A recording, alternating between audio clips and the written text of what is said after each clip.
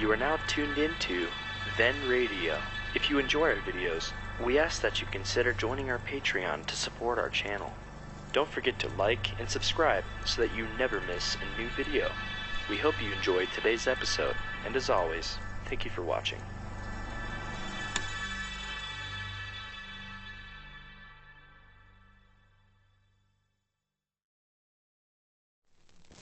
Frontier Town, the saga of the Roaring West.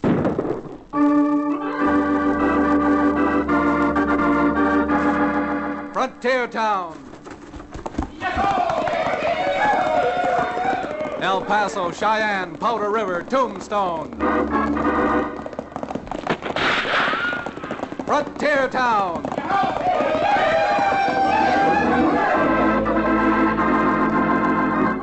Here is the adventurous story of the early West, the tamed and untamed, from Cheyenne to Calgary, from Dodge City to Poker Flat.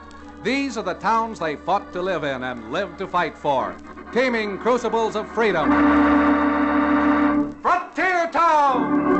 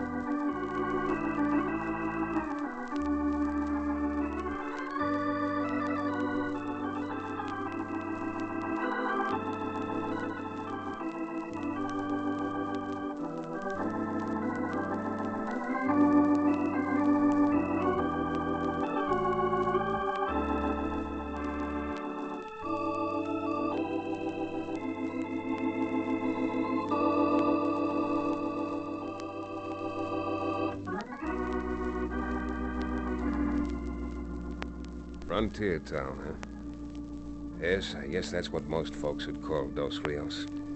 A frontier town. Loud and lusty. Tough and tumbling like a score of other frontier towns. El Paso, Cheyenne, Tombstone. The only difference probably is the name of the town. Dos Rios, that's Spanish for two rivers. My name is Remington, Chad Remington. Born in Dos Rios 20-odd years ago. And reared there until I went upstate to school to study law. And I wouldn't have come back, I guess, if I hadn't gotten word that my father was found murdered. Murdered in cold blood. So I threw a few things into a carpet bag. Took the first stagecoach out of Denver. And then stretched my long legs by walking the familiar rutted street past the stores with false fronts. And a half-dozen saloons. Over to the white adobe house that belongs to Judge Fillmore and his daughter Libby. I thought Father should have written you a letter, Chad. Still think it would have been easier on you since there was nothing you could do about it anymore. You always wanted to let me down easy, Libby. The judge was right telegraphing me. I was sure that's the way you'd feel about it, my boy. Exactly what happened? They found your father face down in the corral with an arrow between his shoulder blades. Arrow? It was an arrow, all right, Chad. Regular Injun arrow. Minute I heard, I rode right out to his ranch myself. No Indians around Dos Rios? No bad Indians? Folks around here don't think so. They blamed it on John Tallfeather, the Indian who used to work for your father. John Tallfeather was as fond of my father as I am. What's more, John was a Choctaw, and Choctaws haven't used arrows since the Mexican Wars. Where is John? I'm going out and tell him I don't believe all that loose-mouthed gossip. John Tallfeather's dead, Chad. They strung him up the same night your father was found. Strung him up? Who strung him up? A mob. A mob headed by your father's own neighbors, Rafe and Breck Kincaid. Kincaids? Oh, I should have known. This is no backwoods we're living in any longer. It may be the frontier, but it's the frontier of civilization. I've heard you make that speech before, my boy. For all the good it does. This country will never be anything but a lawless wilderness until men learn to respect the due processes of law. Why do they think I left the ranch and went off to school? We know, Chad. We agree with you. But while there are people around like the Kincaids, what are you going to do? I'm going to do something, and you can bet on that. Now, don't go flying off the handle, young man. The Kincaids are gunfighters, both of them. A lot worse than that if they lynched poor John Tallfeather. And if there's any law in this country at all, they're going to pay for it. If you and Libby will excuse me, Judge, I'll leave my bags here. Of course, Chad, but where are you going? To start with, down to the livery stable. I'm renting myself a horse.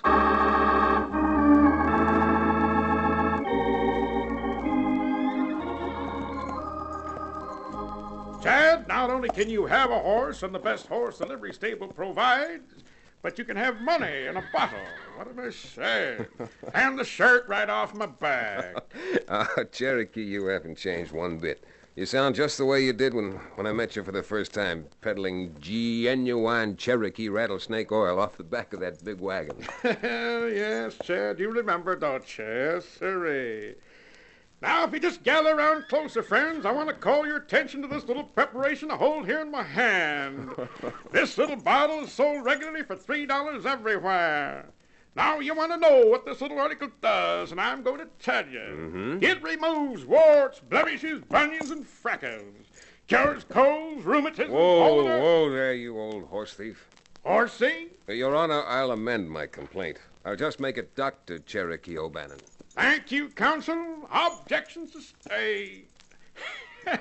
Come on, I'll get you a horse. Yes, indeed. One of the quietest, gentlest, broken-down hay-burners I've got for a fancy-pants city lawyer. If you know what's good for you, O'Bannon, you won't call me Fancy Pants. Don't worry, Chad. I've seen you ride. I've got a good nag for you.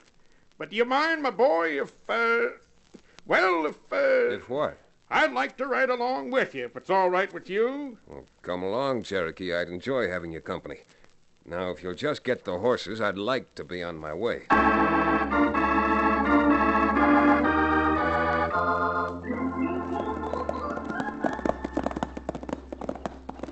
Well, Chad, there's your ranch. You can see it right through them aspens. Hasn't changed much, has it? No, not a bit. There's the creek and the cottonwoods where I used to swim when I played hooky from... Oh boy, hold it. What's up? What's up? What's stopping for? Unless I'm mistaken, and I don't think I am, someone's moved our wire. Our fence used to run along the other side of the creek up to that saddle rock. Sure it used to, but it doesn't anymore. I thought you knew. Knew what? Well, last spring, there was a big rock slide right over there. Filled the old creek bottom with rocks and changed the course of the stream. So your father sold that little strip to the Kincaid. Are you sure, Cherokee? Because without water, there's a quarter of a section over here wouldn't raise gophers. Now, the way I heard it, on account of you moving upstate to be a lawyer, your father was selling off his cattle. Didn't care about the water. Selling off? What? That's ridiculous. Wasn't a month ago, he wrote me to go over to the stock show at the Capitol and see if I couldn't find him a new Hereford breeding bull. Well, I'll be a scoringins off ox. You sure wouldn't be buying any bull if he was giving up ranching now, would he? Don't think he would. Come on, Cherokee. Turn that pony around. We're riding over and paying a call on Rafe and Breck Kincaid. Get around there, you long-legged, loose-jointed, shuffle-gussy. Come on, let's be off!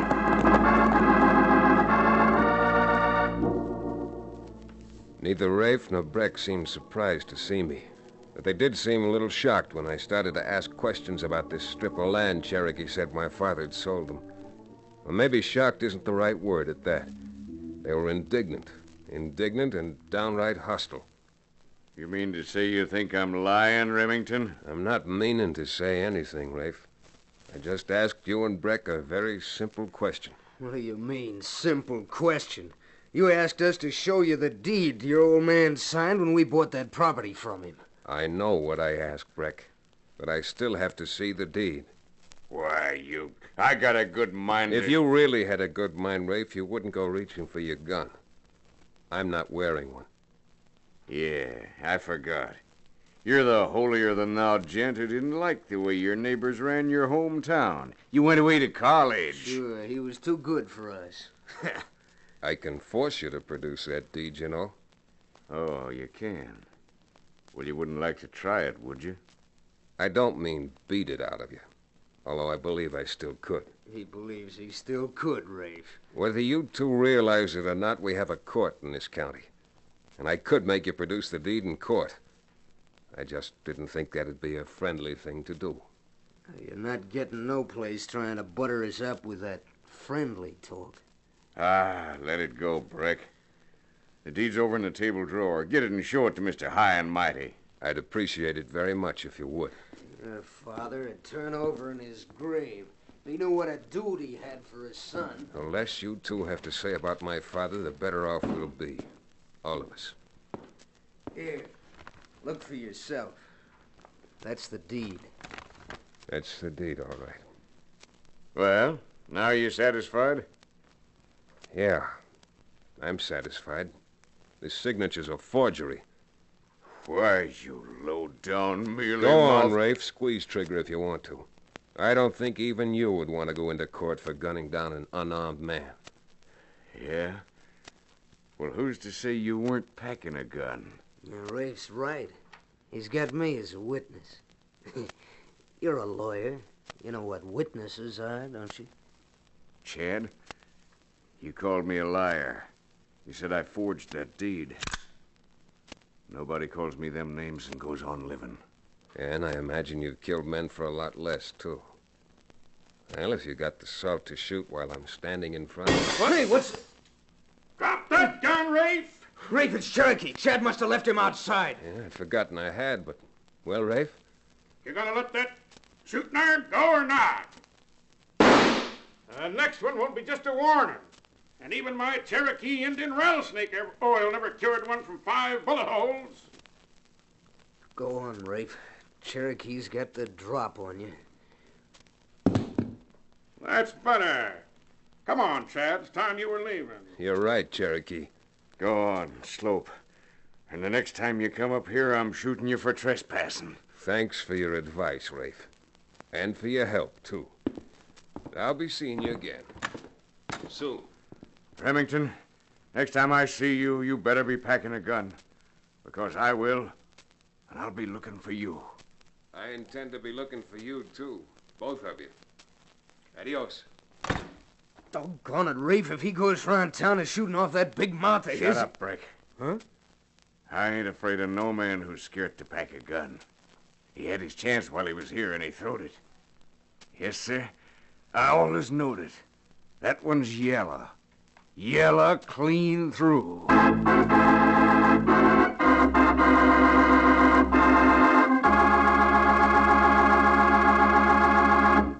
We'll return to the dramatic climax of Frontier Town in just about 1 minute.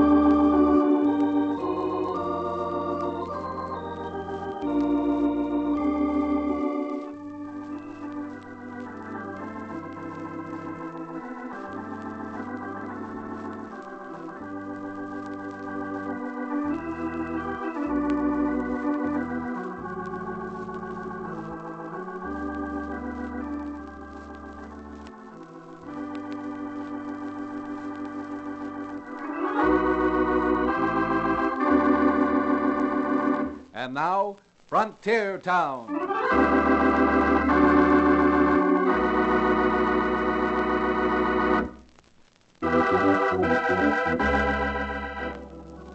Well, when we left the Kincaid's ranch, I was pretty firmly convinced that my father's signature had been forged on the deed under which the Kincaids claimed title to the creek and that strip of land around it. Cherokee and I pounded leather and left a trail of dust all the way from the Kincaids to Judge Fillmore's house in Dos Rios. But, Chad, are you sure? Why, Miss Libby, Chad's sure about this, and I am that my Cherokee Indian rattlesnake oil is an absolute and positive cure for 89 ailments of man. All the way from double pneumonia to hangnails. I'm even surer than that. I'm as sure as anyone can be. Why, even seeing the deed for the few seconds I did, you couldn't miss the even pressure of the pen on the paper. And no one writing normally writes that way. You mean to say it was traced? And it was traced or copied or... I just know that my father didn't write it there himself. I hate to sound like a judge, my boy, but do you think you're going to be able to prove it? Well, Judge, I hate to sound like a lawyer, but I've either got to prove that or leave town. Now, of course, I'm a doctor. Pardon the expression. Not a lawyer, but it seems reasonable and sensible to me, Shad, my boy, that we go down and have a little talk with the warden. I mean the marshal. It isn't often that I can agree with someone in Dr. O'Bannon's profession, but this time I think he's right. Well, Chad, if you'd like, we'll all go along with you.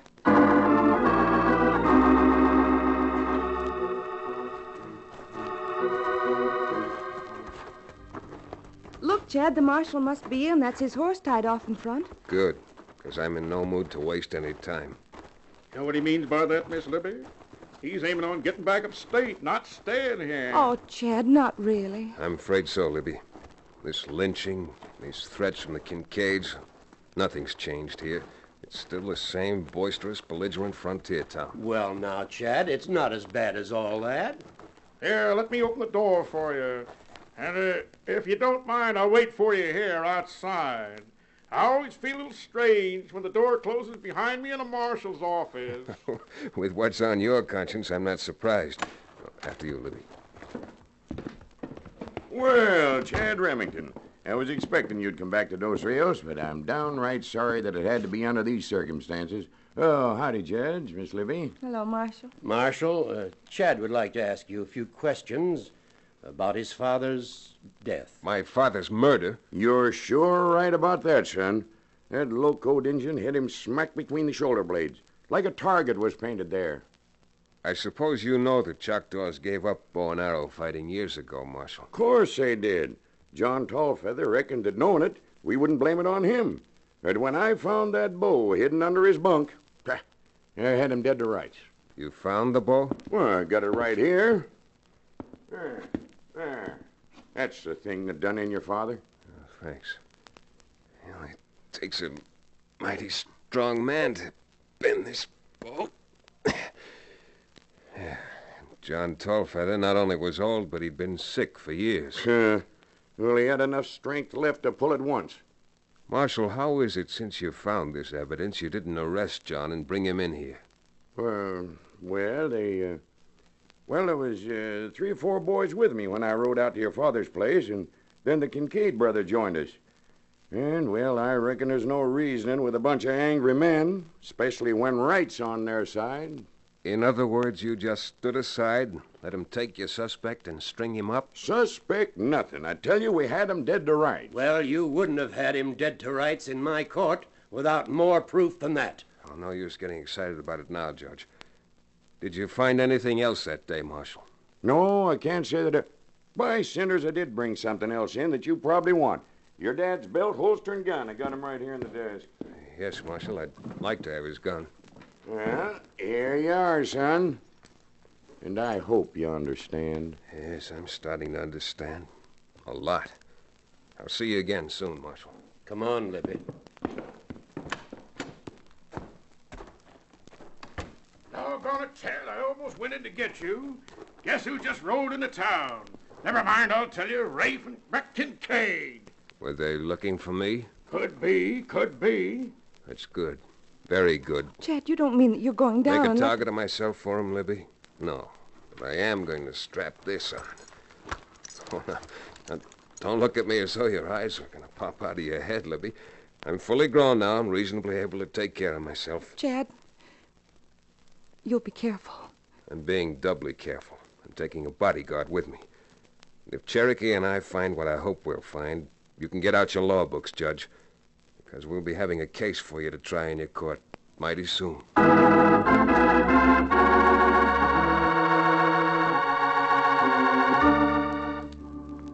With the Kincaid brothers in town, it certainly seemed safe to go back out to their ranch. When we got there, I headed straight for the desk where the so-called deed was kept, while Cherokee started to ransack the rest of the house. Suddenly, I could hear Cherokee's heavy boots come pounding toward me from another room. Chad! Hey, Chad, you certainly played the right hunch. Look here. Where'd you find those, Cherokee? In a bedroll in the back room. This is only a few of them. There must be 20, 30 arrowheads back there. So John Tallfeather murdered my father, huh? Those filthy, cold-blooded swine. Sure, the Kincaid's done. Hey, what's that you got there? That paper. Enough with those arrowheads to put the noose around the Kincaids' necks. Here, see, they bought some land from my father, all right, but not the piece down by the creek. Here's the deed for 10 acres up on the north side next to their grove of jack pines. All they did was to copy his signature off this deed and trace it on the other. Yeah. Even I can see the difference when they're side by side. Well, Chad, I suppose now you're going back into town and call them out, eh? No, Cherokee, I'm not. I'm taking this evidence into the marshal and swearing out a warrant for their arrest. Huh? Well, you sound like you've been drinking rattlesnake oil. Why, them two would never let themselves be arrested. Oh, have they got everybody bluffed around here? Come on, Cherokee. We're getting back to town.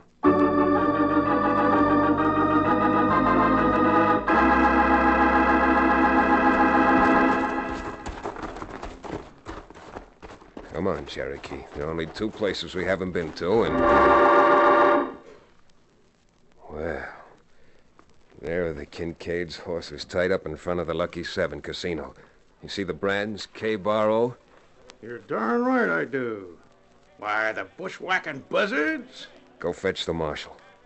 I'm waiting here to make sure they don't get away.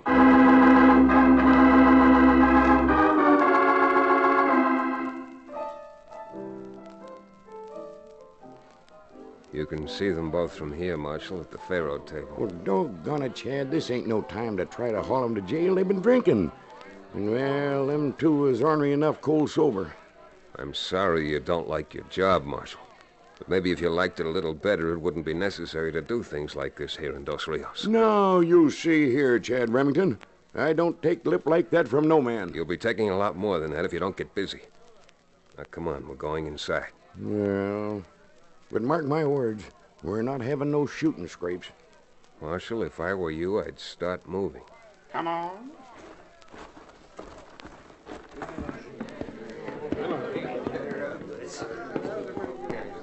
Just keep walking, Marshal. I'm betting another 100. And if the house will take off the limit, I'll... Sorry to interrupt your game, Rafe, but your luck's just run out anyhow. Remember what I told you this morning? I said next time I saw you, I was gonna... Rafe, I'm warning you. Don't try scratching leather. Well, look who's here. The dude brought the law with him. You want something, Marshal? Well, Chad here sent for me. Says he's got some kind of proof. You killed his father. So he thinks I killed his father, does he? Well, if I thought someone shot my father, I wouldn't need any lawman to take care of him. We've got laws to handle things like that. They're plenty good enough for me. Marshal, I got an idea. I just bet he has. I just bet he has. Since Chad wants us arrested, why don't you deputize him? Then, being the law he thinks so high of, he can take us down to the calaboose. If he thinks he can. Rafe, now, I didn't come in here looking for trouble, and you being on the prod ain't helping me none. Marshal, are you going to arrest the Kincaids? Sure. But if they ain't gonna come peaceful, then, well, I'm going back and get me a couple of deputies. All right, Marshal. I don't intend to tell you how to run your job. Go on. I'm going to stay here and wait for you. Okay, Chad, but don't you go stirring up no trouble while I'm gone. Him? Stir up trouble? Don't make me laugh.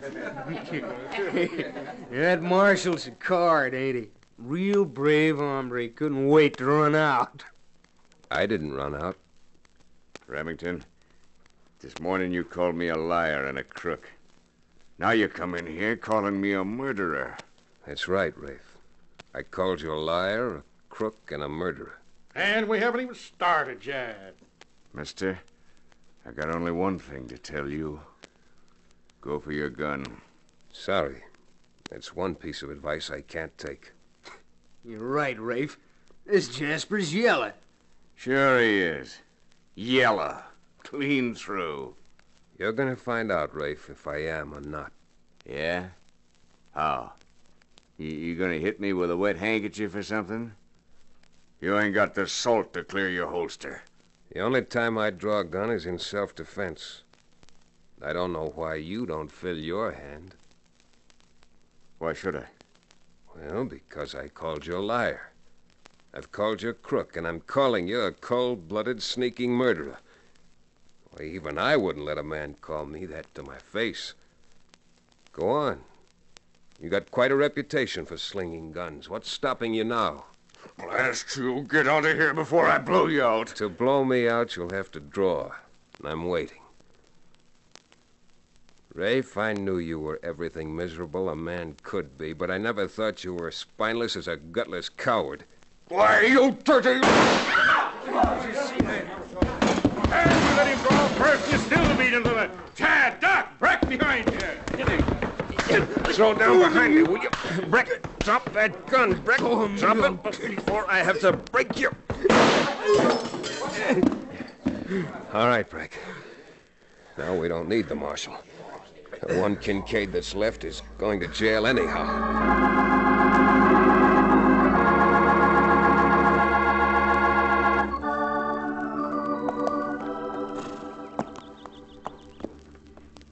Well, Chad? Well, Libby, It's just that... Well, I hate saying goodbye. I hate saying goodbye to, everyone. Well, you will write, won't you? Well, I might. Not that it'll do much good, I'm afraid, Libby. Not that it'll do... Chad, what do you mean? I always heard women knew everything by intuition. You mean that there's someone else upstate? Someone you're going to marry? Upstate? Now, who mentioned upstate? Now, with Rafe dead and Breck Kincaid sentenced, you're leaving town again, aren't you? Well, yes. I'm going about 12 miles out of town, Libby. I'm moving into my father's ranch. Oh, Chad, you're not. I sure am. Now, I guess there's enough trouble around Dos Rios for another good lawyer. Yep, Libby, I've come home. Well, you ain't never going to get home if you don't get started, you sage-brush Romeo. How about inviting me for dinner tomorrow night, huh? Oh, Chad, of course. Well, then, we'll be seeing you, Libby. Get started, Cherokee. We got miles to cover.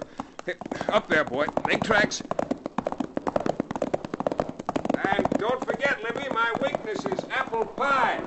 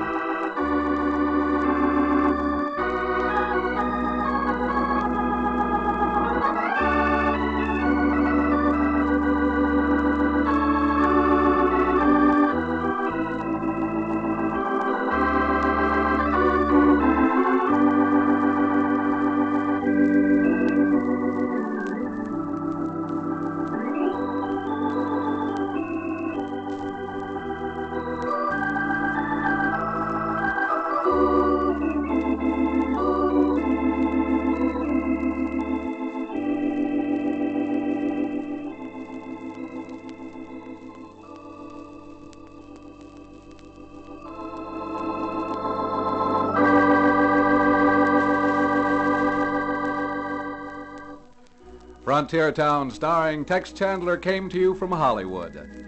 The series is directed by Paul Franklin and supervised by Joel Murcott. The music is composed and played by Bob Mitchell. Be sure to be with us again, this time 1 week from today, for another fine action-adventure story with your favorite young Western star, Tex Chandler. Frontier Town is a Bruce Ells production.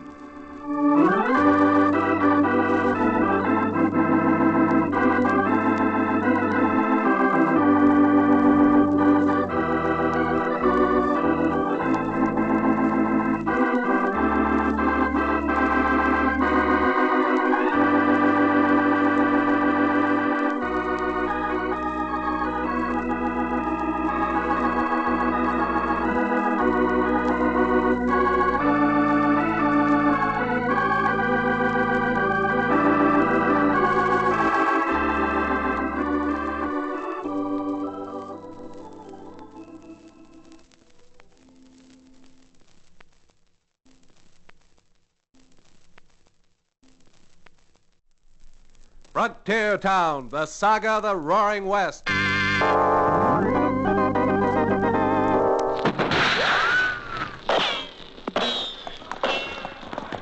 Frontier Town. El Paso, Cheyenne, Powder River, Tombstone. Frontier Town.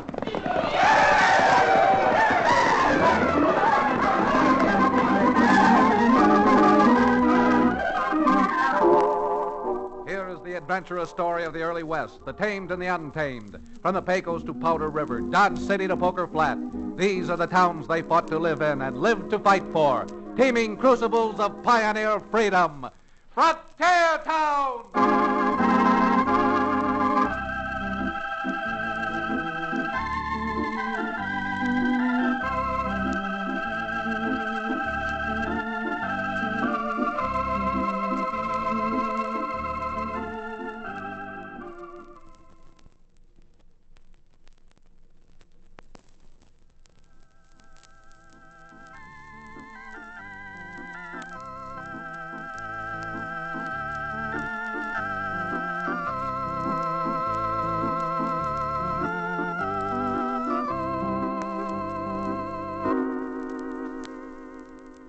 If you're ever in Dos Rios and need a lawyer, you might look me up.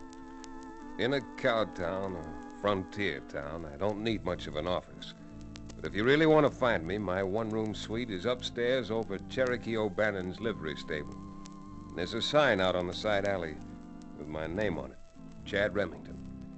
Now, I don't want you to think there's not much for a country lawyer to do in Dos Rios, because with the type of people who settle the frontier and whose places sprawl over it, we got all kinds. From the good and meek to the loud and leathery.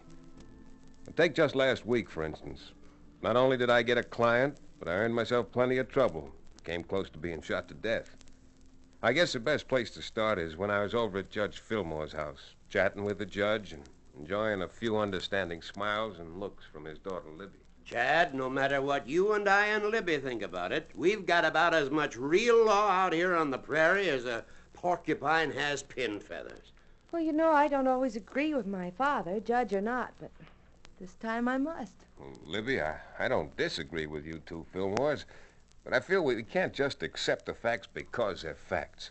We got to do everything we can to rid ourselves of gun law and substitute legal law. That's exactly the point I was making when I was up to the state capitol last week. Oh? The governor, as you remember, is not only a political associate of mine, but one of my oldest friends. Don't be surprised if Daniel B. Fillmore drops the judge from his name next election and substitutes Lieutenant Governor.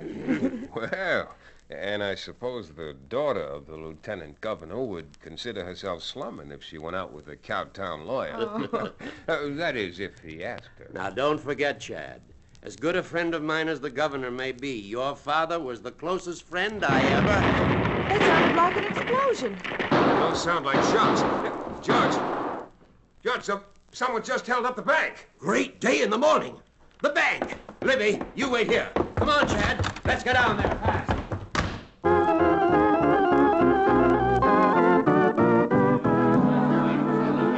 Stand still there, you pusillanimous pussyfooting polecat, or this time I'll beat your brains out for fair. Cherokee. You mean to stand there and tell me you captured this gunman inside the bank single-handed? My boy, don't ever let it be said that O'Bannon is single-handed. It takes just one O'Bannon to care for one row. But for rebellion, it might take two. Stand still there, you varmint. Then stop twisting my arm. Stand back, everybody. Here comes the sheriff. Out of my way now. Out of my way. Move back. Move back there. Good thing you got here, Sheriff.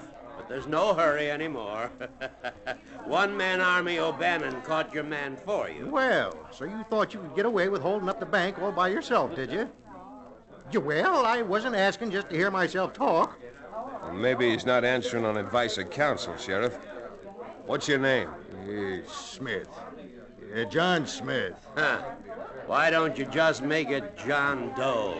Well, Smith, or whatever your name is, I'm hauling you down to the calaboose. And maybe by the time we get through with you down there, we'll find out who you are, where you came from, and your right name. So we can make it legal when we change your name to a number. Now, come on.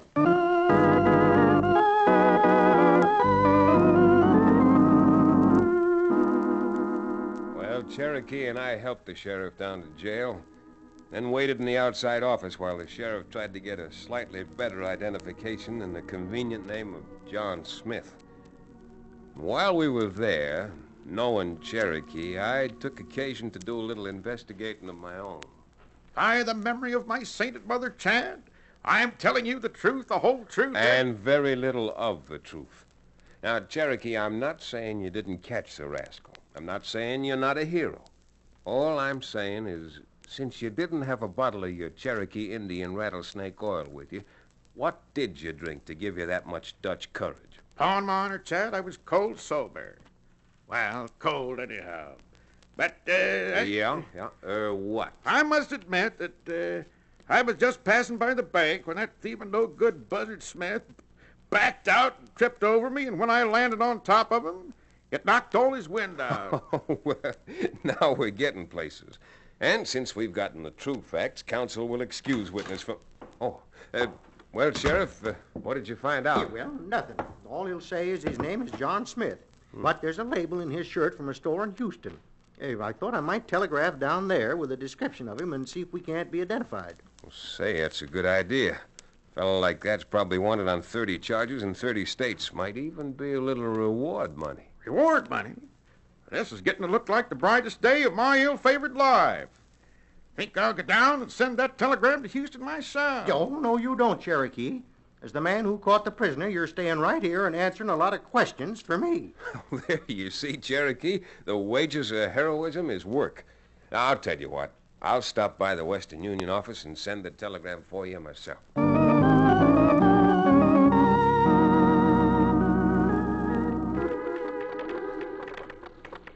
Oh, Harry, the sheriff asked me to stop by and send a telegram for him. Why, sure, Chad, sure.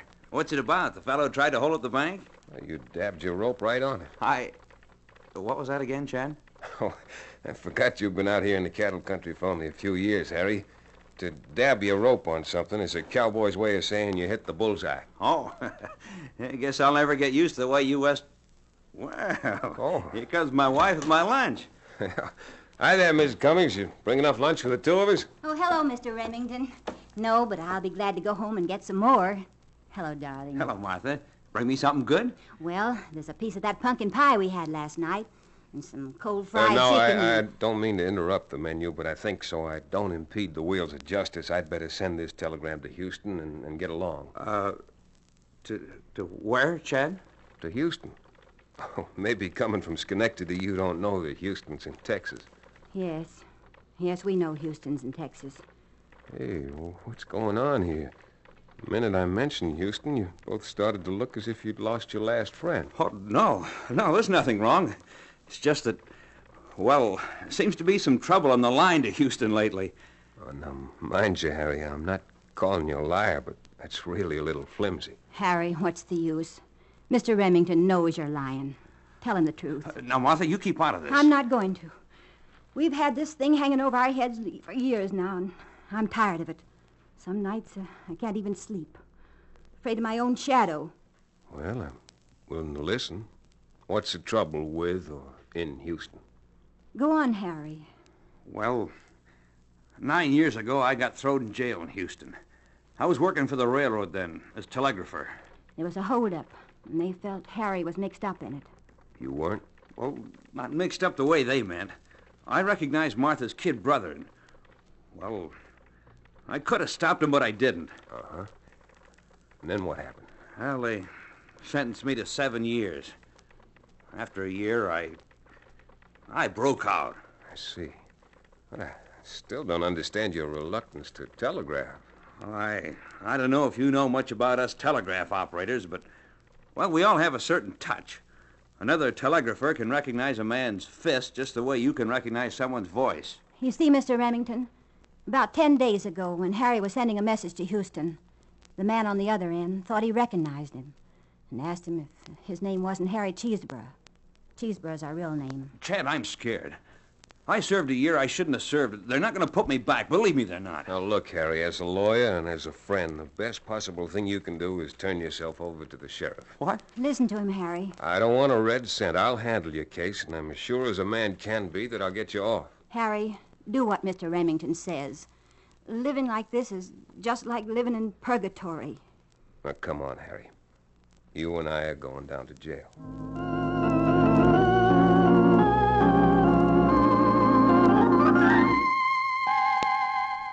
Harry didn't like the idea, but once the sheriff reassured him that his chances of getting off were pretty good, he seemed to feel better. With our little jail full, the sheriff put him in the same cell he'd put the bank bandit Smith a little earlier. With my client now in jail, I went down to see the judge. Chad, I'm afraid you don't realize what you're asking me to do. Just because the governor happens to be an old friend of mine. Oh, sir, as a judge, I know you're interested in justice. And the ends of justice wouldn't be served by having that man extradited. Chad's right, Father. Why, Harry and Martha Cummings are good people. There hasn't been a Sunday they haven't been to church, and they've never done anything wrong in all their lives. I'm no judge of that. All I know is that someone did find him guilty and send him to jail. Besides, to be very frank about it, I don't especially like Chad's suggestion that I impose on a friendship. Oh, I didn't say anything about your friendship with the governor. I appealed to you as a judge and as an honest and upright citizen to have the governor quash any extradition proceedings should they ever be brought. Please, Father. Well, I'll see what I can do. But believe me, it's not entirely voluntary.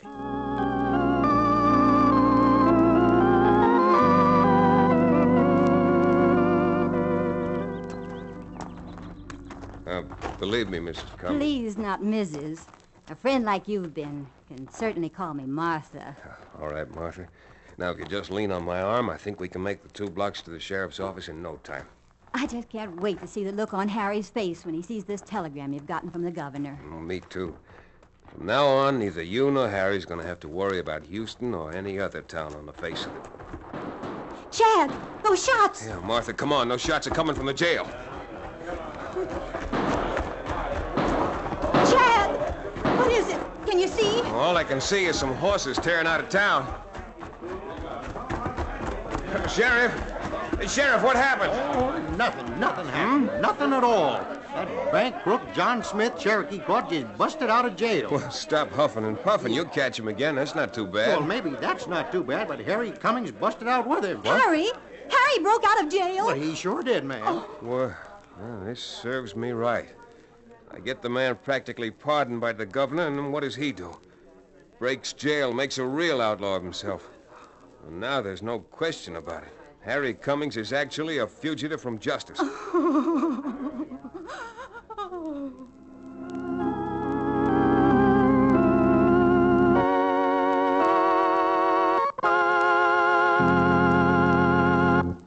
We'll return to the stirring climax of Frontier Town in just about 1 minute.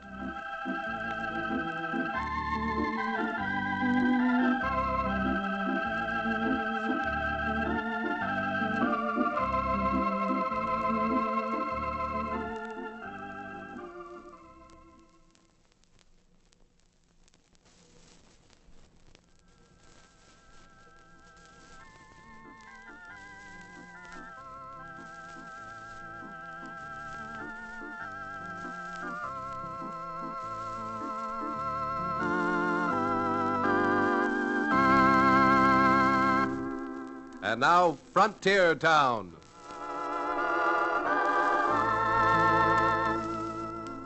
I'm not asking for sympathy. I'm just asking you to try and understand. As far as everyone was concerned, and that includes me, Chad Remington, everything I'd done had been wrong. Not only had I induced Harry Cummings to give himself up and go to jail, but when, because of it, he broke out again, the sheriff was against me, Harry's wife was against me, and most of all, Judge Fillmore and Libby were against me. Chad, how could you? How could I? Wasn't it enough that you came here first and talked Father into helping you? Did you have to come back now that it's too late? I'm only trying to explain to you both I'm afraid that explanations are no longer in order. In fact, I'm afraid any explanations that are due will be mine, trying to explain to the governor the meaning of this utterly ridiculous situation. I thought if anyone around Dos Rios would understand and have a little sympathy, it'd be you two. Oh, so now you're going to try to turn things around and blame them on Father and me. The less said about this, the better off we'll all be. In other words, without a trial, without any suitable evidence, You're gonna convict a man that just yesterday you agreed was decent and honest to the best of your knowledge. Chad, I resent your tone of voice, and I certainly resent your speaking that way to my father. Just a moment, Libby. I'm quite capable of taking care of myself. Mr. Remington seems to feel that this is a courtroom, and that as the attorney for the poor, downtrodden, misunderstood defendant, he's going to make an impassioned, oratorical ballyhoo on behalf of his client. I'm not trying to do anything... Young man, you could at least have the decency to wait until I finished. Yes, sir. I was just going to add that since this is not a courtroom and since your client is not on trial here, but since this is the parlor of my home, I'd appreciate your leaving. Oh, Father. Oh, let it go, Libby. This is your father's home. I'm certain he's not going to be any happier or any more satisfied until I've proved that Harry Cummings... Harry Cheeseborough? I'll accept the correction, Your Honor. Until I've proved that Harry Cheeseborough either was forced to break jail or was completely out of his head. You're not going to prove anything standing here. You're quite right, Judge. When I've proved something, I'll be seeing you, Libby. I hope. Huh.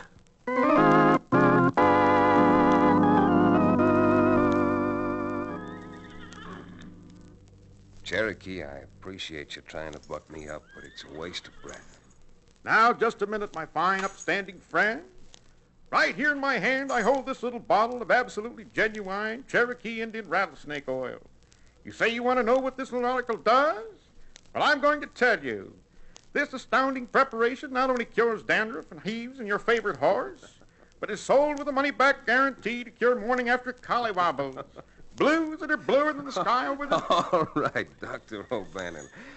I certainly can't give a testimonial for your universal panacea, but I'm ready and willing to admit that even without your rattlesnake oil, you can cure a case of blues, depression, and save a man from suicide. Now, sonny boy, you're talking.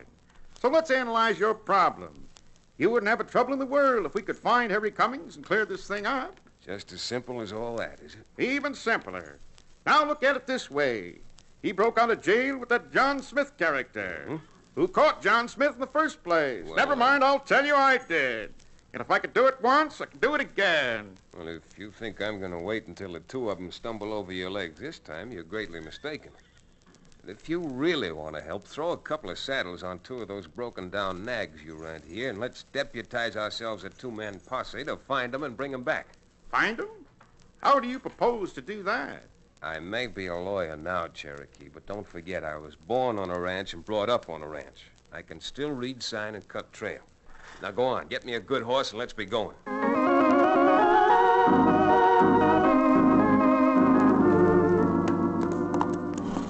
Oh, Chad, if you only could find him. I just know that Harry never broke out of jail himself. Well, ma'am, he certainly broke out. Me and Chan ain't going to find him at all unless we get locomoting. If that's the word. Martha, believe me, I'll do everything a man possibly can. Don't forget, you and Harry aren't the only ones involved in this thing now. Oh, God bless you, Chad. God bless you. All right, Cherokee. Get that horse turned around and let's get going.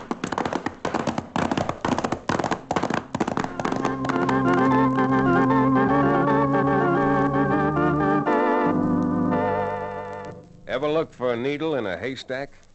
Well, that's what we were doing. To make it worse, the weather had turned as black as my mood. The cold wind had frozen the ground hard, showing about as much sign as a piece of smooth-carved granite. But with Martha Cummings on my mind and Libby Fillmore in my heart, Cherokee and I pushed stubbornly ahead. Now, I'm no man to complain, Chad, but this is one wild goose chase where I'm starting to feel like the goose. You look like a gone gosling. Well, there is a goose involved in this, all right. Several geese, in fact. Harry's, Martha's, and not the least of them my own. Knowing the fair sex like I do, I can promise you Libby will get over it. And knowing the judge like I do, I can promise you he... Oh, rein up. What in twisted-up tarnation you stopping out here for? You want to freeze to death? No, but I sure want to look at that briar bush over there. Briar bush? Hey, Cherokee, look. Look what was snagged off on that briar. Looks like a little piece of black cloth. Black alpaca cloth. And if I'm not mistaken, the same black alpaca Harry Cummings' sleeve guards are made of. Cherokee, I think we've found the trail. Now, braid my hair and call me Pocahontas. You mean to say you spotted that little patch of black cloth out here in the middle of no place? And that it means something? Sure does mean something. It means we're turning our horses and riding through that briar patch. But there ain't nothing beyond the briar. That is nothing but rocks. Nothing but rocks. And, I hope, a trail that'll lead us to that bank bandit and Harry Cummings.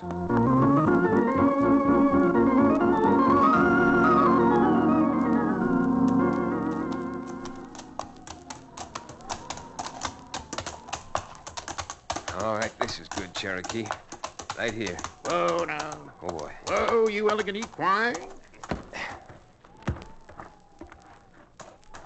Oh, nothing up here but rocks, huh? What does that look like? Looks like the entrance to a deserted mine. Except I don't know how deserted it is right now. Well, if those two are down there and we go in after them with the light coming from behind us, we'd make two of the prettiest targets you ever saw. Yeah, you're right about that. Sure wish there was some way of finding out if there's anybody down there and what's going on.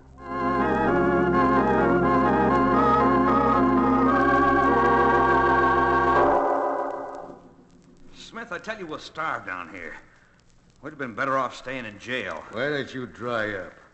I should have left you in that jail to rot. Maybe I've been better off rotting there than down here. We only had some air. You keep that up and you'll get air, all right. I'll ventilate you proper. You're just the kind who would, too. If I'd had any salt in me at all, I wouldn't let you take me with you. Why, you... No! Now, keep that trap of yours shut. Look, the air down here's so bad. Why don't you let me see if I can't dig a little hole up toward the top? Just a little one. Just enough to get some fresh air. Yeah, all right. Gotta keep you amused like you would a kid. Can I use one of your spurs to dig with? Yeah, you can use anything. Only just shut up. Here. Thanks. Now maybe we can get some air.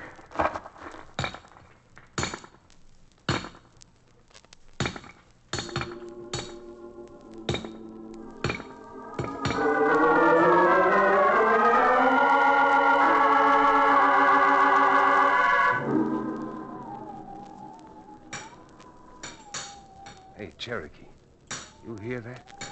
Yeah, sounds like someone digging inside the mine. Yeah, it's not just digging. It isn't steady enough. Sounds more like dots and dashes, like telegraph code. You mean it's Harry sending us a message? What does he say? I don't know. They didn't teach telegraphy at law school. It convinces me of one thing. Harry didn't voluntarily escape, and he's risking his neck now in the hope that somebody will hear this and capture them. Fine chance, just the two of us. The entrance to this place, a regular shooting gallery. Cherokee, if you got the salt to try something, I've got an idea if it may work. Well, it's gotta work, and none of us are gonna get out of here alive.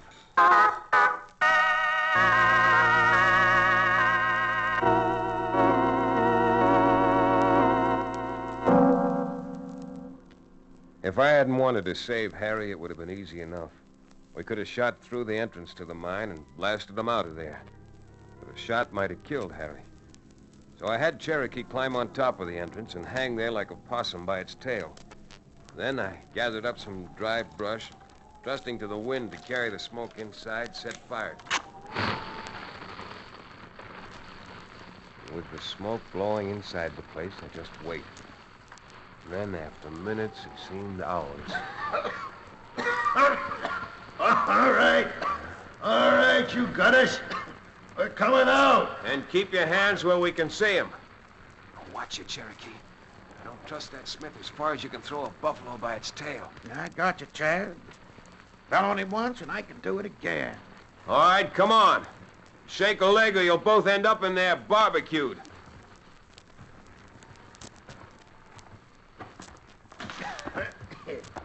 Hey, all right, mister. You got us out of there, but you haven't got me yet. Oh, what a yellow-spined varmint you are, Smith. Using Harry as a shield. Don't mind me, Chad. Get him. Oh, I'm afraid, Harry, that just talks easy. Come on. If you want horses, ours are over there. All right, mister. Get moving. All right, Cherokee, jump. Why, you...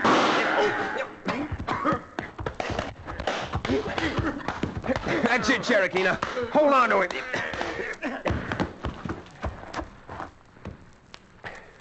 Well, Cherokee, that's one way of getting business. Getting business? You bet.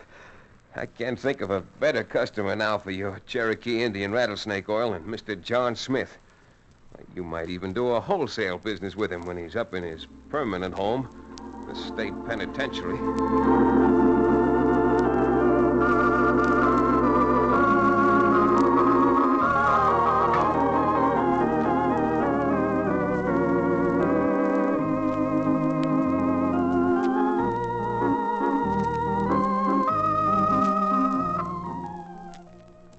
Chad, I can't ever tell you how much both Harry and I owe you. You don't owe me a thing. Anything you might owe, you owe the judge for his influence with the governor. Oh, stuff and nonsense. I'd say the real thanks are due to Cherokee. He's the man who knocked the wind out of Smith twice. Now, just a minute. Nobody could have done anything if Harry hadn't tapped out that message. So we'd know he was down there. What would you have done if your life was at stake? No, sir. I'm passing the medal right back to Chad.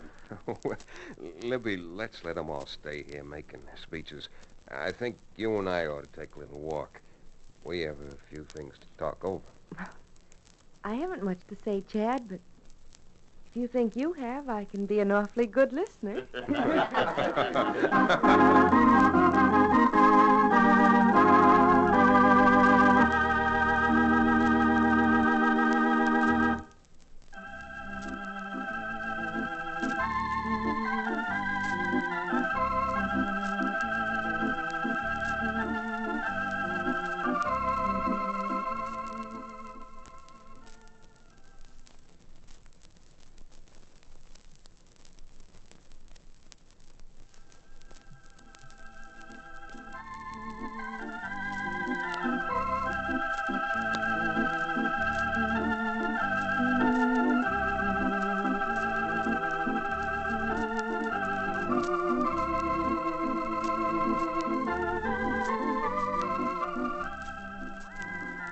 Frontier Town, starring Tex Chandler, is a Bruce Ells production. Supervision by Joel Murcott. Story and direction by Paul Franklin. Music written and played by Ivan Ditmars. Be sure to be with us again this time 1 week from today for another fine action-adventure story with your favorite young Western star, Tex Chandler. Frontier Town came to you from Hollywood.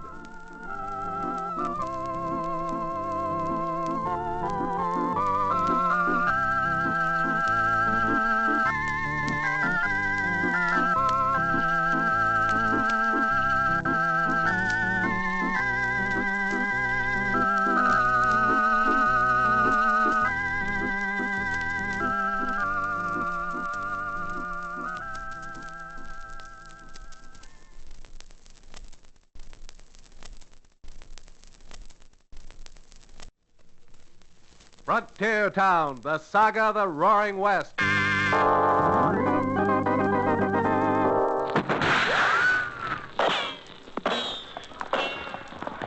Frontier Town. El Paso, Cheyenne, Powder River, Tombstone. Frontier Town.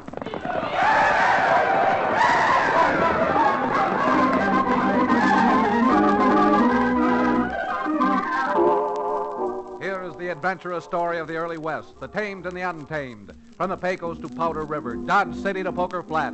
These are the towns they fought to live in and lived to fight for. Teeming crucibles of pioneer freedom. Frontier Town!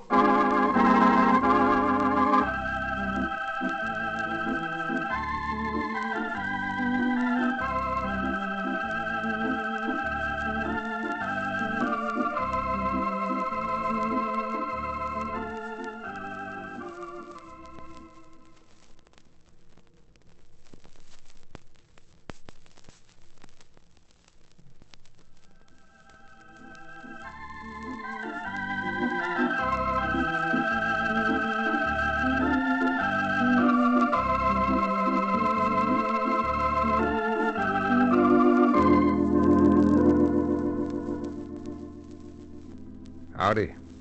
I'm Chad Remington. Never heard of me? Well, a lot of folks have never even heard of the town I come from. Dos Rios. Means 2 rivers. And if Dos Rios sounds peaceful, well, it's no more peaceful than any other frontier town. Good folks and bad, God-fearing and evil. I know, because not only am I a rancher, but I'm also the town's only lawyer. Now, take the other day, I was perched on a keg of horseshoe nails, swapping yarns with Cherokee O'Bannon out in front of his livery stable and ragging him about the time he used to be a medicine man. Doggone it, Chad. No good lawyer'd say a thing like that. No, sir. That there is slander, libel, and mayhem. Oh, go on. That genuine Cherokee Indian rattlesnake oil you used to peddle couldn't cure a hop toad of warts. My friend, and I'm giving you the best of it, my rattlesnake oil was an absolute and positive cure for 376 diseases of men and beasts. And guaranteed. Guaranteed, he says. Well, if my father hadn't saved you from that necktie party, What's wrong, Chad? What are you staring at? That rider heading this way, you notice how he slumped over in the saddle? Tan my hide and call me buckskin. What do you think's wrong with him? If I'm any good at guessing, he's been shot. Come on.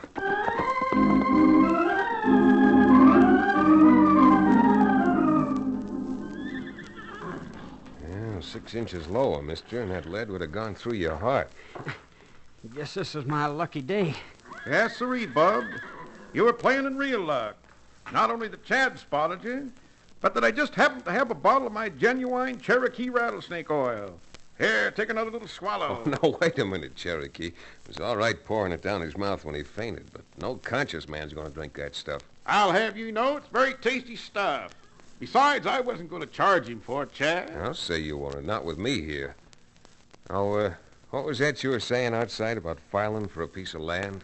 Yeah, that's why I rode over here to the county seat. You see, I've been prospecting over at Big Strike. Struck a fine, rich claim. But I guess Rocky Carew found out about my strike, too. Rocky Carew? Now, who in all get out is Rocky Carew? Not only don't we know who this Mr. Carew is, but we don't even know your name. Maybe we better start from the beginning. This is Cherokee O'Bannon, and my handle's Chad Remington. I'm supposed to be sort of a lawyer. A lawyer? Gosh, then maybe I am lucky. My name is Ford, Todd Ford. And if you can help me straighten this out and get my claim filed, I'll pay you any fee you want. I'd be more than glad to help you, Todd, but I'm not that hard up for fees.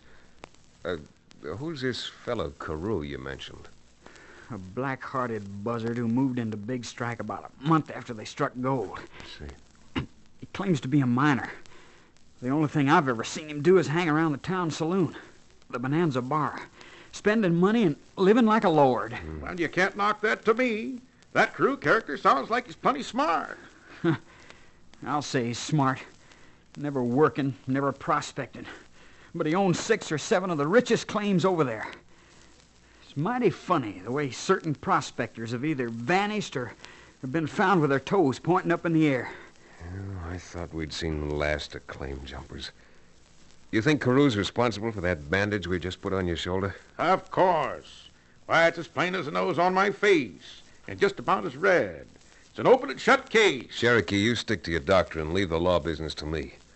Well, how about it, Todd? Do you think Carew tried to bushwhack you? Carew or one of his gunslingers. Why, I'll mow him down.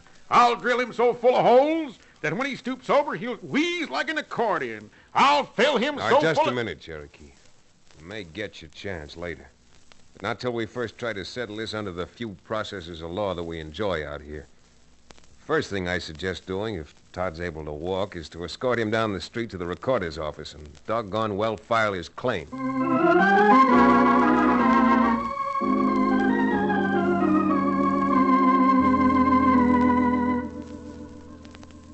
The land office is 2 dusty blocks down Dos Rios' only street from where Cherokee keeps his livery stable.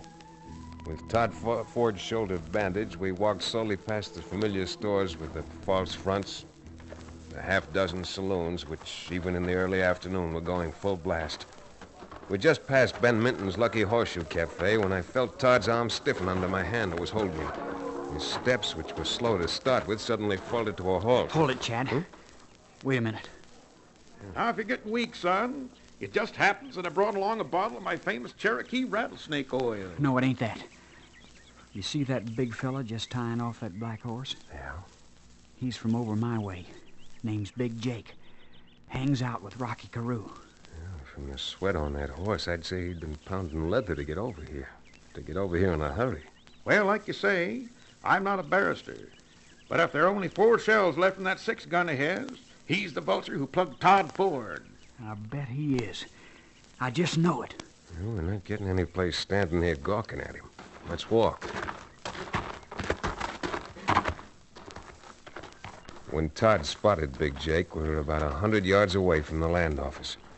Walking slowly gave me time to size him up as he knotted his lines around the hitch rack. Big Jake was a big man, all right. Big and with a chest on him like a hogshead. Big and as mean-looking a gent as any I'd ever seen. He spotted us coming and turned quickly and started for the land office. I let go of Todd's arm and trotted toward him, getting between him and the door before he could open it. You, wanting something? Yeah, I was. You mind if I look at that gun you're wearing? I sure do. It'll save some trouble. I ain't got no troubles. But I have. You see, I'm a lawyer here in Dos Rios. I was just retained by that young fellow with the bandage on his shoulder. Oh? Well, Counselor, since I'm no man to argue with a lawyer, sure. Here's my gun. See you in court, Counselor. Maybe.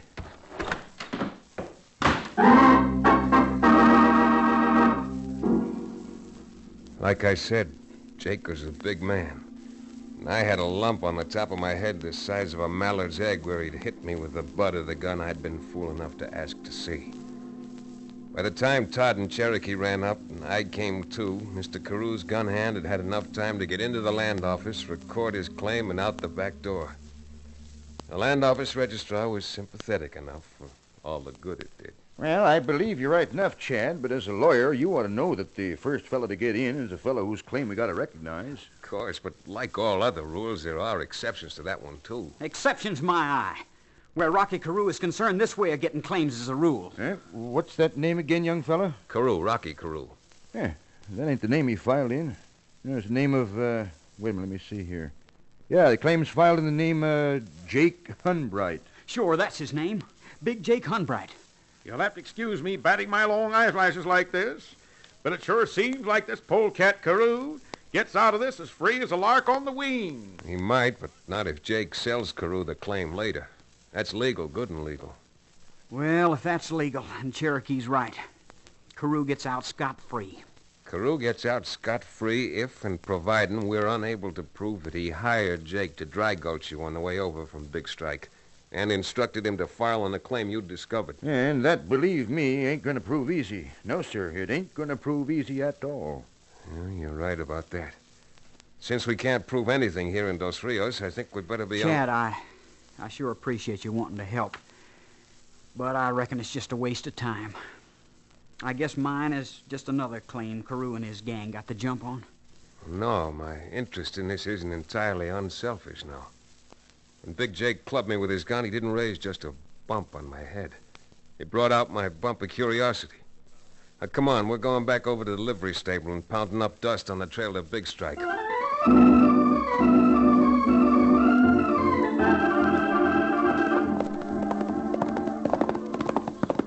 Now, with that bad shoulder, Todd, if we're going too fast for you, just sing out. No, I'm all right. And the way I don't feel like singing. Out or otherwise. My little songbird, you listen to Dr. O'Bannon. If you found one gold claim, you probably find another. Where there's one, there's got to be more. That's not what I mean about the gold. As we were riding along, it suddenly dawned on me how Carew happened to find out about that claim. What do you mean? I'll give you 3 guesses. A woman. A woman? Yeah. And I thought she was on the square with me. Live and learn. Live and learn, I always say. You always say something, Cherokee. Who is she, Todd? The only reason I ask is it just might help in cleaning this up. Her name's Althea. Uh-huh. Thea's what I call her, and she works over in Big Strike. Oh. I guess you'd call her an entertainer. It works in the Bonanza Bar, place where Carew hangs out. When the good Lord made this world, he made 97 kinds of poison. 96 of them can absolutely be cured by my genuine Cherokee Indian rattlesnake oil. But the 97th is the one poison that no one has ever found a cure for, and that's female women. I'll grub stake you on that one, Cherokee. Were you in love with this Althea? If I was, it's over. But I'll bet what poke I've got left, the only reason she played up to me at all was to tip off Carew. Well, one of the things a lawyer is forced to handle from time to time is misunderstandings between men and women. A good lawyer tries to prevent divorce. Suppose we just let the whole thing drop. Fair enough. Suppose we rattle up these ponies, huh? The sun's starting to set. It's going to be dark by the time we get to Big Strike.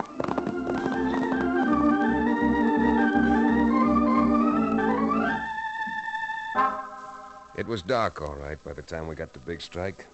But the lights from the Bonanza Bar slanted out over the bat-wing doors and stabbed through the gloom like smoky yellow sabers. Inside, we stood by the doors, blinking in the unaccustomed light while Todd Ford tried to pick out Carew for me. But before he was able, a small figure in a stiff spangled skirt pushed through the crowd and ran up to Todd. Oh, Todd! Todd! Oh, Todd! Todd, I'm so glad you... Oh, what's the matter? What happened, Todd? Your shoulder's bandaged. Don't look so surprised. Or maybe you are surprised because he missed. Because he missed? I'm not aiming to intrude, but Todd's had a couple of shocks today. I'll say I have. And one I'm not forgetting either. Oh, Todd, what's the matter? You're looking at me as if you never saw me before. I don't know about that. But I never want to see you again. That much I'm sure of. Miss, if you leave Todd alone right now, I think if by tomorrow... That's him. That's Carew walking this way now. So that's Carew. Yeah, looks more like a rattlesnake on legs. Althea, come on over to my table, and I'll buy you a... Well, what happened to you, Ford? Get mixed up in a gun scrape? If he did, it was a little one-sided. I beg your pardon. I don't believe we've met. And we have now. I'm Chad Remington, lawyer from Dos Rios. I rode all the way over here just to talk to you, Mr. Carew. I don't need a lawyer. Well, that, my friend, is a matter of opinion. However, as far as you're concerned, in this particular action, my services have already been spoken for by Mr. Ford. From the way he looks, he don't need a lawyer. He needs a bodyguard. Now, you probably know more about that than I do. All I can tell you is we've got a few laws in this state to protect honest men from claim jumpers. Remington, if I were in your boots, I'd turn them around toward the door and I'd walk out. And I wouldn't stop until I was back in Dos Rios. Why, that loud-mouthed, hypocritical... Cherokee, Todd, no. In this case, I think his advice is pretty good. Come on. Todd, please. You can't go without explaining what's happened. Get your dirty little hands off Oh, of me. no. Okay, Chad, let's go. Todd.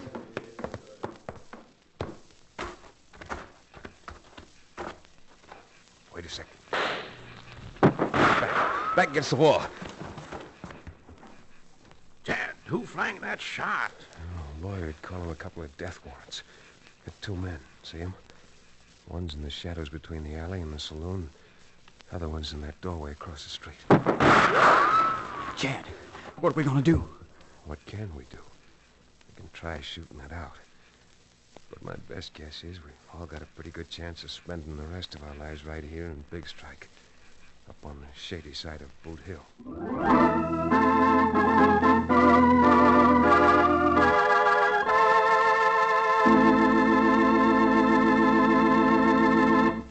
We'll return to the stirring climax of Frontier Town in just about 1 minute.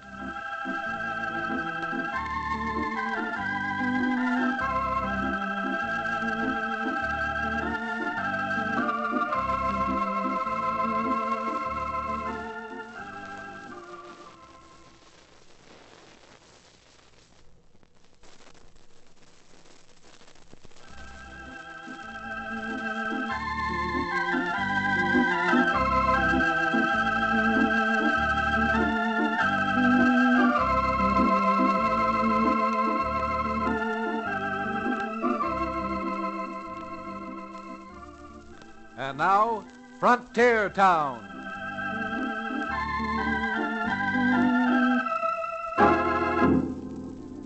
Well, the night wasn't cold, but with those gunmen blocking our paths, I don't mind admitting I was frozen.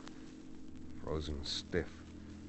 We moved a scant few inches. The lights from the Bonanza bar behind us would make us perfect targets. I could almost hear Cherokee's knuckles as his fingers closed over his gun butt. Todd Ford drew his. Finally, I drew mine. Can you move a few inches there, Chad? This hog blade of mine kicks like an overgrown Missouri mule. The first one of us who moves gets killed. We just can't stand here. Now, take it easy, kid. The longer we make them wait, the more nervous they're... What's the matter? Someone's coming. Coming from behind us. I told you what I'd do, Remington, if I were in your boots. But I figured maybe you needed a little lesson. Rocky, what are you doing here? I didn't think I'd have to tell you again. But I just came out to make sure you knew what would happen to the three of you if you thought you might want to hang around Big Strike talking about claim jumpers. Carew, your demonstration's even more convincing than my friend here used to give, selling his rattlesnake oil. Thanks.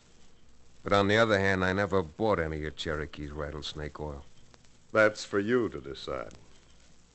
All I have to do now is walk back inside the saloon. A couple of seconds later, you'll be dead. Awful dead. Go on, then. Go on back to Thea. Let's leave Thea out of this, Todd. No, let's talk about her. She's pretty, well put together, and, I imagine she's got a very affectionate nature. Why, you, Todd, keep that gun down there. Yeah. So, you're a gentleman and a lawyer, huh? Well, I'll tell you what I'll do, Remington. Since you rode all the way over here from Dos Rios, your horses are properly beat. You're safe in Big Strike until tomorrow. But I don't expect to see you here after the sun sets. That's a very gracious offer, Carew. I'm accepting it. Good. Okay, boys. Let 'em through. Good night, gentlemen. Oh, and Todd, I'll be sure to tell Thea just how much you think of her.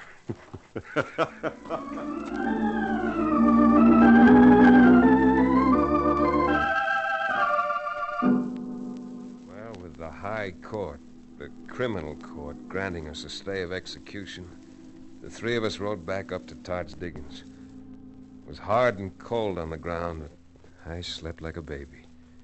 I slept until shortly after dawn. Then I heard voices. I rolled over a little on one elbow and listened. I know. But, Todd, I didn't come here to argue. Believe me, I didn't. I'm not arguing, Thea. I'm just telling you to clear out of here. Clear out and stay out of my life. If your gentleman friend leaves me with a life... He's not my gentleman friend. He's nothing to me. He's just a customer down at the bar. And a mighty good customer, I'll bet. Oh, Todd, you can't stay here now. Carew will kill you or have you killed like he has everyone else who's gotten in his way. Let's go away. Let's go someplace else together. I told you to get out of here before. Now, go on. You're not making a fool of me again. Oh, Todd, please. I'm going over and wake up Chad and Cherokee. When I get back over here, you'd better be gone. Don't be a fool. I don't care what you think of me, but just get out of Big Strike before they kill you. Yeah? Maybe I will get out. But not before we've found Jake Hunbright and made him talk. And we'll find him if we have to ride around this country all week.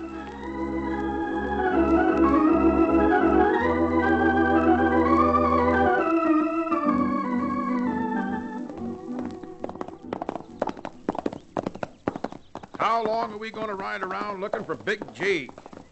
I'm so saddle sore now, my legs feel like I've been playing a second-hand cello. Well, cello or not, if we ever find Jake, what we've got to say to him isn't going to make music. Chad! Yeah? Just riding through them Quakies. That's Jake now. Darting into that grove of trees, he must have spotted us. Yeah, we better knock on these... The shots came right from those aspens. Yeah, right where Big Jake rode. Come on.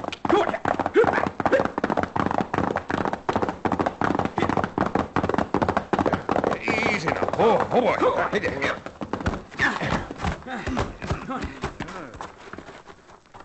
Yeah, Cherokee, come on. Help me turn him over. You bet. That's Big Jake. I hate to correct you, Todd, but that was Big Jake. 3 of those 4 shots went plumb through him. From the angles of the shots, they must have had him surrounded. Just like they did us last night. Well, Counselor, there goes your case. Higher than a kite. Maybe. Huh? What do you mean, maybe? With Jake dead, you'll never prove nothing. And for my part, I think I'm taking Carew's advice and moving on. Now, wait. There's no doubt in my mind that Carew got Jake for fear that we might get to him first. But how he knew what we were up to is beyond me. It ain't beyond me. His girlfriend wormed it out of me for him. You'd make a pretty poor judge, Todd. You'd have everyone convicted before they ever got into court. Well, how in tarnation would Carew have found out that we were looking Well, for let's Jake? find that out when the time comes. But now let's find out what we can right here. Billy Blue Blazes, you believe in ghosts or something, Chad? What are you going to find out from a dead man? I don't know. Yet. But we may find out enough not only to get back Todd's claim, but to have Carew swinging from a gallows for murder.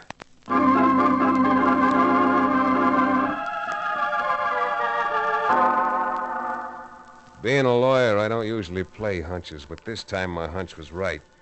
There in Big Jake's inside shirt pocket was a map and description of Todd's claim in handwriting, which Todd admitted was undoubtedly Carew's. He'd seen Carew's markers in a couple of faro games. It wasn't much to go on, but it was enough to send us back to the Bonanza Bar for a little further checking up.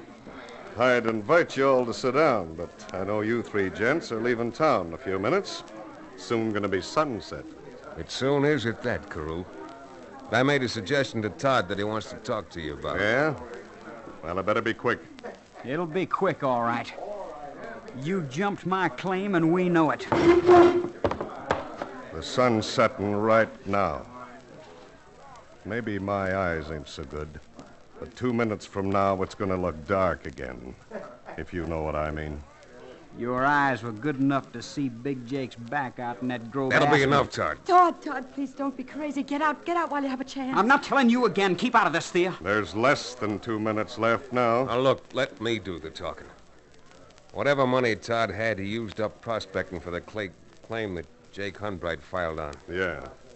So I suggest to save further trouble and to get enough money to move on, that Todd write you out a quitclaim contract giving you all rights to the claim, for which you give him $100. Here, I even drew up the papers. All you got to do, Carew, is sign your name to it. Okay. That's a deal. Oh, thank God. Just sign your name here. All right. There you are. Now I'll get you the 100. Never mind 100 now. This paper's all we want. What? That signature's the same handwriting we got here on this paper we took off Big Jake's body. Why, you blasted... You fool, let that gun alone. Rocky, go! Why, that fool female, she stepped right into that shot. Cherokee, grab him, quick.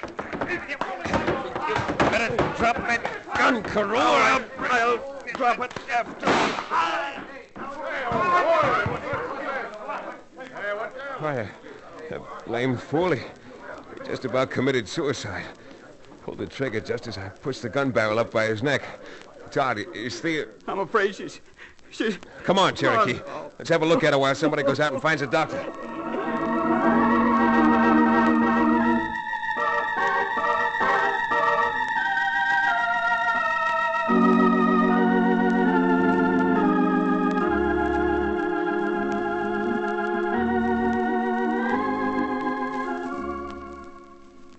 Well, Todd, not only have Cherokee and I got business back in Dos Rios, but I guess we're a little awkward in a lady's bedroom. Oh, this won't be a lady's bedroom for long. My little pigeon, I'm afraid you're going to have to explain that, even to me.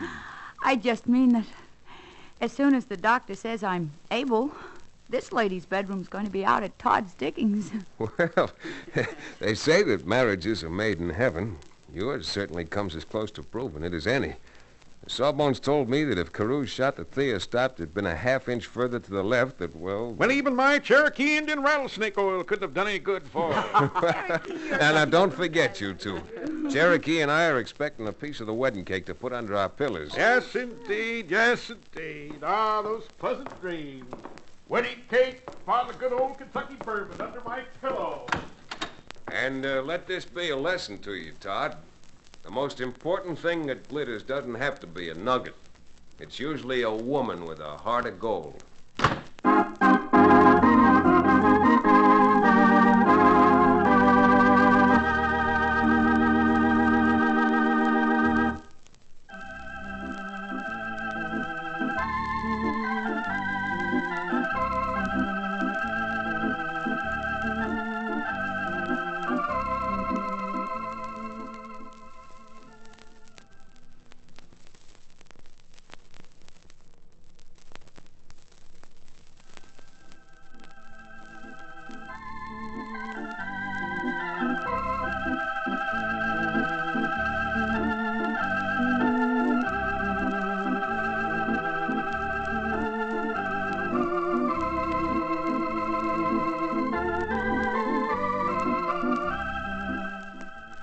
Frontier Town, starring Tex Chandler, is a Bruce Ells production.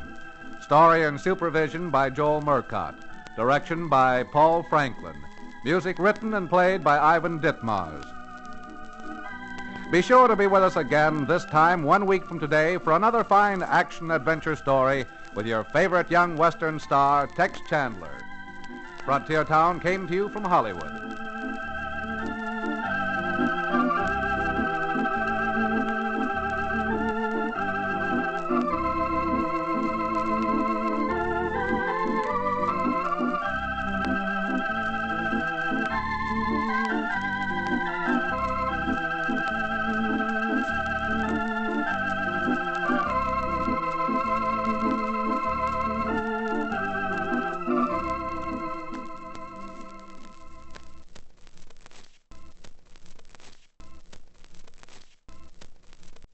Frontier Town, the saga of the Roaring West.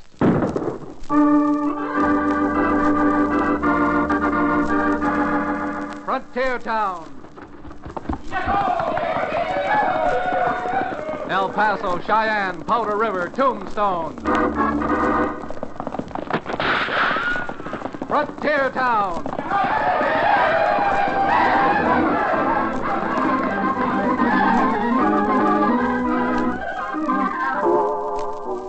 The adventurous story of the early West, the tamed and the untamed, from the Pecos to Powder River, Dodge City to Poker Flat. These are the towns they fought to live in and lived to fight for, teeming crucibles of pioneer freedom. Frontier Town!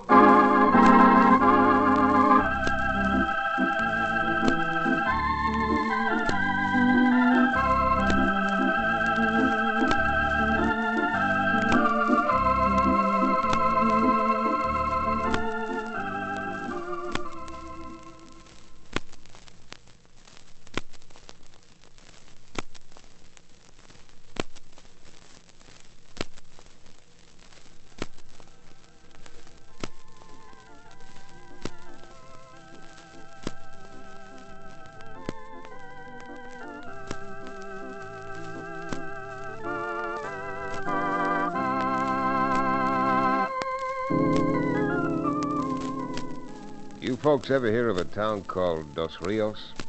Like as not, you haven't. But being that I'm the town's lawyer, I'd like to tell you about Dos Rios.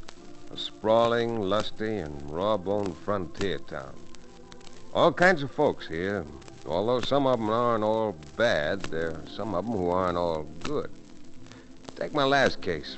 Cherokee O'Bannon, ex-medicine man and now owner of the town livery stable, was with me, just jogging along the west bank of El Toro Creek, flapping his jaws like he most always does. Listen to me, my Junior Blackstone. In court, you're dull and unromantic. But outside of a courtroom, with your back humped for trouble and your fists flying, then, my boy, there isn't a woman of the opposite sex who doesn't sigh her heart out to be crushed in those two manly arms. Now, doggone you, Cherokee. Don't let me hear you saying anything that even sounds like that where Libby Fillmore can hear you. Oh, of course not, Chad. I'm as close-mouthed as a sphinx. Famous statue, you know. Good enough. But if Libby has agreed to become Mrs. Remington, would you kindly explain just why you're riding along with your roving eye riveted on that bit of feminine fluff and pulchritude driving that one-horse shay on the other side of the creek. Well, so you noticed her too, huh? And at your age. You know, you're really a good advertisement for your Cherokee Indian rattlesnake oil. Certainly. It's guaranteed to build red blood. Well, the young lady yonder has nothing to do with... Hey! Plato's platitudes, Chad. Someone's shooting at that girl. And those shots have spooked the girl's horse. He's running away. My goodness. That damsel's not merely in distress, Chad. She's in trouble. Come on. Cherokee, I'll take care of the damsel. You light out after that sneaking dry gulcher. Now go on. Pound up that dust. I'm taking out after that runaway rig.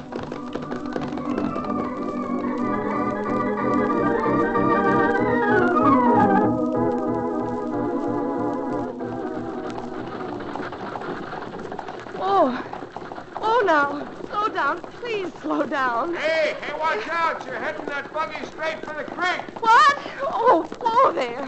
What did you say? Don't try and jump. I'll get alongside and grab the bridle. Hurry, he'll drown me. Hey, slow. Easy there. Stand by. Come on. Oh, my goodness, this is awful. I don't know what I should have done if you hadn't come along. You'd probably gone swimming, I guess. You any idea, miss, who fired those shots at you? None. None at all. Have anything with you that a road agent might want? I mean, money or valuables, anything like that? No, but you sound as if you might be a marshal or sheriff or something with all those questions. Hey, you're pretty close. I'm a lawyer. Dos Rios' only lawyer. Lawyer?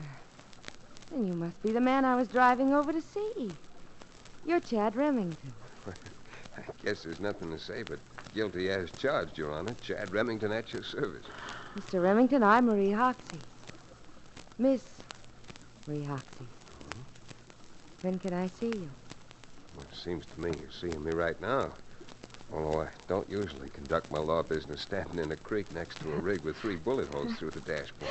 And never having talked to a lawyer before, I really wouldn't know. But if you wouldn't mind lifting me out of here, carrying me back to the bank. Oh, really? Miss Hoxie, ease up a little, will you? Your arms are choking me. Let go of my neck. I'm so sorry. Thanks. Look, I'll tell you what. I sent Cherokee up in those rocks to Cherokee? Yeah, Cherokee O'Bannon. He owns a livery stable in town. If you don't mind, you can take his horse, and he can patch his carriage together and bring it back to his stable. Why, surely. Anything you say. Oh, good.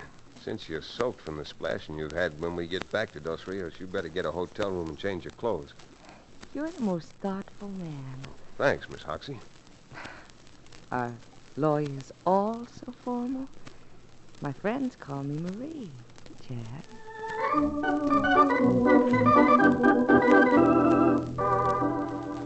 Well, what would you have done? I lifted Marie out of that battered rig and carried her back up to the road. Whatever scent she was wearing smelled like... Well, I guess it had a French name and cost $25 an ounce. Effective. Very effective. With Marie wet and the air cold, I didn't do much talking on the way to Dos Rios. She took a room in the hotel and said she'd meet me at my office within an hour. That hour gave me a chance to do a little thinking. Great Jupiter's ghosts and sundry sepulchres, Chad. If you refuse help, Marie Hoxie, you're just cutting off your nose to spite her face. Her pretty little face. I don't know, Cherokee. Something about this sounds a little fishy. Did you notice the dash of that buggy, the holes the slugs made? Oh, I can't say that I did, my bucolic barrister. Why? Well, the splinters are all outside. Outside? My boy, why waste time looking at the outside of a splinter when you can be regaling your optics on the outside of Miss Hoxie? What grace, what charm, what curves, what curves. And besides, those holes look mighty small. Those aren't holes, Chad. Those things are called pores. Look, you old reprobate. I'm talking about the dashboard of that buggy, and you're talking about something entirely different. Indeed I am. Indeed I am. And something else. It's almost 2 hours since she said she'd be here in 1 hour. Well, no, sir, Cherokee, you know what I'm going to do? I'm going to walk down to that hotel and tell Marie Hoxie I'm not interested in her or her case.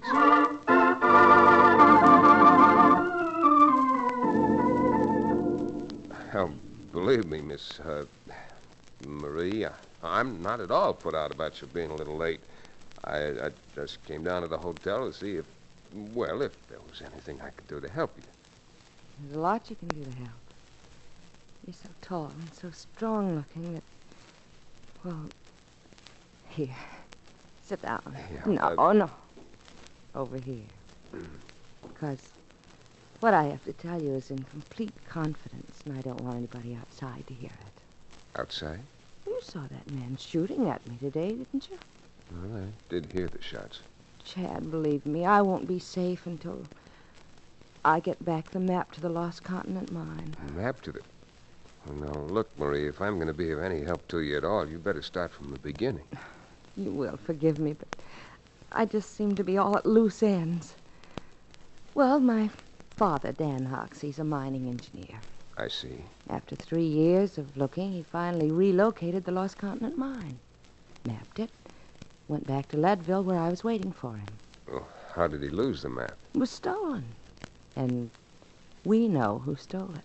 If you know who stole the map, why did you come here to Dos Rios to see me? We had the man arrested and he's in jail now, but we never did find the map.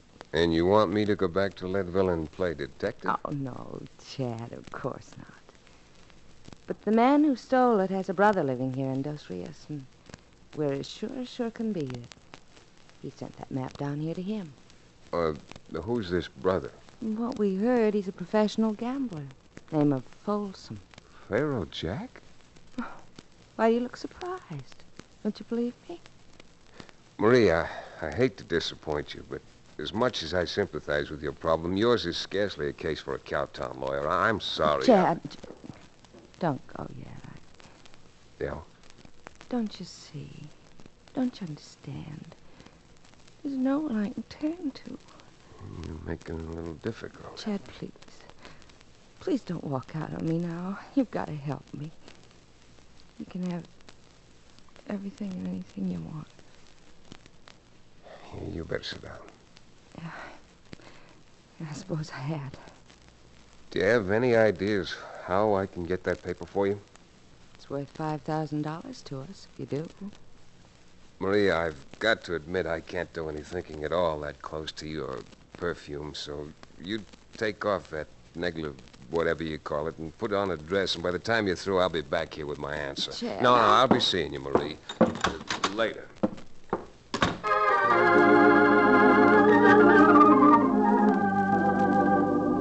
As I asked before, what would you have done? I headed for the street where Cherokee was waiting anxiously to get that perfume out of my head, or blood, some fresh air into my lungs. We were walking along just leaving the hotel, and Cherokee was voicing his disgust with me loud and volubly. I'm starting to believe that you're a fair prospect for the booby hatch. If you consider turning her down, $5,000 in that. That radiant... Hey! Chad, that shot just missed me. It didn't miss me. Huh? I don't notice any punctures in your epidermis. No, I mean that one little shot just made me decide to try and locate the map of the Lost Continent mine. Well, I never believed in looking a gift horse in the teeth. But would you mind explaining to me why you've undergone this change of mind? Or could it be change of heart? That little lead slug convinced me that there's more to this than is exposed to the eye. And now, if you look who just came out of the hotel, you'll have the rest of your answer. Out of the... Why, that's Pharaoh Jack, the gambler. Say, isn't he the one you said, Marie? He's the one, all right. And believe me, Mr. O'Bannon, we're finding that map if we have to tear Dos Rios apart plank by plank and dobe brick by dobe brick.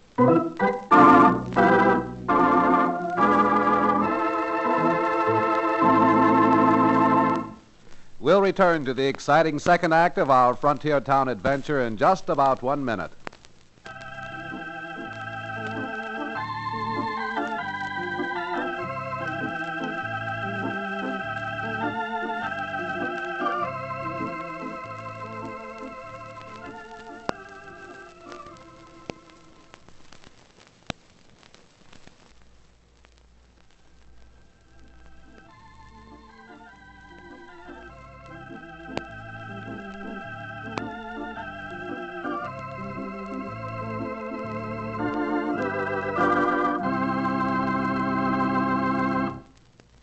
And now, Frontier Town.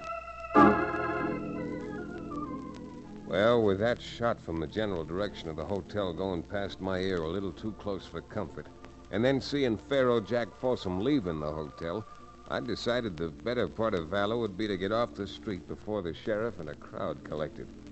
So I went back to the hotel. Leaving Cherokee to wait for me down the corridor a few feet, once again I knocked on the lovely Marie's door. Oh, it's you.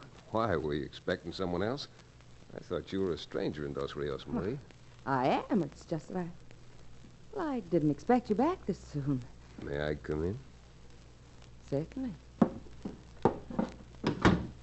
Young lady, I've decided to take your case. Oh, that's wonderful, Chad. Wonderful. Well, $5,000 is a lot of money, so I also decided I'd take part of that. Now. No? I've taken you at your own word. You said anything and everything. I'm asking for some money, down. Well, you didn't expect me to have the $5,000 with me. I'll take what I can get. Oh. Well, if that's the way it is, that's the way it'll have to be, I suppose. And you suppose correctly. Well, if the money's all you're interested in. The way this case may turn out, I need to put a little aside to assure myself a proper funeral. Now, you better go open that purse of yours, Marie, before I change my mind again.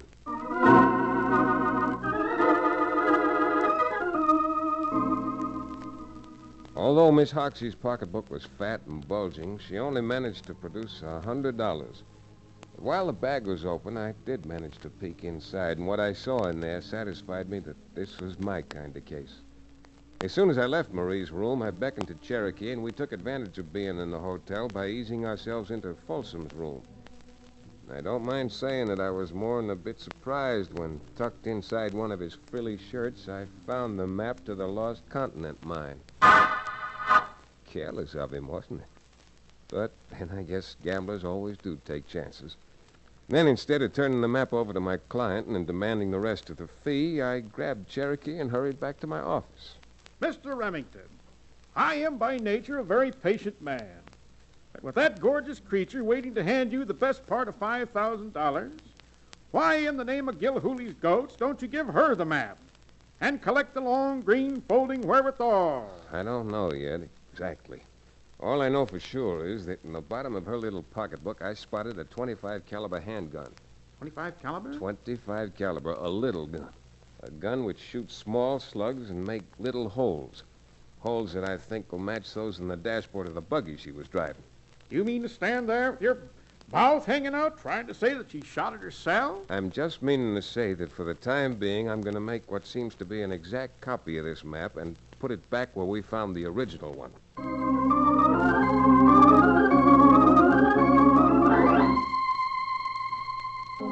Before sneaking back upstairs to Folsom's room, I left Cherokee downstairs in the dinky little lobby under strict orders to stall Folsom should he return by every legal means. And then, just as I had the altered copy of the map safely stowed away in Folsom's shirt, I heard a commotion starting down in the lobby. I closed Folsom's door and raced down the steps two at a time. Don't you forget it. O'Bannon, I'm giving you 3 to get your hands off of me. Do you understand? But, Pharaoh, I'm positively guaranteeing the 2 bottles of my genuine 1. Cherokee Indian rattlesnake oil will not only change 2. your luck, but will absolutely, positively... 3, all right, I warn you. Now, just a minute, Folsom. Why don't you pick on someone your own size and age? You better keep out of this, Remington. I should? Why? Because if you don't, I'm going to knock your teeth back down your throat. What was that again about wanting to perform a little dental work on me? You heard me. I told you to keep out of this. Well, I'm in it, and I'm staying in. Unless you think you can knock me out of it. Why, you loud mouth. Well, Pharaoh, you rattled my teeth, but that's all. What you meant was something more like this. Chad, my boy, I'm as proud of you as a new head of hair. He won't wake up for a week. Oh, won't I? We'll soon see about that. Pharaoh, you're a glutton for punishment. You think so? Come on, Cherokee. Help me straighten up this lobby, and then we'll... Chad, look out. He's got his gun. Oh, you double deal. Just for that, Folsom, I'm taking your gun with me. If you ever want it again, you know where to find me, up at my office.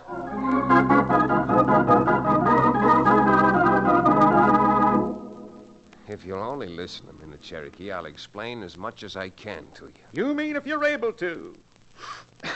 Actually precipitating a fight. Right in a public hotel. You used the right word when you said precipitate, because now I'm sure that Marie Hoxie knows I'm working on her case. Well, didn't you see her watching from up at the head of the stairs? You mean you did that to impress her? No. Oh, I did it in the hope that now she'll have to make her next move, which she just did. Just did? She just did. You hadn't been so busy talking, you might have seen her go over into the Western Union office. And unless I miss my guess, Cherokee, we'll be having visitors. Some mighty interesting visitors before very long.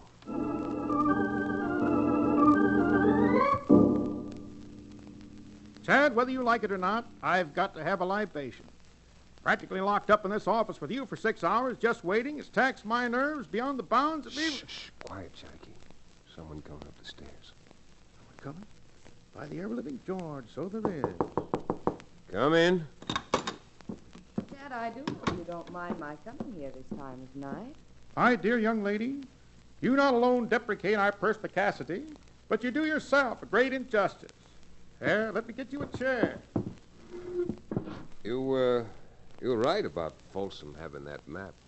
Oh, is that so? I thought you'd be more surprised. You've got the map I wanted. I just told you that Folsom had it. I'm telling you, I don't believe it. You're smarter than I thought you were, Marie. You happen to notice the map you found in his room isn't complete? I don't know what you're talking about. I know what you were talking about when you said anything and everything, I think.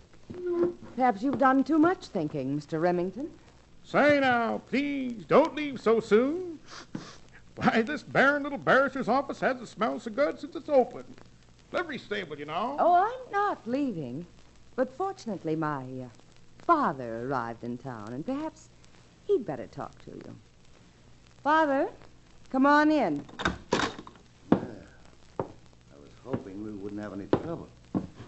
But now, you gentlemen had better sit down. Just arrived in town, Mr. Hoxie? Never mind.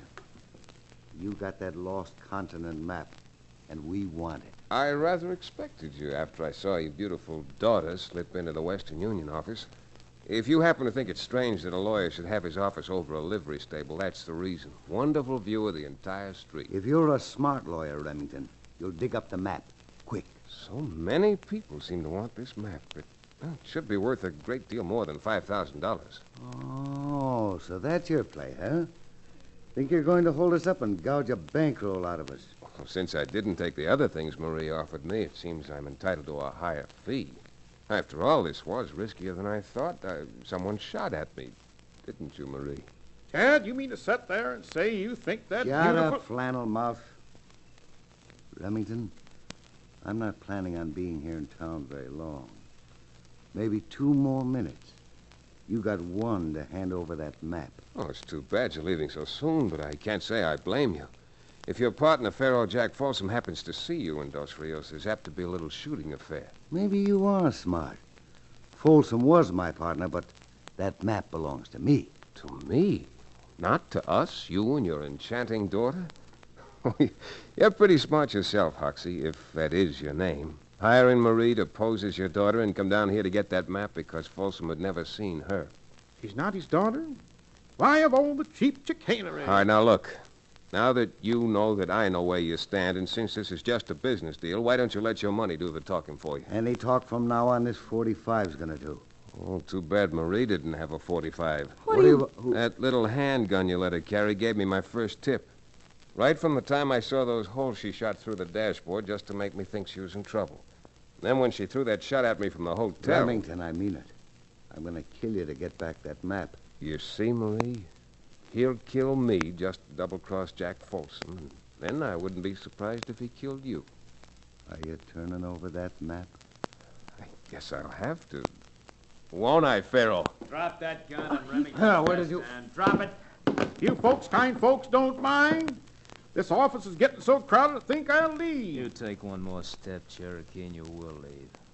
Later, honey. Shut up. That's what I said. I'm staying. You know, Farrell, I just had a hunch if this double-dealing vulture you're in partners with ever arrived in Dos Rios, you'd pick up his scent faster than a bird dog. Never mind him. I want my map back. Oh, this is getting more confusing than ever.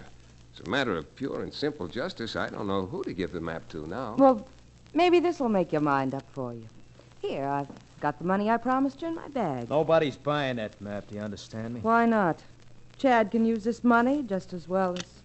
All right, Folsom, drop that gun. Why, the little filly's turned into a ferocious firebrand. Oh, doggone it, Marie. Don't you know that little pop gun's going to get you into trouble sooner or later? Folsom, drop that gun. Why, sure. I guess I know when I... You dirty double-crosser, let go of my wrist. Chad, Oxy's gun. It's on your desk. That's enough, Folsom. I've given you a better chance than you gave her. I didn't have to miss. Cherokee, get his gun and cover them both. My pleasure, Chad. Here, give me that. Oh, Marie, don't you know you should always take your attorney's advice? What? Told you that gun was going to get you into trouble. Chad, it hurts. I'm going to take you to the doctor's now. Here, let me lift you up. You remember what I told you? What was that? This is doing it the hard way. I knew I'd end up with you holding me in your arms.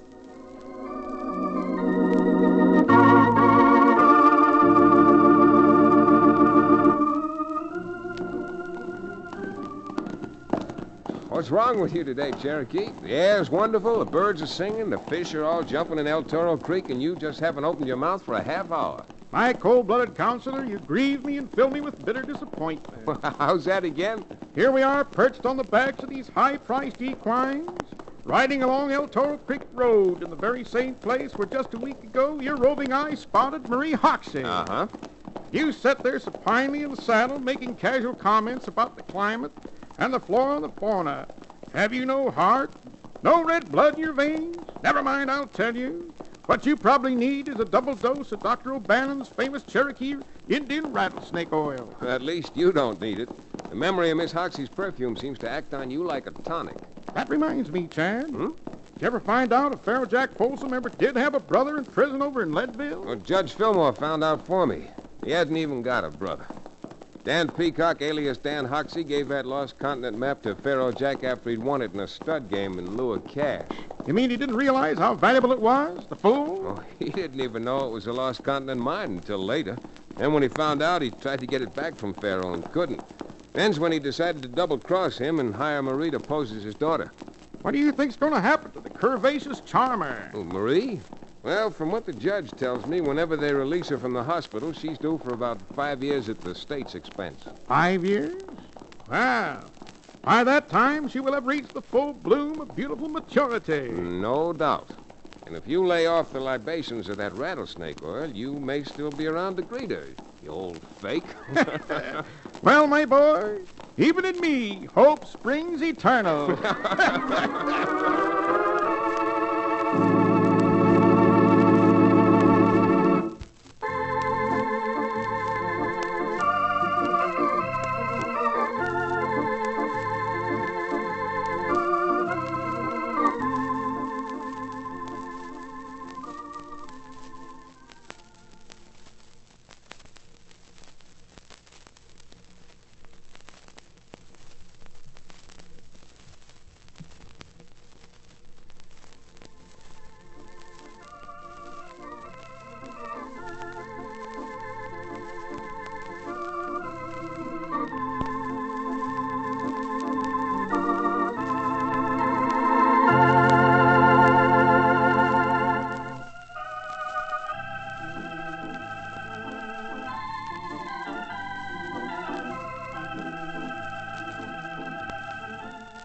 Frontier Town, starring Tex Chandler, is a Bruce Ells production. Supervision by Joel Murcott. Story and direction by Paul Franklin. Music written and played by Ivan Ditmars. Be sure to be with us again, this time 1 week from today, for another fine action-adventure story with your favorite young Western star, Tex Chandler. Frontier Town came to you from Hollywood.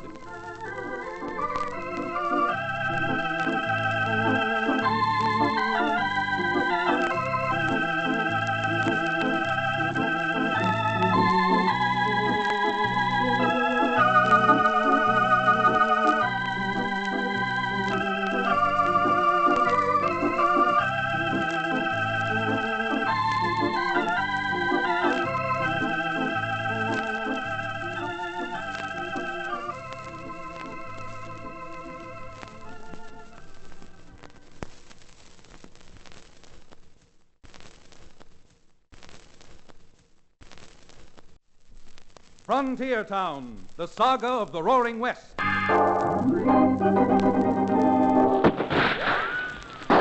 Frontier Town.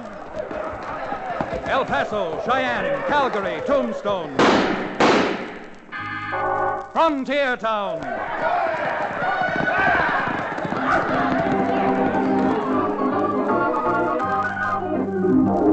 Here is the adventurous story of the early West, the tamed and the untamed, from the Pecos to Powder River, Dodge City to Poker Flat. These are the towns they fought to live in and lived to fight for, teeming crucibles of pioneer freedom. Frontier Town!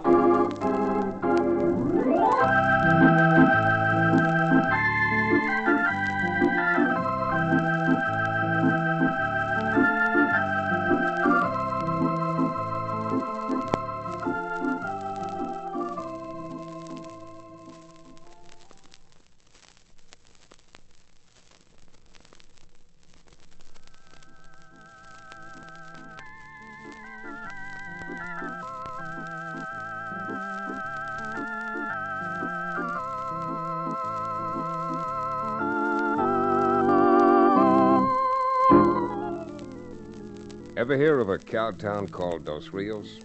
Well, don't feel bad if you haven't. It's just one of those frontier towns, roistering and noisy, perched in one of the lushest and richest valleys below the Continental Divide.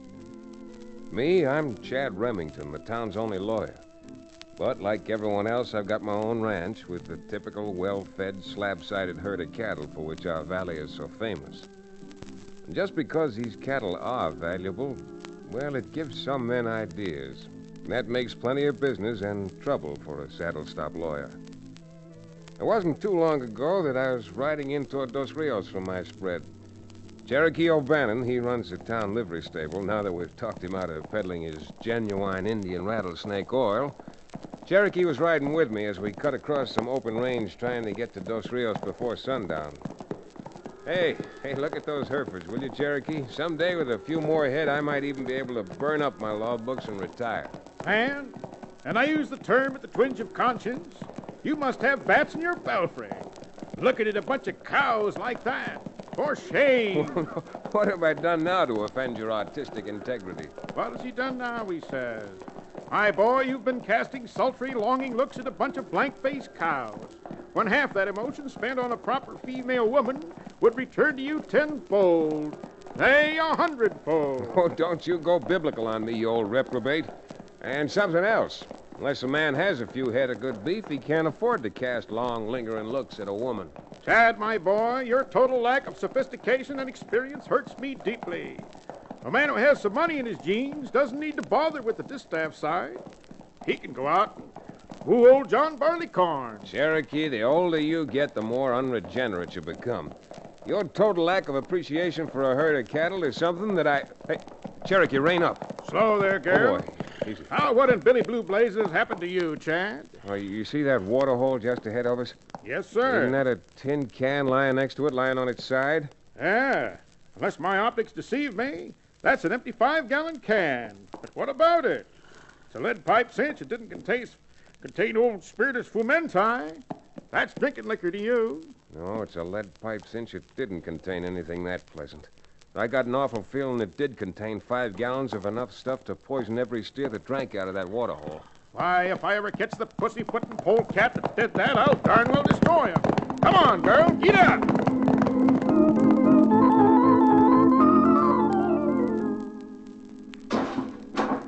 I'd like to get my hands on the buzzard who did this. Putting poison in a waterhole. I must admit it's incomprehensible even to me. Why would someone want to poison a lot of dumb, defenseless cows? I don't know, but with their stock poisoned off, how many ranchers around here could pay their debts? Do you mean to say someone deliberately? By the great God Pan, Chad, this is the most nefarious bit of chicanery I've ever heard of. It certainly is. Now, just a minute. I heard you say just the other day that not over half a dozen ranchers in this whole valley owe a mortgage to the bank. That old sourball Ripley, who owns the bank, forced most of them to pay up a year ago last spring. So what debts could they have? Plenty. Ever since Ripley shut off most of the credit, which absorbed most of the cash folks had on hand, everyone's been buying at Parker's store because Lisha Parker's been willing to let his bills run. Lisha Parker? If you mean to insinuate Lisha Parker's mixed up in this cattle poisoning, you and I are coming to fisticuffs. Why, that old gentleman is so honest, it makes me blush. Yes, it does. Oh, calm down, Cherokee. Calm down. This has nothing to do with Lisha. But legally, if the ranchers can't pay their debts, he could go to court, get judgment, and take them all over lock, stock, and barrel in liquidation of his claims. But if you say Lisha is mixed up in it, shucks, Chad, I think you're putting your money on the nose of the wrong horse. Yeah, I'm not making any bets on this race. 'Cause I got a notion it's been fixed. I'm blame well gonna find out if I can before the sun sets today.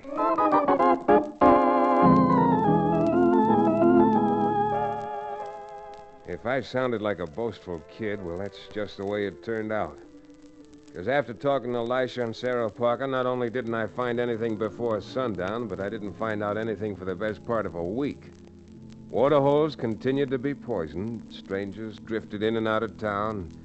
Even the sheriff couldn't find out a thing that'd help. And then, best I can piece it together, another stranger arrived in town. The stranger. The stranger who wasn't too strange to the handful of gunslicks who'd been hanging around town. They got together in the Silver Boot Saloon. Hey, bartender, let's have another bottle. Hi, Lefty. The boy said you were over here. Pull up a chair and rest your frame, Krug. If you got your work done. You must be tired. Bring another glass for that bottle. I got my work done all right. You know me, boss. Yeah, I sure do. That's why I shipped you up here ahead of me. Any trouble? Oh, shucks, no. Oh, there's been a Jasper in town snooping around.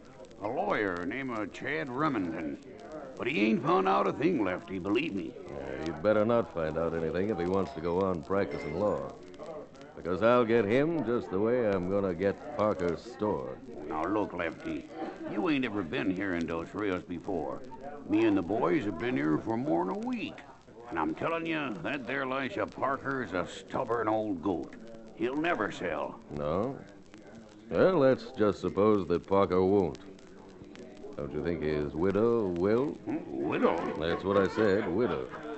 And if Parker is as crusty an old goat as you say he is, it shouldn't be too hard. Shouldn't be a... Lefty, I'm sorry, I just don't get you. Well, just like you said, Parker's got a nasty temper, hasn't he? Well, yeah. You're going over to that store and talk Parker into an argument. You understand?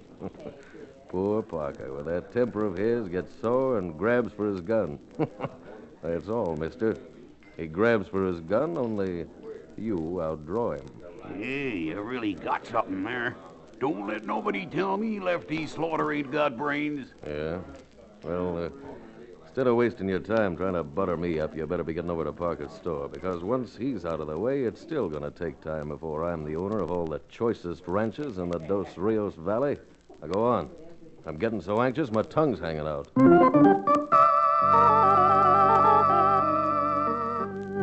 Lisha? Oh, Lisha. Yes, sir?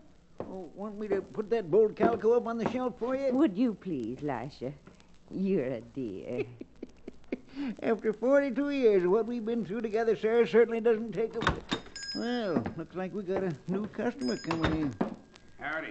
Howdy. I'd like a pound of sugar. Pound of sugar. Yes, sir. Right here. I said I wanted a pound. Well, sure, I heard you. This is a pound sack. You aiming on calling me a liar? Now, look here, mister. I didn't ask you to come into my store. But I come in, and I'm not going to have some thieving crook like you give me a half pound and claim it's a pound. You get out of here. Doggone you. Turn around and clear out of my place before I blast you. Lisha, don't. Why, you bald-headed old goat. Nobody's putting me out of no place. I'll show you who to watch out. Lisha! Lisha. Hold it, you. Get away from that door. Watch him, Cherokee. That's alive, Chad. Did he do the shooting, Mrs. Parker? He killed my husband. Yeah? Well, I only shot in self-defense. Is that the truth, Mrs. Parker? Yes. I tried to stop him, but Lisha did draw first. Well, now are you satisfied? Can't say that I'm satisfied. I guess the sheriff won't hold you in the face of that evidence. Oh, Lisha, why did you do it? Can't tell you how sorry I am I didn't get here 2 seconds earlier. That's all right, Chad. Oh, Elisha. Elisha. Just saying how sorry I am. I know it isn't going to bring your husband back, but there's still an account to be squared up, and I'm hoping you'll let me square it. Come on, Cherokee. We're going to escort this buzzard down to the sheriff.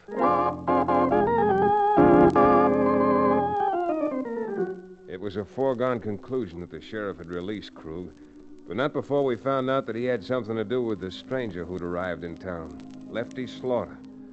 Not knowing Slaughter, I decided to go down to the saloon where he was hanging out and size him up just in case. Go on, honey, one more drink. Then I'll give you some more folding money to lose at Faro. Oh, excuse me, but the bartender pointed you out to me as Lefty Slaughter. Yeah. Something I can do for you, my friend? If I didn't have something else on my mind, Slaughter, I'd ask you to apologize for calling me a friend. Asking for an apology and getting one are two different things. Well, maybe I've been lucky, but I generally get what I ask for. And maybe that's because you make it your business to ask the wrong people. Yeah, maybe. But I didn't come here to ask you anything. I came here to tell you something. You don't say. Elisha Parker was just shot down in cold blood. And I thought you'd want to know. I'm making it my business to find out why. Oh? Well, I never had the pleasure of meeting this Mr. Parker. But if he was a friend of yours, I can't say that I'm exactly sorry. Well, you may be sorry. Next time you or any of your gun hands try to finish off what you've started. And now, if you're through, I'm sure you'll excuse me so I can start enjoying myself. Well, sure, Mr. Slaughter. Enjoy everything while you can. Because if you keep up like I think you've started, legally or otherwise, I'm going to help see that you enjoy the next 50 years of your life rotting away in jail.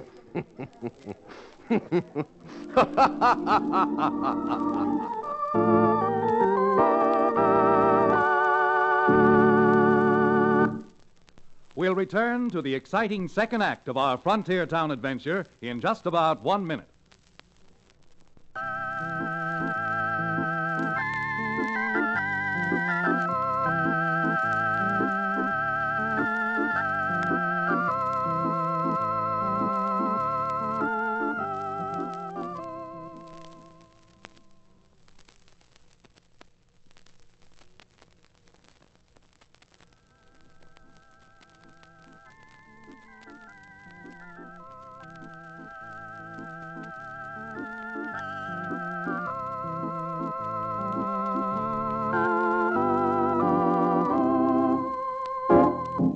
And now, Frontier Town. Guess I sounded like a boastful kid all over again. I mean, going in and deliberately rubbing Lefty Slaughter the wrong way. But I've found until you've rubbed the fur, you can't tell if the animal you've got is a house cat or a polecat. Sometimes they're both dangerous, but you trap them different ways.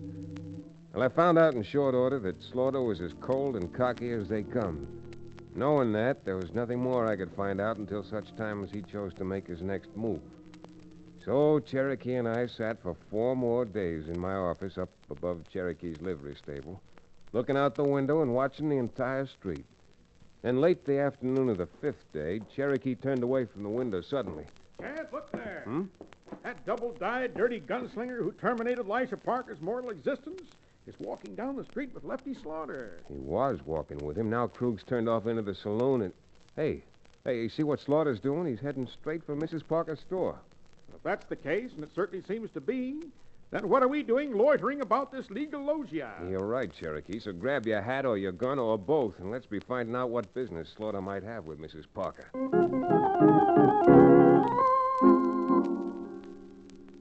Some of the boys over at the hotel told me about the misfortune you had, Mrs. Parker.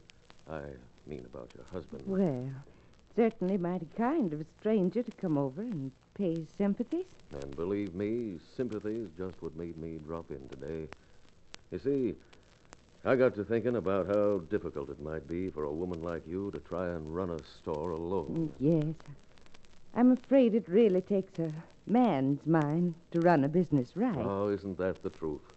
And since I came to Dos Rios looking for a business to go into myself, and with you now probably wanting to sell... Oh, I wasn't thinking of selling out, Mr. Slaughter. Well, I know this may sound kind of sudden, but I'm willing to pay you a fair price, all cash. Say $2,000. $2,000? Why, we've got more than $20,000 just owing us on the books. Sure, books. With their cattle dying off like flies, that $20,000 isn't worth the ink it took to write it. Well, I don't aim to argue with a woman, but I'm a fair man. And once I make up my mind, I don't let anyone change it. Well, now, isn't that too bad? Now, you just listen to me. Mrs. Parker, you'd better do the listening. I've got $3,000 here in cash, so suppose you sit down and start writing out that bill of sale. What? If I were a man, I'd take that shotgun off the wall. Afternoon, Mrs. Parker. Hello, Slaughter. What are you doing here? Butting in again? Nope. But since you're determined to stay in Dos Rios, I'm just being neighborly. And seeing as you want to spend your money, I thought I'd suggest to Mrs. Parker that she accommodate you. Accommodate him? Why, what do you mean, Chad? Well, since you haven't done much cash business this year, I thought maybe I could help Mr. Slaughter spend some of that cash he's got on him right here, since he's so all-fired anxious to buy something. Chad, I don't want any of his money, not any of it. Now, who said it was his money? I'd hate to think where it came from. If you could think at all, you'd keep your nose out of this. What do you mean, think? If he could just smell, he'd keep his nose out of your business. Reach to the high heaven. Why, you loud mouth. Chad, stop it. He'll wreck my whole store. Don't worry about your store, Mrs. Parker. You able to get up, Cherokee? Once I get some of these picks and shovels out of my hair. Slaughter, that was a mistake hitting Cherokee. Bad mistake for you. But at that, I guess you wouldn't have hit him if he hadn't been 20 years older than you are. Yeah? Who says so? I say so. I'm about your age. Why didn't you hit me? Oh, I'm not too gentlemanly to hit you. That's it, Chad. Beat the brains out of the blighter. Not much satisfaction to that, Cherokee. He won't hit back while I'm facing him. Well, if I had my way, I'd christen his thick skull with a few bottles of my Indian rattlesnake oil, applied with vigor. I'll see both of you again. I'm sure you will, but you're not leaving yet. Remember I was going to help you spend some of your hard-earned money here with Mrs. Parker? Cherokee, load some of those picks and shovels you knocked over into Mr. Slaughter's arms. My boy, you've got a most imaginative idea. Well, what does he want with picks and shovels, Chad? From what I've heard, he's fixing to dig his own grave. There you are. 3 picks, 4 shovels. Mm-hmm. Hold out your arms, you insult the human race. Gonna pay for this? Oh, no. Wrong again, Slaughter. You're going to pay for this. 3 picks and 4 shovels will be, well, in round numbers, let's say $50. And Cherokee, since we always aim to help the customer, just peel one of those bills off Mr. Slaughter's bankroll. Just one? Just one. You're never going to live a life of ease like that, Chad. Now, let's see. You can carry a little more. Just about room for a bolt of that calico. And it's just the right color for Slaughter, too. Yellow. Yellow? It'll make a nice yellow shroud for that grave he's digging for himself. Yeah, with all the money he's got left, it's too bad we can't sell him a headstone. He's going to be needing that soon, I think. You're going to be laughing on the other side of your face before I'm through with you. For the time being, you're through with me now. So, adios, Slaughter. And in consideration of your $100 purchase this morning, Mr. O'Bannon will be glad to open the door for you as you go out. Goodbye, thank you. And be sure not to come in again. Chad, I just can't thank you enough. Yeah, I'm afraid your thanks are a little premature. Why, what do you mean? Chad thinks he knows what that crook is up to. Seems to me Lefty Slaughter found out that almost every rancher in the valley owes you money. He's decided to cripple them, force you to sell out to him, and then take over what ranches he's wanted for the money they owe the store. How terrible. But why did you let him walk out of here? Why didn't you have him arrested? Well, because so far he's been too smart to involve himself. He has his hired gun thugs do his dirty work. Until we get them, Slaughter's still in the clear. Oh, I see. But isn't there anything you can do to stop them before they murder someone else like Lasha? What I'd like to do is create a situation which may force Slaughter into doing something he hadn't planned on. Some crime he hadn't figured in advance. And then catch him red-handed. I think we can, Mrs. Parker, if you'll give me your permission to call a meeting of all the ranchers who owe you money right here at your store.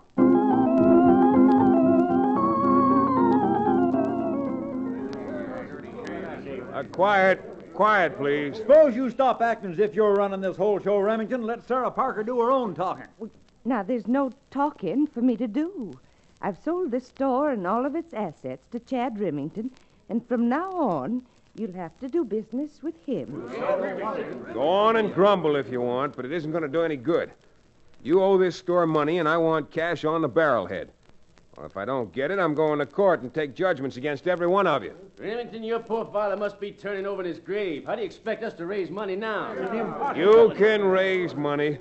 All you got to do is drive your cattle to market and sell it off. Why, it's almost 2 months till shipping time. Instead of standing around here arguing, I'm advising you to get together and start a drive with your herds up to the nearest railhead. I'm only giving you 5 days to be back with cash. So if you know what's good for you, you'll be on your way by sunrise tomorrow morning.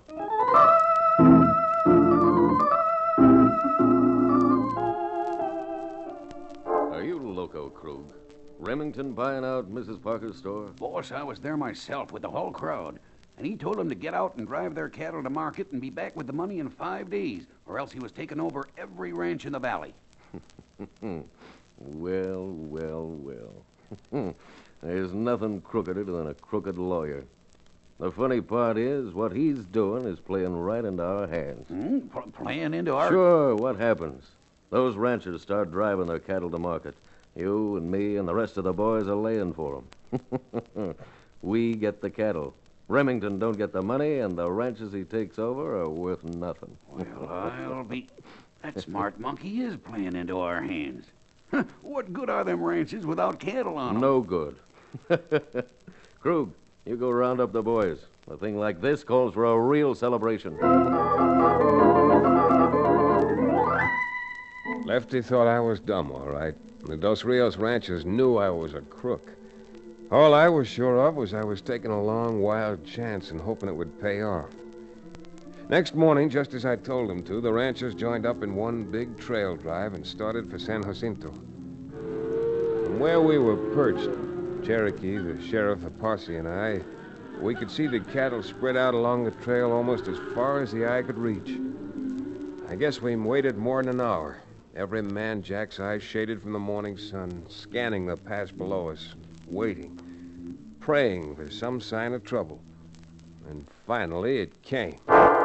A single shot. And then in the next instant, it sounded like it must have that day at Gettysburg.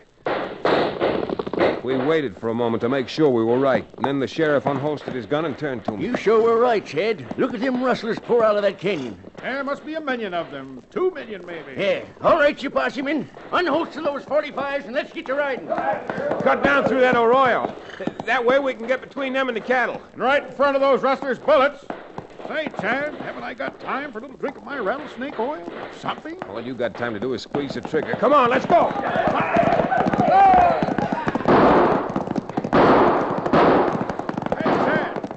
Pussyfooting polecats is turning around and heading for the woods. Oh, it's that yellow-spined skunk, Slaughter. Hey, Sheriff, you keep after the rest of them. Slaughter's trying to sneak away. I'm going to get him. All right, Chad. All right, come on, men. And don't waste lead shooting over their heads. All right, get around there, fella. Slaughter's got a quarter of a mile head start. Slaughter? The further away you ride, the further you're going to bounce on the way back to town. Now, I'm not warning you again. If I bulldog you off that horse of yours, you're apt to break your neck. All right. Here's your lead back with interest. Get up there, boy. Come on. Get alongside of me. In there now where I can get my arm around that. Doggone you, Slaughter. Am I going to have to break your arm? Stop, Remington. Oh, let go. You got me. I quit. There. I quit. All right, then. Come on. Get up. Yeah, and start walking. It's a long trip back to Dos Rios and to jail.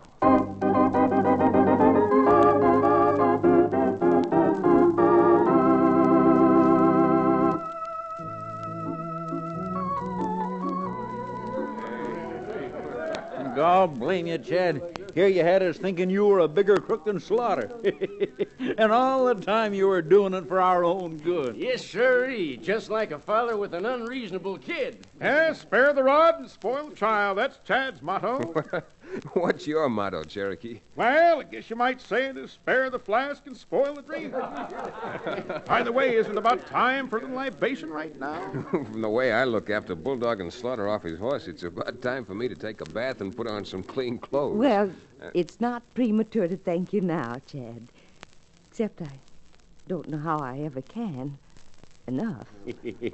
You go talking to that young sprat like that, sir, and he'll go getting a swell head. Not that he don't deserve one, though. That little idea of his of making the boys trail their cattle certainly squeezed Slaughter into pulling one crime he hadn't figured on. Yes, all right, Sheriff. And in honor of my dear friend's talents, I suggest someone buy me a little shot of something good so I can propose a toast to it. Besides, my knees haven't stopped shaking yet. Well, my knee isn't shaking, Cherokee, and it's strong enough to turn you over it and beat a little genuine Indian tune on your tom-tom. Go, Chad! If you turned me over your knee, not only would you break my spirit, but you'd bust a flask full of the finest Cherokee Indian rattlesnake oil that ever whetted a man's whistle. I'm going home.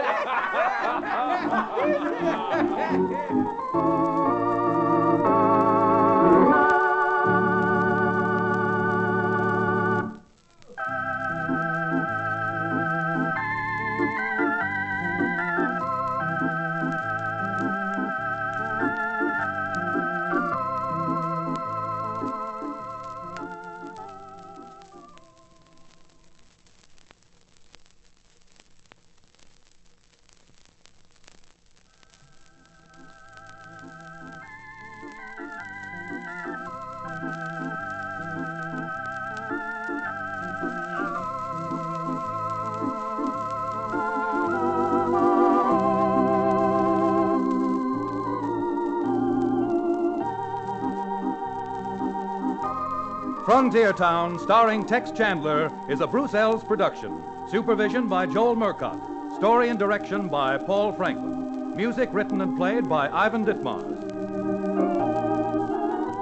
Be sure to be with us again, same time next week, for another fine action-adventure story with your favorite young Western star, Tex Chandler. This is Bill Foreman telling you that Frontier Town came to you from Hollywood.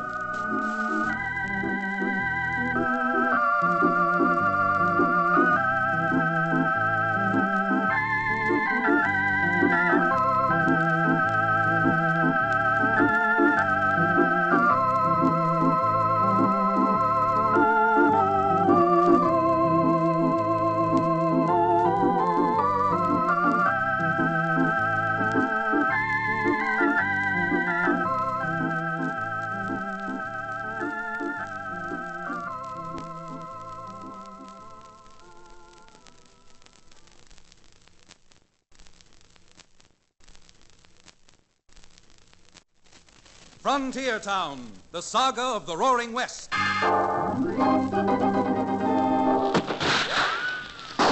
Frontier Town. El Paso, Cheyenne, Calgary, Tombstone. Frontier Town.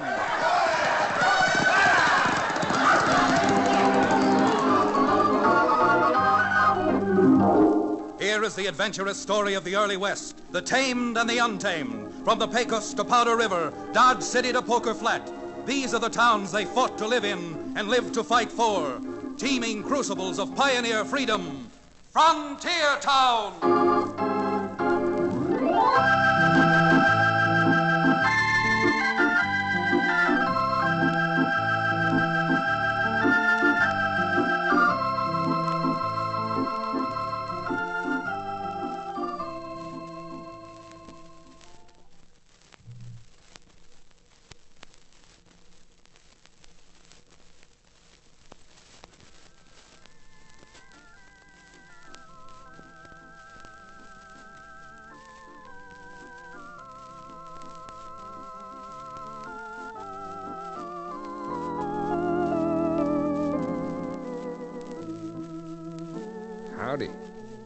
Sprawling boisterously across a rawhide tough frontier is a little town of Dos Rios.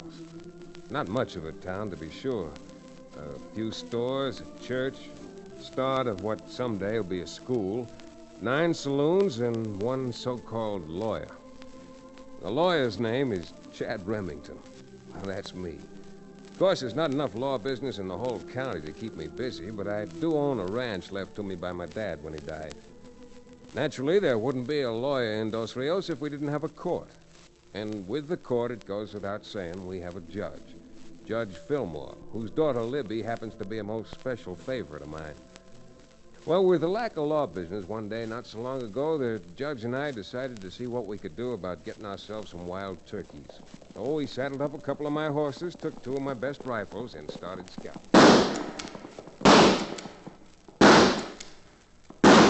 Nice shooting, Chad. You got yourself 2 gobblers. You call that nice shooting, Judge? Shot 4 times and only got 2 birds. Well, that's what a fella gets for spending too much time practicing law and not enough time practicing with a Winchester. 2 out of 4. Well, if you can keep as good an average hitting the bullseye for your clients, they should have no complaints. Clients? I haven't seen one in a month. You don't mind my representing you, Chad. Never admit to a man who might be your future father-in-law that you can't keep his daughter in the style to which she hopes to become accustomed.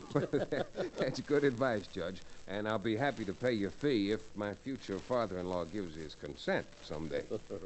Yeah, I better be picking up those 2 toms before the buzzards get to... who's this coming? I see someone coming, all right, but without my glasses... Oh, it's no wonder you only bagged 1 turkey. That's Tim Brackett. You know, the young puncher who works over at the J. Lazy L. Oh, yeah. Hey, Tim. Howdy, Chad. Judge. Well, Hi. Tim. Riding all over Patty's half-acre looking for you. Cherokee told me you're probably out here on a turkey hunt. You looking for us? Well, I guess either one of you alone would have been all right. Got a legal question I'd like answered. Well, see, Judge, business is picking up. What's on your mind, son? Well, it's just something I made a bet with a fella. No one can legally force you to pay a bet, Tim. No, that isn't what I mean, Judge. Let's suppose some fella, borrowed $10,000 on his ranch. Uh-huh. Some fella, huh? Yeah, some fella.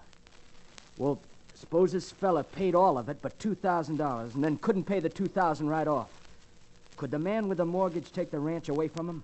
It might sound inequitable, but legally, until every last cent is paid, interest and all, the lender can foreclose and take possession of the property. That's a fine thing. Lose your bet? Yeah, sure did lose my bet. Well, if you didn't bet your month's wages, there's no reason to commit suicide. Look, I just hate myself for doing this, but could one of you lend me a little money? Well, I don't know. How much money is a little money, Tim? Oh, $20, $25. As long as you're going to have to owe somebody, why not owe the man you lost the bet to? Well, it's not for him. It's for my sister. For your sister, huh? I never heard you talk about a sister before. As a matter of fact, neither did I. You mean you ain't going to let me have it? Not at all. If you give me a word that what you need the money for is strictly legitimate, I guess I can scrape it up. Chad, word of honor. I need $25 to help out my sister. Well, that's good enough for me, Tim. Here you are. Don't go losing it riding back to town. You bet. See? I'll wrap it up and put it right here in this buckskin pouch in my pocket. Good. And don't forget, there's no particular hurry about paying it back. Hey, I'm sure not much at speech making, but thanks, Chad. Thanks from the bottom of my heart. Get up there, boy. Let's go. Hey, boy!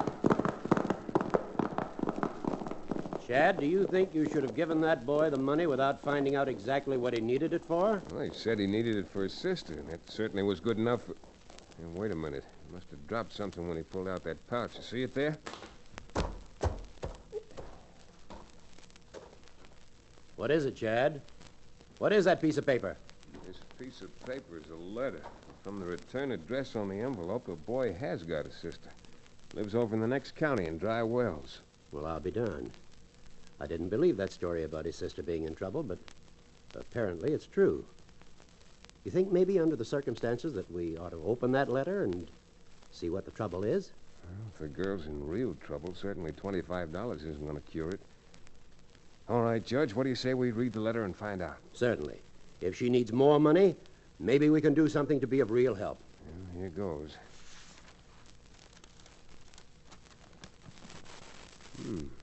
Find mighty good that 25 can do his sister. And it was his sister he was talking about, Chad? Yep. When her father was alive, he borrowed $10,000 on their ranch. It's paid down to $2,000 now, and she can't meet that. Judge, I've got a notion we better hightail it over to the J. Lazy L and find Tim. The rest of this story may be interesting. Very interesting.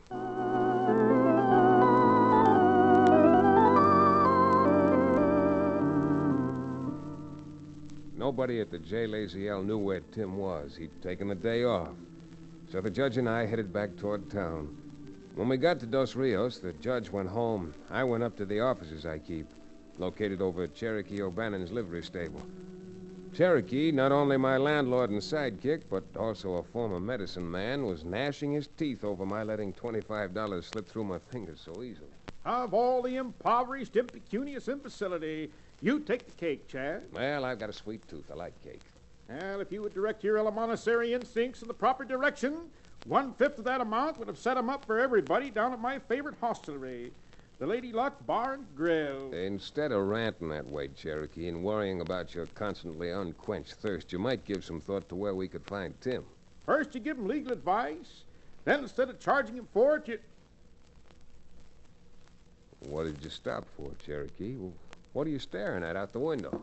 Unless this is an optical illusion, the most ravishing and pulchritudinous bit of femininity is about to come up the stairs to visit you, you bucolic Blackstone. Absolutely stunning, Chad. What an eye. What a girl. Come in? Which one of you gentlemen is Mr. Remington? Why, I am. Cherokee, get the young lady a chair. Just what I was about to do. Here, won't you please sit down? Thanks. Thanks so much. Mr. Remington, my name is Emily Brackett. Brackett? Well, like I always say, it's a small world after all. We were just talking about another Brackett. A young cowboy over here, Tim Brackett. A fine, upstanding lad. Tim's my brother. Well, it is a small world, isn't it? They told me out at the J. Lazy L that you'd been out there a while ago looking for Tim, and I thought you might know where I could find him. At the moment, I don't, Miss Brackett. But while you're here, I have a confession to make. Yes? I read a letter you wrote to Tim about the money owing on your ranch. Well, he probably showed it to you because he wanted some legal advice. Well, that wasn't actually the reason. But now that I think about it, I have an idea your brother's headed for something which might bring a bit of trouble. Trouble? Cherokee, you're a man of the world. Indeed I am, my boy. Pride myself on it. If you needed $2,000 and didn't know how to raise it, and providing, of course, someone would lend you $25, what would you do with the money you'd borrowed? Well, since it wouldn't take $25 to drown my sorrows, I might be inclined to risk it in a game of stud poker to see if I could run a double eagle up into some of the long green folding type money. You mean that my brother borrowed $25 to gamble? I don't mean anything yet, Miss Emily. But if you'll sit right here, there are only 9 places in town where he could gamble. And Cherokee and I are going out and see if we can find that young man.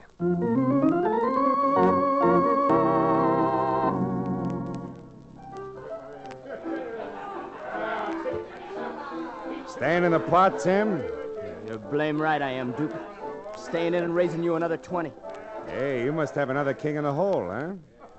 What do you mean by that, Duke? What do you mean? What do I mean? Anybody with the cards showing that you have and betting the way you are must have a king buried. I always kind of suspected you could read the backs of the cards, Duke. Are you insinuating that I'm running a crooked game? I ain't insinuating, I'm saying so. How else could you know I got a king in a hole? Tim, I've been operating in Dos Rios for 6 years now. No one's ever talked to me that way before. So I'm asking you to pick up your money and get out. Who are you trying to bluff? I'm not bluffing, Tim. I'm telling you to clear out of the game. Yeah? Well, if I leave the game, I'm taking the pot with me. In a square game, I'd have won it. Duke, take your hands off that money. Tim, don't act loco. You go reaching for your gun and...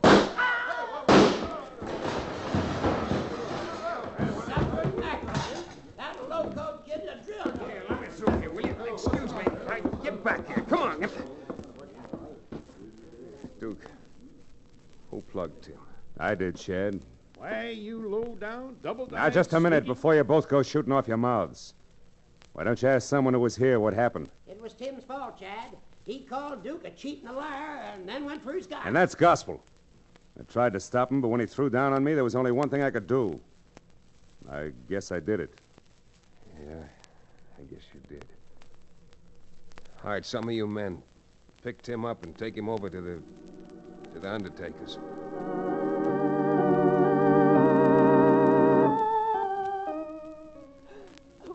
Oh, Chad, if only you'd gotten there just a little earlier. Believe me, Miss Brackett, you've got to try to get hold of yourself. Unfortunately, all the grief in the world isn't going to bring your brother back. You just say the word, miss, and I'll fill that thieving gambler so full of lead that he'll bust right through the floor and bury himself right there. You can save yourself all that trouble, Cherokee. Because after I've had a chance to talk to a few men who were in there and I find out what actually happened, I may take care of Duke. I'll give him a chance to take care of me. Oh, no. You've done all you should already. Don't go back down there. I've got to, Miss Emily. That's got to be finished before we worry about your ranch. If there's anything I can do, you're not going to lose your place to a money-grubbing loan shark for 20 cents on the dollar.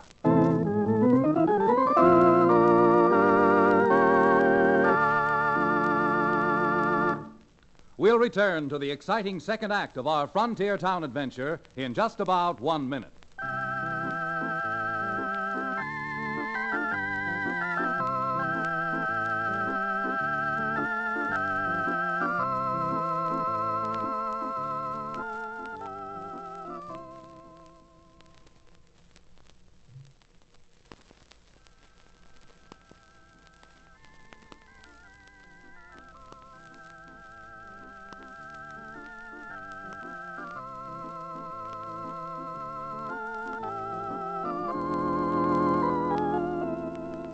And now, Frontier Town.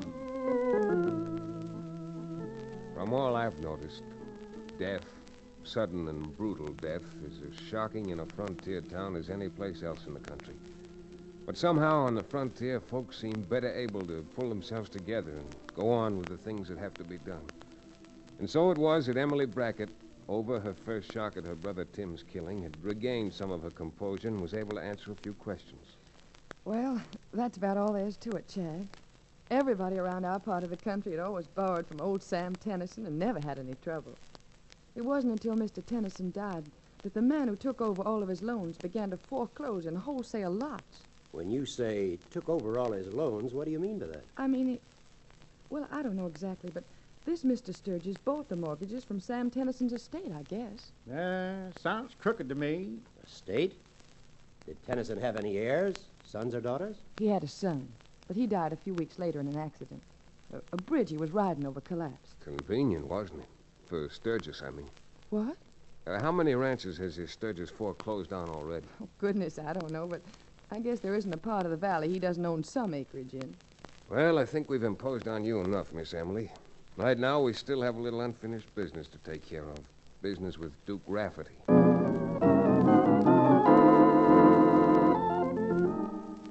Leaving the judge, Libby, and Cherokee to take care of Emily Brackett, I started out to see that Duke Rafferty, the gambler, paid for the wanton killing of Tim Brackett. So, like any lawyer, I began asking questions to get the proof which would support my case. When I'd asked about half a dozen people who'd been in the so-called cafe, I wasted little time going over and paying a call on Mr. Rafferty in person. What do you want to see me about, Remington? You'll find out, Duke. Yeah, you gotta stick your nose in everybody's business, huh? At the moment, all I'd like to do is see you alone. Yeah, you lawyers. Come on. Let's go into my private office. Thanks. Okay. Now what do you want? Duke, I've made it my business to talk to half a dozen men who witnessed Tim's killing. But it didn't take long to learn that Tim threatened you, and even though you tried to stop him, it was the kid who cleared his holster first. Well, you had me worried for a minute. You know, you got a reputation and a pair of eyes that throw a cold chill into a man. Well, you can relax. Now, they tell me Tim Brackett accused you of using a marked deck. I think you know better than that, Chad. Check. Now, how about doing me a favor? Aim your own game, Chad. Running a place like this, I imagine you've met a lot of the fly-by-night gents in this part of the country. I was wondering if you could give me a line on a character over in Dry Wells in the next county, a big money man by the name of Sturgis. K.C. Sturgis? K.C.? I don't know. All I know is the name Sturgis. What does K.C. mean? Well, if it is the same Maverick I know, the K.C.'s a nickname. Stands for Kansas City. That's where he came from originally before he started to work the small towns along the Pecos, the mining camps through Colorado. Work the mining camps, eh? What is he, a gambler? Well, he gambles, but he doesn't make his living at it. Well, what does he do to make a living? Casey? Does anything and anybody. All he is, Chad's a confidence man. Confidence man, is he? That's very interesting, Duke. How in the name of Hannah did you ever get mixed up with a gent like that? I'm not mixed up with him yet. But now that you've given me this little rundown on him, I got a notion it won't be very long before I am mixed up with him. Plenty.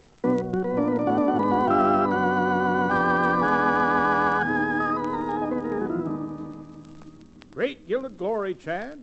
What conceivable difference can it make if Sturgis is a confidence man? It may make the difference between being able to save Miss Emily's ranch or having Sturgis take it over for the few $1,000s still owing on it. Chad, as far as I'm concerned, you haven't answered Cherokee's question. I guess you're right, Judge. But if Cherokee is willing to ride over to Dry Wells with us and indulge in a little acting, I've got what might be a bright idea. Now I'm more confused.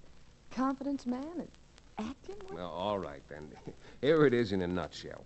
If Mr. K.C. Sturgis is a confidence man, and if you introduce Cherokee to him as your wealthy uncle from the East who's come out to visit you, I think Sturgis will forego your ranch temporarily and make a play for the larger stakes. Chad, I'm afraid you'd make an unsuccessful impresario. Me, a multi-millionaire? Why, even with my astounding amount of histrionic ability, I'm afraid that's a characterization at this late date too far beyond my impecunious experience. Cherokee, with a little expert coaching, we'll have you lighting your cigars with $20 bills.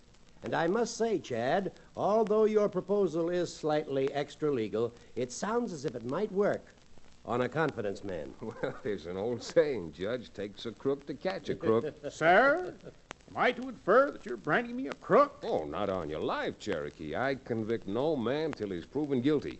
Why, until I see you in action in Dry Wells, I'm not even calling you an actor.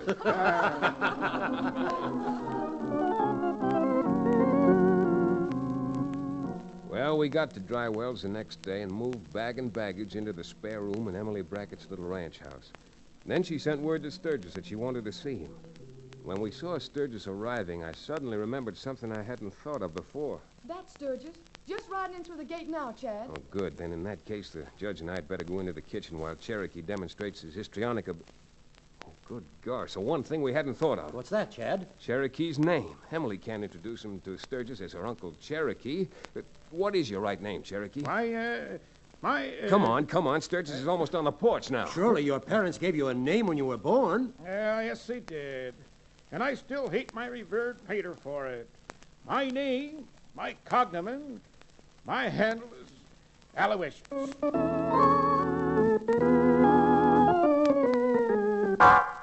So you see, Mr. Sturgis, when Uncle Al got my letter asking for the $2,000 I still owe you, he simply packed up and came right out here.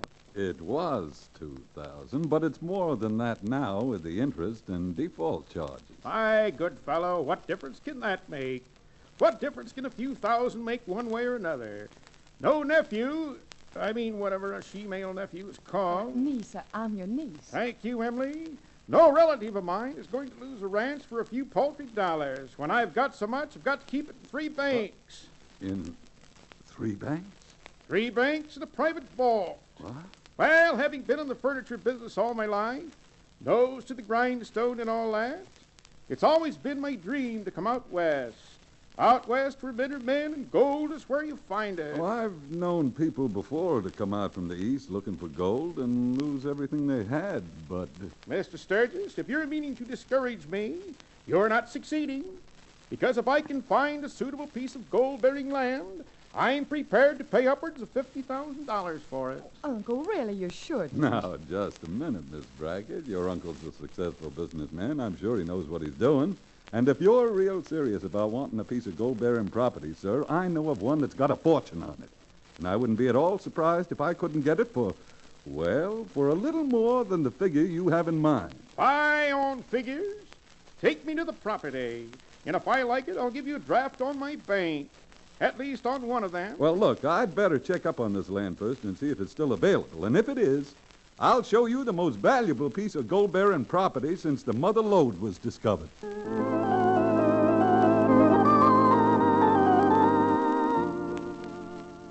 Well, if it doesn't take a crook to catch a crook, it certainly took an actor to bait the trap to catch the crook that time.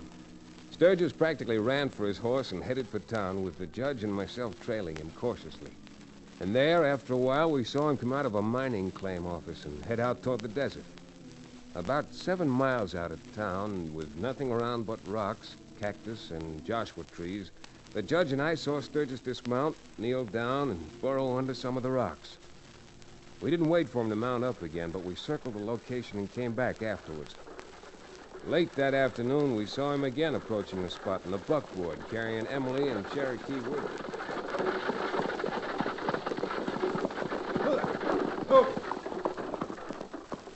Well, Al, my boy, here's the prop. Here's where we get off. Well, this is certainly picturesque, Sturgis. But there's nothing here but desert. That's the beauty of it. That's why you can pick it up for 80 or 90,000. Why nobody even thinks there's gold out here. And just to show you the fortune that's here, suppose you just stoop down and look under any of these rocks. You think I should, Emily? Go on, Al, go on. It won't bite you. Well, all right. Well, there's nothing under this rock but a lot of crawling worms. What? Let me see. Oh, that's funny. Well, let's look over here. There's surely a few nuggets under this rock. There aren't even crawling worms under that one. Mr. Sturgis, I have a feeling you brought me out here on a fool's errand. Why, there's no more gold here than Oh, look, Uncle Al. Isn't this Chad coming? Chad? Who's he? He's a friend of my brother's over in Dos Rios. Looking for us, Chad? Oh, fella. Hold it, boy. They told me it's your place you'd ridden out this way, so we trailed you. I'm glad to say I've got just about enough for you to pay off your loan. Well, this is really a coincidence. This is Mr. Sturgis, the man who holds the mortgage. Oh, howdy, Sturgis. I don't suppose you mind if I haven't got it in cash, but if you want to go back to town, the bank will give you money for these gold nuggets. Gold nuggets? Let me see them. Sure. Here you are. Oh, you low-down crooked. Where'd you get these nuggets? What difference can that make? I told you the bank would take them. You double-dealing buzzard. You stole them. Stole them right from here. Oh, how come you know where I got them? How do I know? Because I put them here. Well, you know because you put them here yourself. You salted this little piece of land and were ready to sell it as a gold mine. What? Trying to guilt me by cheap chicanery? That's nothing but a lie. You can't prove that. Oh, no? Can we prove that, Judge, or can't we? In any court in the land. Because both of us saw this confidence man ride out here and plant the nuggets right before our eyes. Right, you double-crossing sneaking dog. Don't close both his eyes, Chad. He's got to have one good one when he signs that release. Yep. Don't worry, Cherokee. I'm only going to dot one eye and one chin. And now, Mr. Sturgis, you can either get up yourself or I'll help you up. Because we're all going back to the Brackett Ranch where you'll sign a receipt for payment in full for the balance of that mortgage. What are you talking about? You just admitted those nuggets were mine. They were, but there's a law that says finders keepers. And another law in anyone's courtroom which says a confidence man can be sentenced to from 15 to 20 years in jail. Well, how about it, Sturgis? You coming back with us and signing that release? All right. I know when I'm late. But give me a chance to get my breath, will you? Listen, you faker. I'm going to give you a better chance than you would have given me. It so happens that in my hip pocket, I have a bottle of my genuine Cherokee Indian rattlesnake oil. One mouthful of that for you and one for me, and we'll all be able to ride back. Now, just a minute, Cherokee. We've agreed on the punishment for this crime. And we're not forcing Sturgis to drink that alcoholic loco juice of yours unless we catch him on 10 counts of attempted murder. Chad! That's the most unfair cut. Go on.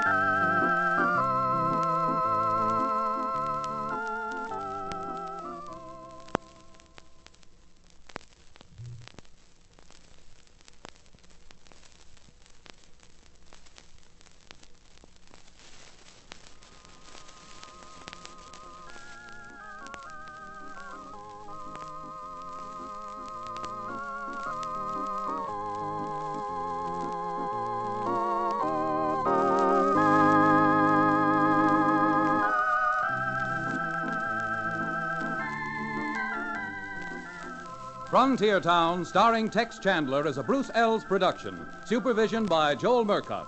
Story and direction by Paul Franklin. Music written and played by Ivan Ditmars. Be sure to be with us again, same time next week, for another fine action-adventure story with your favorite young Western star, Tex Chandler. And now, this is Bill Foreman telling you that Frontier Town came to you from Hollywood.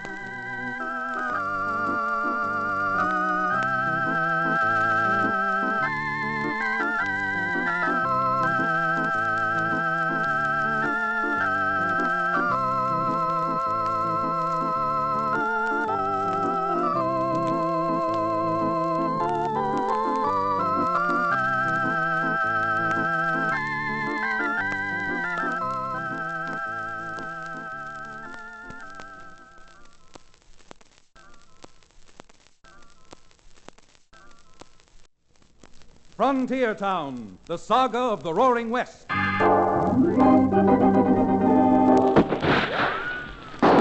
Frontier Town. El Paso, Cheyenne, Calgary, Tombstone. Frontier Town.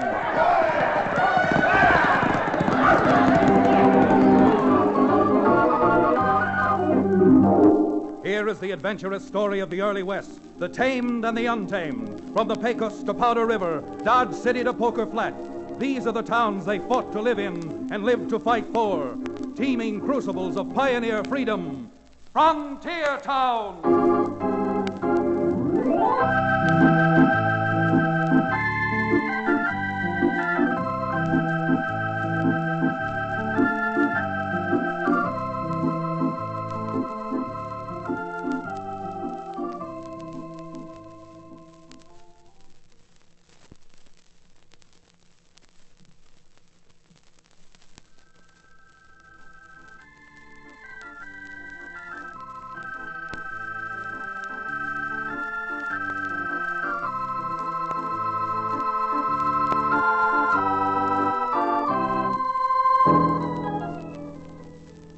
Howdy. I'm Chad Remington, a Cowtown lawyer, I guess you'd call me, although a lot of the folks in Dos Rios, where I come from, look at me with respect and address me as counselor. Of course, Dos Rios is just a sprawling, boisterous frontier town buried away just down below the Continental Divide, but, well, things do happen in our neck of the woods which not alone make exciting telling, but make exciting living. For instance, not too long ago, something happened in a hotel room of a metropolitan city which affected me. Affected me? It darn near killed me. It seems that the hotel room was being occupied by the Right Honorable Quade Dunstan, perhaps the most influential of all our state senators. With a bottle and some glasses handy, the senator was entertaining a so-called constituent, a rancher by the name of King Carson, who runs some 6,000 head of cattle not too far from Dos Rios, in an isolated and lawless area we call the Seminole Strip. Like a lot of political constituents, King Carson had an axe to grind. Senator, I certainly don't mean to threaten you, but if the Seminole Strip is taken into the state as a duly constituted county, you're going to have to look elsewhere for campaign funds next year. Here, let me light that cigar for you, King. There you are. Now, let's look at this thing sensibly. That's what I thought I was doing. Don't you see the way it stands now, with no duly constituted law in this strip? The man with the most influence not only runs, but practically owns the entire territory? And since King Carson employs close to 100 punchers at his various establishments, King Carson is the most influential man in the Seminole Strip today. Yeah, that's just about the size of it. And I'm not aiming on seeing it changed by having you boys vote favorably on the petition to take the strip in as part of the state. King, I realize what it would mean if the petition was passed. State militia brought in and all that. But on the other hand, the Seminole Strip is wealthy and would mean a great deal in taxes to the state. Taxes? Who cares about taxes? I pay for what I want, and I want that bill defeated. Well, I certainly can't defeat it single-handed. However, with a little cooperation from you, we might accomplish our ends to the satisfaction of everyone. Yeah? What do you mean, cooperation from me? I figure I can create suspicion in the minds of my fellow senators about the advisability of taking in the Strip as a county of the state. Suspicion based on the unbridled lawlessness down there. And then the committee would come down to Seminole for a personal inspection. Unbridled lawlessness is the part in which you cooperate. You mean stir up so much trouble in Seminole that they wouldn't want it in the state as a gift? Precisely, Mr. Carson. Precisely. Can I depend on you to blast the Strip wide open with gunplay and everything else which will reflect on its citizenry? Senator, not only can you count on me, but when you bring that committee down to inspect Seminole, they'll hear so much shooting it'll sound like the Battle of Bull Run.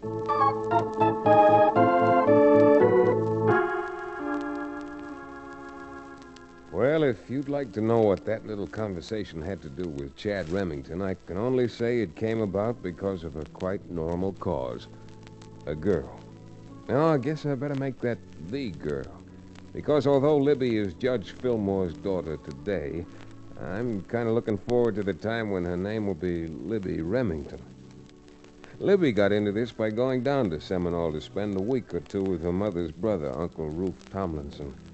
And not 2 days after, I received a telegram saying that if it was at all possible, Libby would like me to come down at once. Business. Well, I got hold of Cherokee O'Bannon, former medicine man and now owner of the Dos Rios livery stable. And on the promise of a good time in Seminole, Cherokee not only loaned me a horse, but rode along with me. Just what the business was Libby referred to in her telegram, we found out hardly had we crossed the state boundary into the Seminole Strip. Chad, now that we're here in Seminole, I don't want you to forget your promise to me. I'm looking forward with great anticipation to, shall I say, a merry old time while over here. Oh, Mr. O'Bannon, I want to remind you that my word is as good as my bond. Ah, yes, bond. What a beautiful word that is. Bond. Bottled in bond. Precisely what I have in mind. Now, you listen to me. You've already had 5 swigs out of that bottle of so-called genuine Cherokee Indian rattlesnake oil, and as far as Marinated milch mackerel, Chad. Did you see that? I sure did. That feed barn blew up practically in front of our eyes. Now, who'd want to blow up a feed barn? Don't ask me, but I got a feeling this is no place for us to loiter. We better knock on these horses and get over to Rufus Tomlinson's ranch.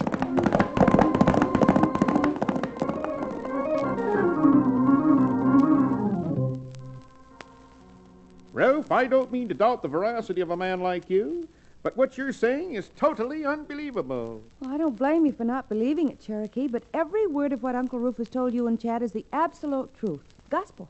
I'm sure it is, Libby, but it just doesn't make sense. Suddenly, with no reason, trouble should hit Seminole like a tidal wave. Shootings, killings, fires. Shucks, if we could make head or tail out of it, I wouldn't have let my niece go sending that telegram. Yeah. Just like that feed barn you saw blown up. That makes sense? Yeah, it makes a little sense if you're as bat-brained as I am. Now, Chad, honestly, this is no time for joking. Now, Libby, you know you've both been a little too close to the picture to get an honest perspective on it, but hasn't it ever occurred to you that just perhaps someone is stirring up all this lawlessness because there's a petition up at the Capitol now to take Seminole in as a county? But why, Chad? Just tell me why someone would want to keep the Seminole Strip out of the state. What would they have to gain? Well, might have a lot to gain at that, Libby. Right now, this here strip is sort of a governmental orphan. No real law down here. And if the strip isn't voted into the state, there may never be any law down here, except gun law. Tell me, Ruf, how do the ranchers and other folks in Seminole feel about this crime wave? Our men I've talked to are so blame upset they're ready to grab every gun and rifle they can lay a hand to. Just start blasting. Uh-huh. Once they start doing that, Ruf, you're going to be in the middle of the darndest range war you ever saw. Yes, sirree, Bob. If you start shooting at each other, I'll bet you 1 whole case of my rattlesnake oil to a gopher hole. Those senators and politicians won't ever give you a county charter. Oh, Chad, that would be terrible. Well, what do you think Uncle Ruf and the rest should do? How can they fight back against someone they don't even know? Libby, I'll tell you.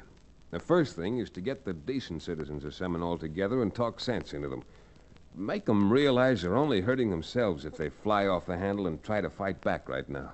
But gosh almighty, Chad, how are you going to talk to a lot of wild men? Then they got plenty of cause for being wild and acting like sensible human beings. Well, I'm not guaranteeing anything, mind you, but if you can round up 20 or 30 men you can depend on and get them to attend a meeting, I'll promise you this much.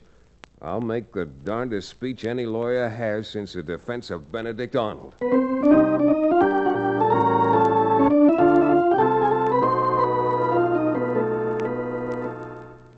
Rufe Tomlinson did just what I asked him. The next morning, shortly before noon, 27 angry-faced ranchers filed into the little town hall to listen to me. I guess I wouldn't make too good a criminal lawyer, because all of my impassioned speechifying left them pretty cold. Until a tall, swarthy man got up in the audience and started down toward the platform where I was standing. Now, just a minute, men, just a minute. I think Mr. Remington's right. He's absolutely right. Well, thanks. I'm glad to find somebody who thinks I'm not all wrong. Come on up here. Hey, sure thing. Yeah. By the way, Remington, I'm King Carson, cattle broker here. I own the Frying Pan Ranch and 2 or 3 smaller spreads. So, you see, I've got a real interest in what you're talking about. Oh, fine, Mr. Carson. And now, would you mind telling your neighbors just why you think they should leave their guns alone until such time as the state's voted favorably on your petition? Well, all right, Remington. Although I'm not certain that making speeches is going to change the minds of this crowd. Well, sir, they say they can't rule you off the track for... Chad, look out! There's a man outside the window! Chad, you all right? Yeah, I'm all right, Rufe. But come on, all of you. Let's get outside after that bushwhacker. Which way did Bourbon go, Chad? Did you see? I saw him. Hit his horse and ducked into that alley the other side of the hotel. Come on, man. Carson, seen him, boys. Grab your horses. Let's get after him. All right, some of you circle the other way. Come on, Remington. Let's head for that alley. I'm with you, Carson. All right, get up there, boy. Come on, boy. Come on.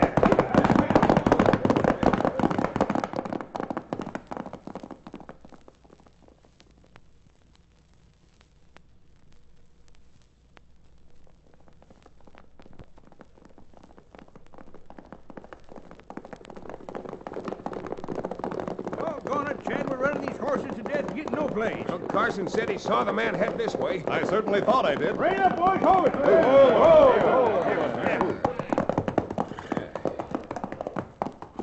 Well, I'll be blamed. What do you make of this, Chad? Oh, what could anyone make of it? Someone took a shot at me at the meeting and somehow got away. Kind of makes fools out of us, too, doesn't it, Remington? After shooting off our mouths, telling the boys not to fly off the handle and start squeezing trigger, we do that very thing ourselves. Well, Carson, now that I've been singled out as a target, I'm starting to feel the way the other men do. What do you mean, singled out? I mean, look here on the side of my neck. What? Chad, your neck's all bloody. That's right. 1/16 of an inch closer, and those 2 slugs would have stopped my speech-making permanently. Well, I got an idea there's someone who doesn't want any speech-making here in this strip. When I find the man, I've got a few oratorical gestures left I'm going to use on him. 10 raw-boned knuckles swung freely to punch home the points I'm going to make. And I don't mean in speeches.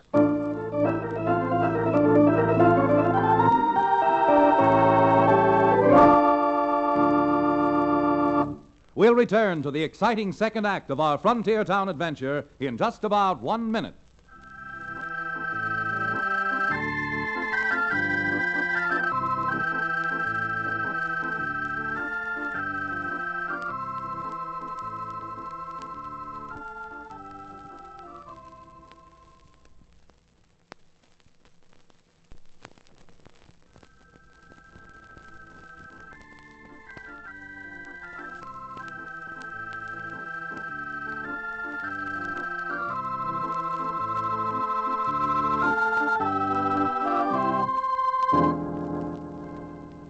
And now, Frontier Town.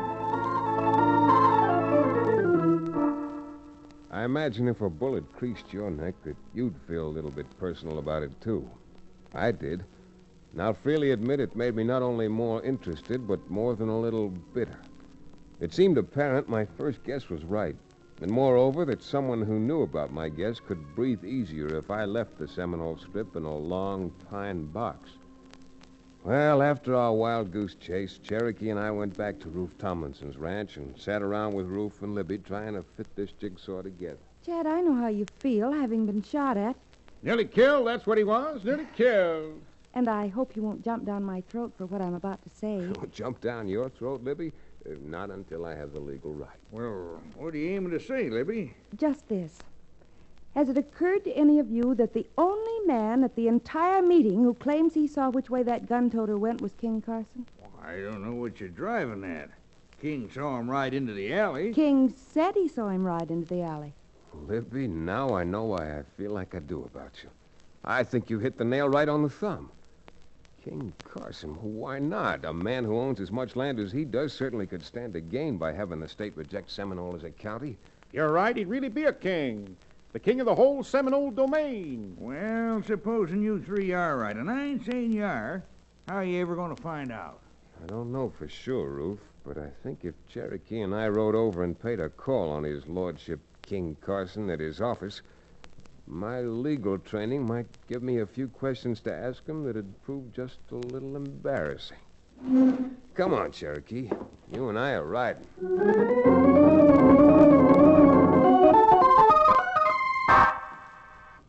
Why, doggone it, King, don't go bawling me out. I done exactly what you told me to do. Oh, sure, Toby. You did exactly what I told you to do. The only thing you didn't do was to put one of those two slugs through that rattle-brained lawyer's thick skull. If I hadn't led that posse on through the alley, you'd be dangling from a tree right now. Yeah, you're so smart. Maybe you better do everything yourself. There's one thing I will do myself, Toby, if you don't stop talking back. Oh. King, you got no business slapping me. I'm not going to slap you again, because I don't go around slapping corpses. And if you don't get that Chad Remington once and for all before today is over, a corpse is exactly what you're going... What are you staring at? King, quick. Huh? See who just rode up here? It's Remington, that partner of his. Well, that simplifies everything, doesn't it? Simplifies? Yeah. Since I can't trust you to take care of Remington, this gives me a chance to do it for you. Now, you stay here and stall him. I'm going out the side door and slip around to the rear window. All you have to do is to get him with his back to that window. But you'd better not slip up on that. That's all I've got to say.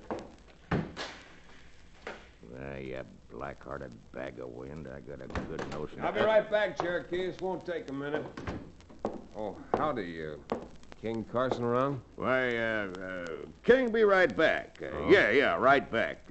Just make yourself comfortable. Take that chair over there by the window. Well, thanks. Don't mind if I do stretch my legs a little. Good grief. Shot twice through his back. You sneaking bushwhacker! Out of sight already. Every time I turn my back, someone else is... Here. What's going on in my... What? Toby. Killed. Well, now, look here, Carson. Don't look at me like that. I had nothing to do with it. I was just standing here... Oh, you didn't, eh? And what are you doing just putting your gun back in your holster? Good grief, can't you see the glass in that side window's broken? Someone shot through there. What does that prove? Nothing. And if you think we're going to stand by here and let you get away with a cold-blooded murder, my friend, you've made the biggest mistake of your life. Come on, you. We're taking you out to the nearest cottonwood and end your speech-making with a rope. Have you men all been smoking loco weed? What do you mean? If Remington shot somebody, then some bullets ought to be missing out of his gun. If he's still got 6 bullets in it, then he isn't the man you're looking for. Oh, yeah, that's right. No, just a minute, Cherokee. I appreciate what you're trying to do. As for those shots, No use wasting your breath arguing, Chad. Just hand over your gun. Here, I'll get it. This is utterly ridiculous. We heard the shots and came in now, here and there's found no him. use squawking, King. But If these slugs are in Remington's gun, he couldn't have done the killing. Blame right. Now, here's his gun. Look for yourself. Thanks.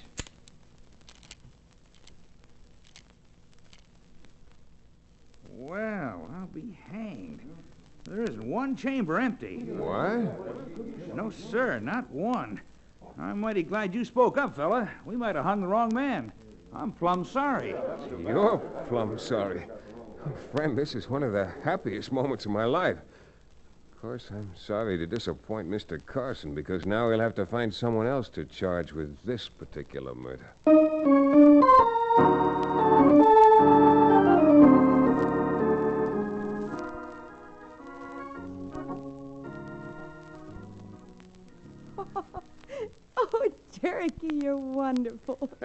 You're telling me, Libby? Why, before I got my medicine wagon, I worked the Chautauqua route with the shell game. Here it is. Now it's not there. What shell is it under? Best man in the business, if I say so myself. Yes, indeed. You must have been the best man, Cherokee. Although I don't see how, with everybody looking at you, you still managed to palm my gun, which had 2 shells shot out of it, and give them the Colt out of the dead man's holster. Neither do I. Well, since it's not considered ethical to give away any professional tricks of prestidigitation, I'll have to refuse to answer. But I'm mighty glad that for once I was able to help Chad instead of Chad always helping me. By the way, wouldn't you say it calls for a little libation about this time, Chad? Oh, Bannon, you can drink your fool head off. Well, thank you. Just as soon as we've gotten the goods on King Carson and turned him over to the nearest marshal. I knew there'd be some string attached to that. Talking about getting the goods is a lot different from actually getting the goods, Chad. I'll say amen to that, Libby. Now, let's save our amens for Carson's funeral if we're good and lucky. Because we'll have to be lucky to pin anything on him. We will? Yeah, he's smart. Slick as a jackrabbit in an oil well. Look at what he framed on me. What's that? Well, the way I figure it, the man he killed was a man who worked for him that he wanted to get rid of. So? So he killed him figuring the mob had killed me, thereby getting rid of both of us and keeping his own hands clean. And again, I say so. So, my dear Miss Persistence, I think that since King Carson considers himself an expert at murder, what we've got to do is plan another one for him. Just pray that we're lucky enough to stop him before it's too late.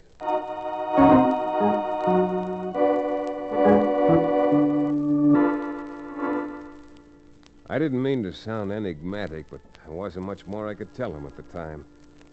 I was still a little shaken up from having escaped hanging, thanks to Cherokee's quick wit and even more nimble fingers. But most of all, I didn't have anything definite worked out. And then when I heard the next day that Senator Quade Dunstan and his committee had arrived from the state capitol and that the senator was putting up at King Carson's place, everything soon seemed to fit together. Of course, Senator, I can't say things worked out 100%. But I think there's been enough trouble around Seminole for your committee to refuse action on the petition to take it in as a county. Of course. I certainly wish you'd gotten rid of that Chad Remington instead of bungling that up. Yes, well, Oh, that's funny. Someone coming here at this time of night. Excuse me, Senator. I'll open the door. Evening, King. Mind if I come in? Why, I'm busy at the moment, Roof. Won't tomorrow do? No, I'm afraid this is one thing that won't wait. Senator, this is Roof Tomlinson, a neighbor of mine. Oh, how do you do, Mr. Tomlinson? Pleased to know you, Senator. I'm sorry I had to come in like this, but I'd like to talk to Mr. Carson alone. Well, what about, Roof? Well, I happen to know who shot Toby at your place the other day. What? Oh, really? Well, how interesting. The senator's here to find out just who it is who's been stirring up all the trouble, so he'll be just as interested as I am in finding out what you know. Now, wait a minute, King. You sure you want me to tell what I saw? Why, certainly. We've got to bring that kind of a sneaking buzzard to justice. You know the man's name? Well, Then, maybe you can describe it, huh? Would you say he was about my build? Yes, I would. And would you say he looked anything like Mr. Carson? Yeah, I'd say that, too. You see, I was just turning the corner when I saw the whole thing happen. Well, Senator? King, I'm afraid this gentleman is a little too frank to be trusted for too long. That's what I was thinking, too. What did you come here for, Tomlinson? Think you could blackmail me? Why, you smooth-talking vulture. You're the one that's been trying to blow the Seminole Strip to bits. You're absolutely right, Senator. He's not a man to be trusted at all. I'm sorry to have to do this to you, Roof, but our game has gone a little too far to allow you to break it up. Carson, for heaven's sake, stop wasting time. Squeeze that figure and get it over with. Hey, who's that? Drop that gun, Carson. No, Go on, drop it. Beautiful shooting, Chad. Blasted that gun right out of his hand. All right, open the front door, Roof. Let Cherokee in. I'm saving my strength and coming in through this window. You're darn right, Chad. And, Senator, you better sit right where you are. Why, you... Yeah. Well, we sure got him dead to... Chad, Carson, he's got another... A sleeve gun, huh? Well, Carson... Senator, my gun is on the floor there. Grab him, Cherokee. Why, you lily-livered, penny-pinching politician, you... Great jumping G-horse, Chad. You doubled Carson up like a jackknife. All right, you. Stand still. Get your hands off of me and keep them off. Why, sure, Senator. We'll be pleased to get our hands off you. But not before a federal marshal gets his hands on you. The three of us heard more than enough out of you and Carson to guarantee the next soapbox you'll campaign from will be in the laundry of the federal penitentiary.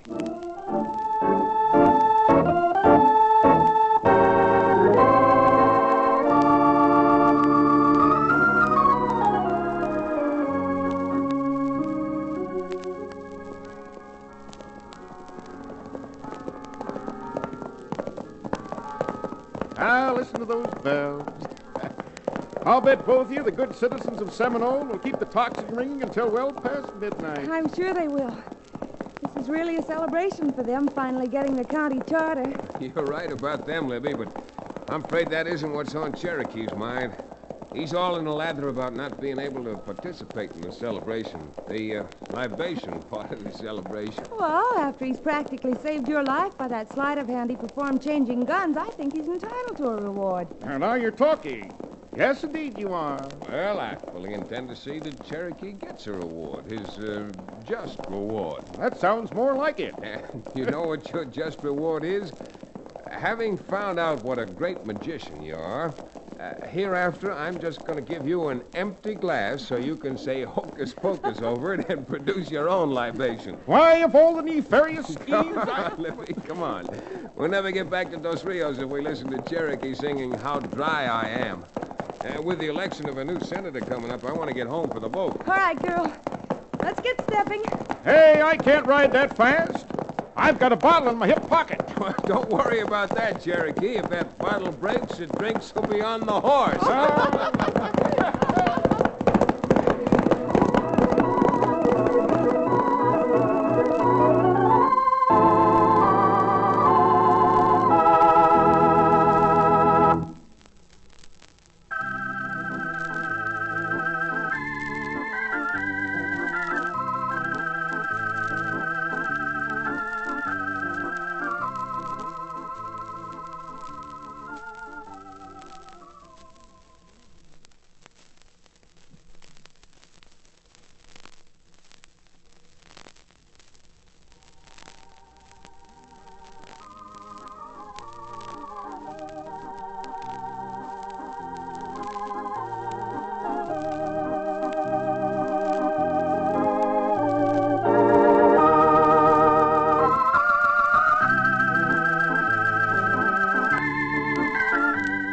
Frontier Town, starring Tex Chandler, is a Bruce Ells production. Supervision by Joel Murcott. Story and direction by Paul Franklin. Music written and played by Ivan Ditmar. Be sure to be with us again, same time next week, for another fine action-adventure story with your favorite young Western star, Tex Chandler. This is Bill Foreman telling you that Frontier Town came to you from Hollywood.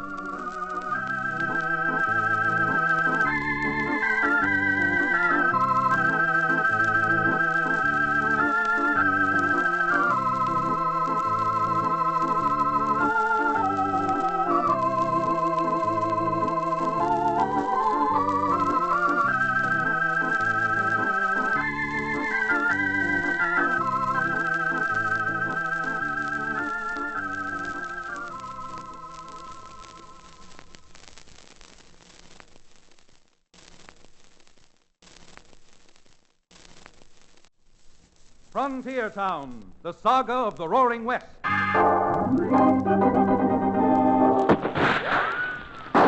Frontier Town. El Paso, Cheyenne, Calgary, Tombstone.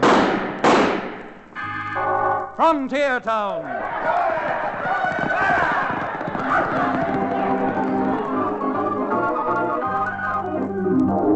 Here is the adventurous story of the early West, the tamed and the untamed, from the Pecos to Powder River, Dodge City to Poker Flat. These are the towns they fought to live in and lived to fight for. Teeming crucibles of pioneer freedom. Frontier Town!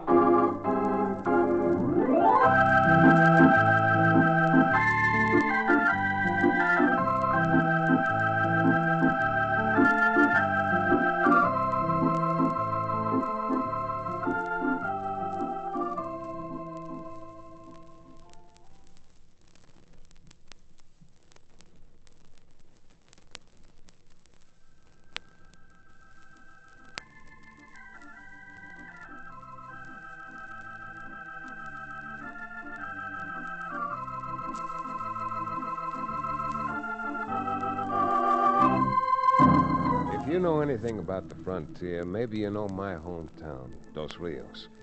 I'm Chad Remington. Not alone the one practicing lawyer in town, but almost the only lawyer in the county. Our section of the country was settled by the early Spanish. And although that was in the days of the old vaqueros, the Spanish influence still is evident wherever you go. And believe me, it's not at all unusual because of it for a lawyer to get into trouble, gun trouble. Just a while back, I was riding toward Dos Rios with Cherokee O'Bannon. He owns the town livery stable now that we've convinced him it's safer and more permanent than peddling his genuine Cherokee Indian rattlesnake oil from the back of a wagon. Well, Cherokee and I were loping along, and suddenly... Geronimo's ghost, Chad. Did you hear what I heard? Not only did I hear those gunshots, Cherokee, but now I can see where they came from. Hey, look over there. See that smoke rising just over the roof of that hay barn? Why, that's that widow lady's place. What's her name? Bessie Dryden? Yeah, that sure is Bessie's place, Cherokee. Since this sounds like a pitched battle, maybe it's open to the public. Come on.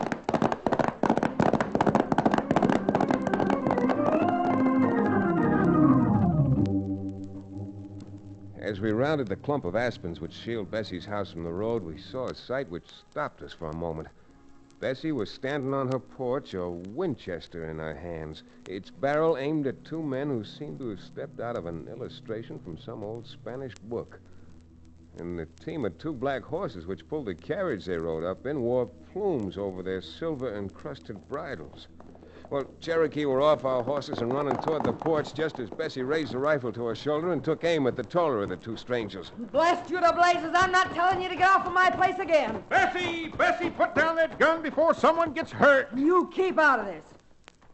Senor, your intervention is most fortuitous. You might even have saved this woman's life. Yeah, well, I'm well Excuse able me, to... Bessie, excuse me, but I'm taking that rifle before it goes off again. Now, here, Cherokee, you keep an eye on it. I'll keep an eye on her, too. And we both keep eye on la mujer, huh? See, amigo? Okay, both watch her. Now, would someone mind telling me what this is all about? This overdressed oaf come out here and had the brass-bound gall to tell me I'd have to pay him rent for this place I homesteaded myself, or he was going to throw me off. And despite your threats, madam, I fully intend to. This land, all of it, belongs to the Chavez family. The Chavez family? Perhaps I'd better introduce myself. I am Don Alfredo Chavez Nagel, recently from Santa Fe. And this is my servant, Palmero. And you, sir? Oh, I'm Chad Remington, Mr. Nagel, and I would like to know what you mean by you own all this land. I personally know that Mrs. Dryden and her late husband homesteaded this section more than 20 years ago. I'm not questioning the homestead. But only 2 weeks ago, this came to light. Oh? A grant from the King of Spain to my maternal grandfather, Don Alfredo Sepulveda Chavez y Dominguez. Expect me to believe that? Oh, wait, you may have to believe it, Bessie. Under the treaty by which we acquired this territory from Spain, we agreed to recognize all crown grants made by the King of Spain previously. May I see that parchment? I have no reason not to show it to you. Oh, thank you. It looks legitimate enough. Are you implying that it may be illegitimate? No, far from it. Not at all. You see, Mr. Nagel, I happen to be a lawyer. A by lawyer? nature. Then perhaps this meeting was more fortuitous than I had first believed. Senor Remington, for 3 days, Palmero and I have been driving constantly just to come to Dos Rios for the sole purpose of perfecting my title to this land. For that reason, I am in need of an attorney. And since you are one... Chad, if you take 5 cents of that land grabber's money, I'll... I haven't taken anything yet, Bessie, but Well, since from the description in this deed, Mr. Nagel may hold title not only to your property, but to most of the ranches in this valley, I think it might be good business for all of us if we did ride into my office and talk this over.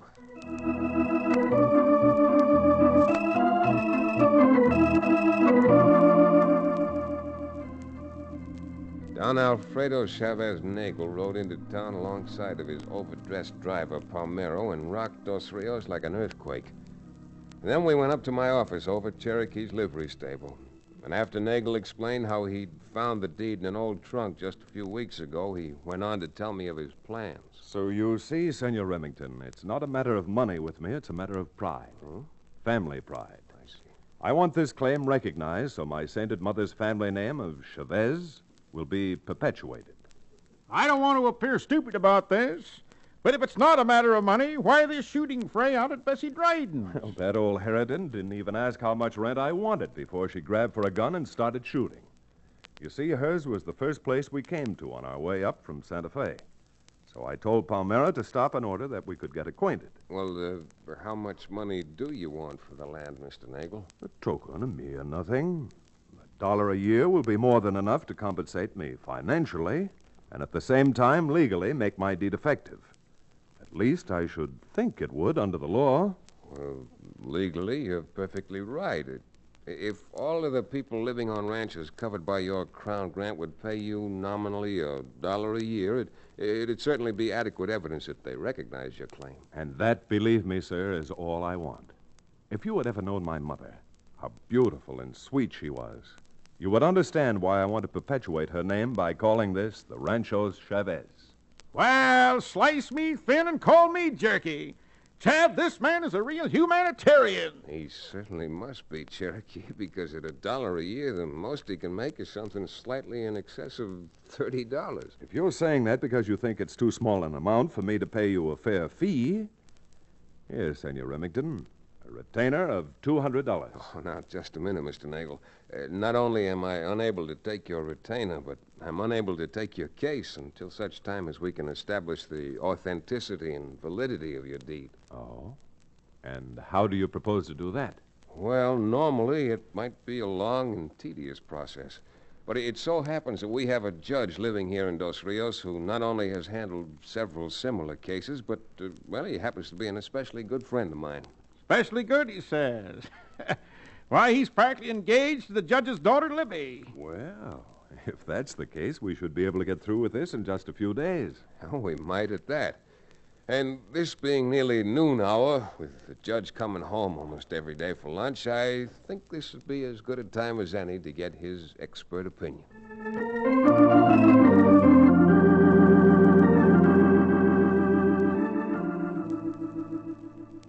Well, Judge, what do you think? Seems to be no question about this deed, Chad.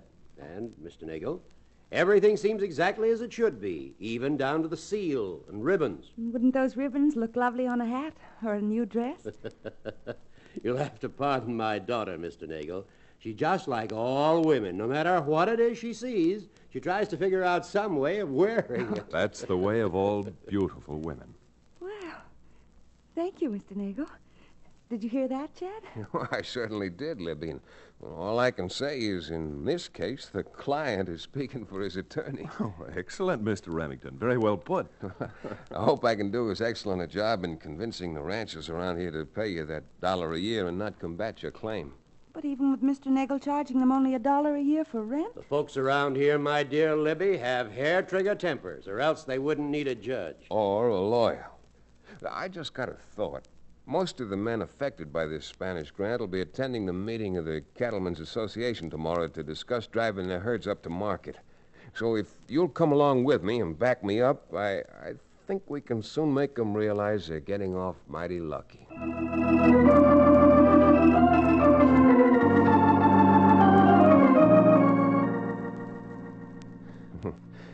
Getting off lucky. You'd have thought I was down there with process service trying to throw widows and orphans out of their homes.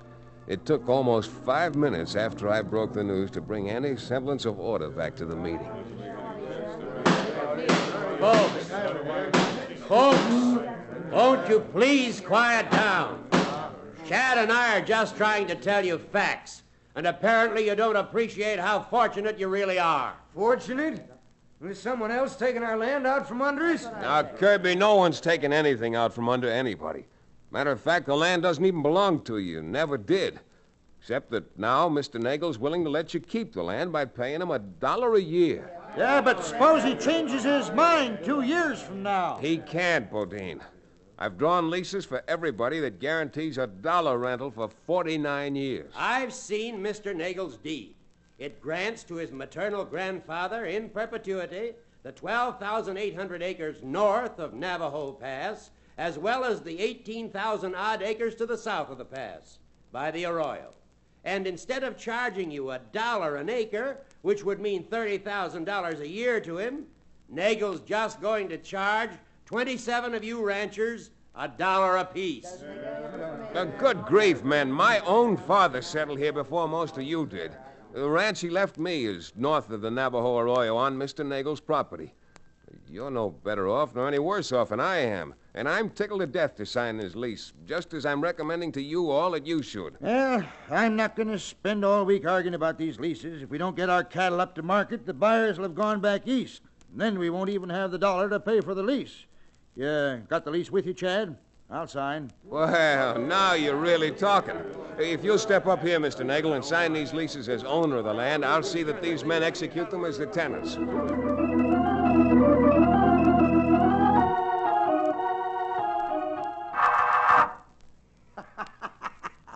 What's wrong with you, Buck? You'd make a perfect laughing hyena. How you put it over on them. Oh, look, my friend.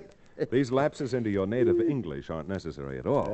Not alone had you better stick to that Spanish dialect, but as my driver, Palmero, you better practice it, too. Oh, si, I practice it good, I think, huh?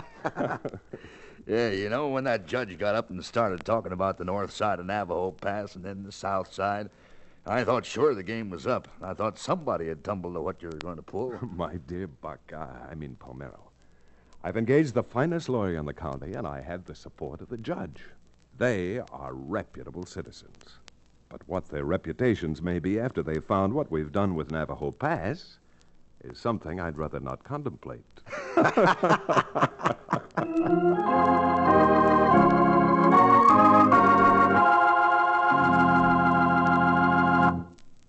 We'll return to the exciting second act of our frontier town adventure in just about 1 minute.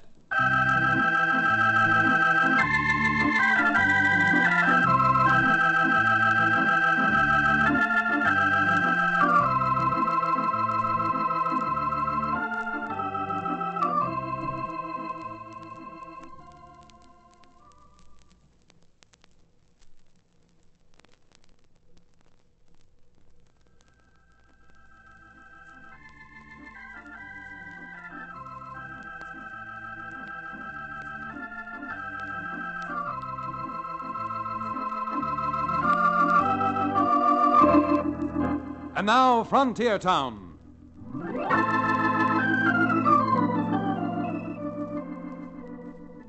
I don't know how much you know about women. The longer I live, the more convinced I become I don't know too much. But there's one thing I've started to learn about, and that's a woman's intuition.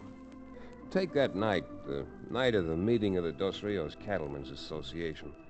I'd gone over to the judge's house for supper, and after a while, when the moon came up, Libby and I wandered outside. With my success in having all the ranchers sign Nagel's leases, I was feeling pretty good.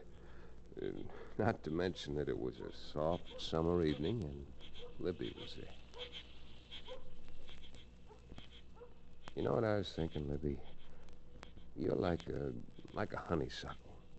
All alive and lovely during the day. And, well, at night, at least tonight, just as quiet and wrapped up in yourself. I'm worried, Chad. You worry? I am. I wish you hadn't done what you did at that meeting today. Well, a fine future we'd have if I went around turning down cases and fees. I've got a feeling about this, an awful feeling. What? Chad, I don't trust that man. I don't trust him a bit. Oh, Nagel? Now, what in the world is there to mistrust about a man who did what he did? No, I'm afraid you don't understand about those old Spanish families and their pride. I'm afraid that I understand that man. Chad, he's too oily. He's too smooth. Oh, come here. What's the use of wasting our time talking about Nagel when we could be talking about, well, about the moonlight. Us. Oh, Chad. Oh, Libby, I wonder if you'll ever know how much I... Hey, Chad! Chad, I've got the horses here, and it's time to be riding back to the ranch. What a time for him to show up. All right, Cherokee, be there in a few minutes. Young fella, me lad, there's a cattle drive starting tomorrow morning. And if you want to be up at Navajo Basin with your herd at sunup, you better be getting some sleep. My master's voice. And I guess he's right at that, Libby. Goodbye. I'll see you when we get back from market. Be careful, Chad. Promise me you will. Be careful. What about? I don't know. Just be careful, Chad. Be careful about everything. Everything.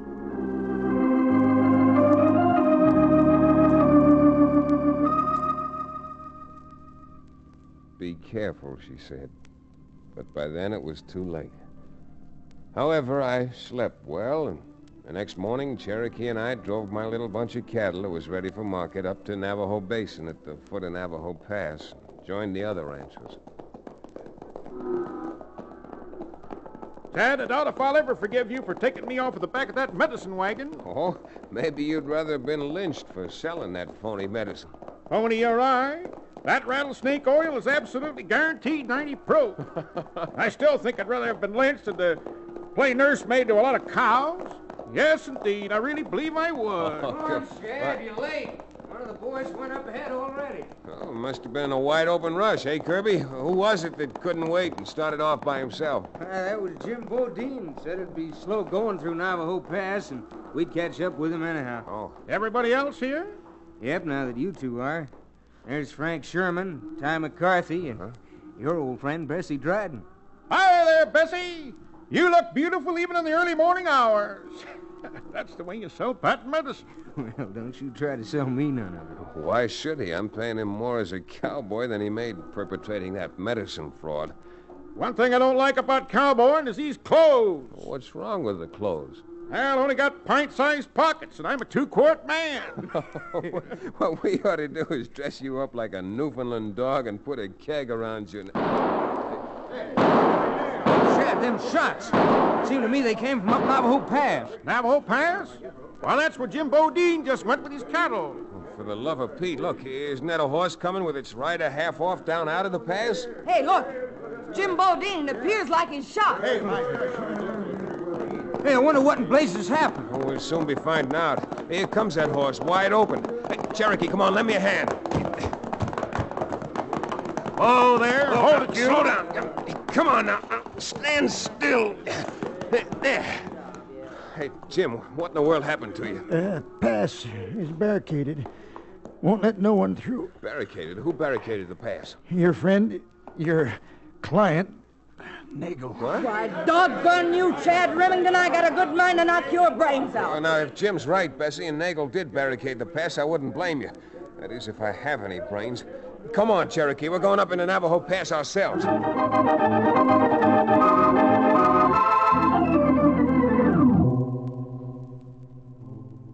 Jim Bodine was right, except it wasn't exactly a barricade. It was more like the breastworks at Gettysburg. Wire had been strung up across the pass, and right below it were sandbags, each bag bristling with a rifle. Cherokee and I got within about 30 yards of it when... Oh, hold it, Cherokee. Whoa, whoa. This is far enough. This is too far. Turn them horses and get out of here. Just a minute, Buck. This gentleman I want to talk to. Hey, Chad.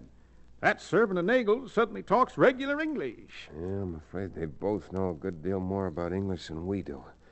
I suppose you can explain this, Nagel. It's quite simple, Counselor. Nobody goes through Navajo Pass across my property without my permission. And my permission can be obtained only by buying it. Your property? Navajo Pass is a public road. Oh, so? You know, if you'd take the time to refer to some of the old maps, Mr. Remington, you'll find that the arroyo here to my left, which is on my property, used to be a riverbed and that the river flowed down through this pass. You trying to be ridiculous? There's no river here now. And what's that got to do with it anyhow? Well, it may have a lot to do with it, Cherokee. I suppose you realize, Nagel, that if you delay these ranches until the cattle buyers have gone back east, that every ranch is going broke. Naturally. And therefore, they should be glad to pay for the privilege of crossing my land. Let's say $5 a head. You know something? I'm even starting to doubt that this is your land. You know, your doubts might have been well-founded before you so nicely drew up those leases. Now it's of record that every rancher around here has acknowledged in writing my title to this land. Why, you're a bigger thief than I am. I used to be, that is. Nagel, all I can tell you is this. So far, you've succeeded in sucking me in, making a fool of me. But that cattle's going to get to market on time. All right, turn that nag around, Cherokee. We're getting out of here.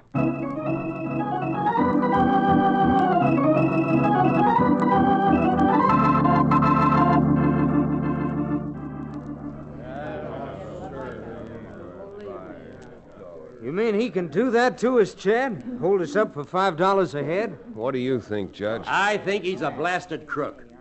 I'll bet you even that deed of his is a phony. Why, now that I think of it, I remember a druggist I used to buy stuff from. He had a way of taking a piece of paper and making it look old, like parchment. And I'll wager that's exactly what Nagel did. Well, once we can establish that fact, we'll make short work of him. Chad, I'm going up to the state capitol at once. Yeah, you should, Judge, but meantime, since possession is 9 points of the law and these cattle have got to get to market, Nagel's got us over a barrel. Unless what? Unless we can break through that barricade. Well, how in the name of Simple Simon are you going to do that? Now, wait a minute. Remember the yarn about the Trojan horse? Listen to me. The Greeks got their soldiers into Troy by hiding them inside a hollow horse. I think we can do the same thing and trample down that barrier and the men behind it by using our cattle. Cherokee, get out there and call in those outriders. We got to get these cattle running.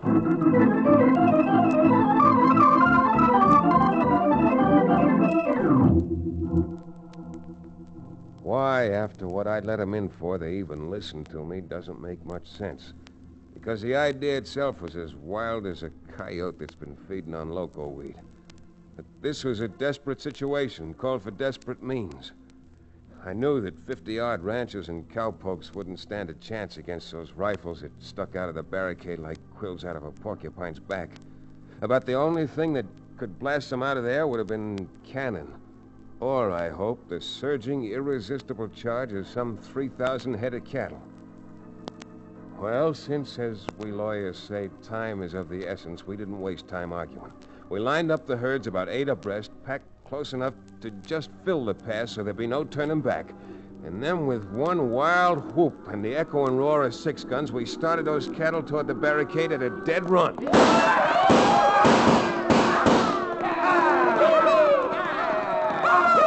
look at them steers run, Chad. All right, Kirby, you keep back. Keep back of the cattle. They got to break through first to make an opening for us. They're getting through, Chad. They're getting through. Don't let them get away. Come on. What are you packing left?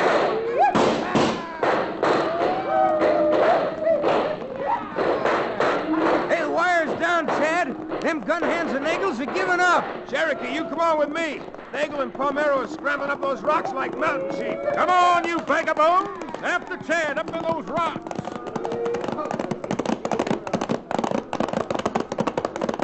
Nagel, either stand where you are or we're going to run you down. Don't.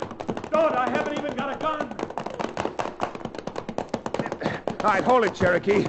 Hold it. Keep these 2 buzzards covered.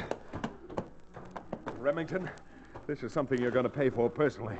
This is my land. Every foot of it is my land. Yeah, I guess it is your land to all intents and purposes, Nagel. Because you're going to be living here, right here, for about the next 30 years. But it won't be at the so-called Chavez Rancho. No, it'll be down in town in the county jail.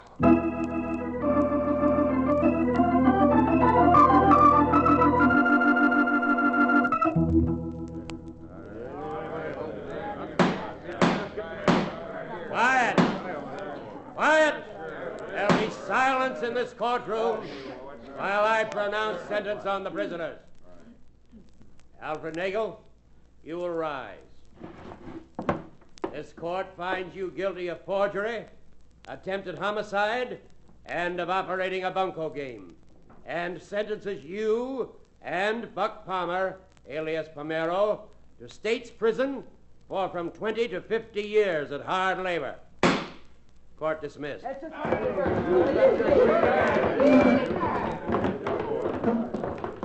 Well, Libby, do you think your father was too hard on those crooks? Far from it. Nagel should have gotten an extra 10 years for all those beautiful lies he told me the first time he came to the house. Say, Chad, I hate to interrupt, but if it's all the same to you, well, I'd like to go back and take off these cowpuncher's clothes. Mighty uncomfortable, mighty uncomfortable. What do you mean, Cherokee? They're too tight? They sure are too tight, aren't they, Cherokee? With those pint-sized pockets, they sure choke a man who has a 2-quart thirst. Yes, indeed. Yes, indeed.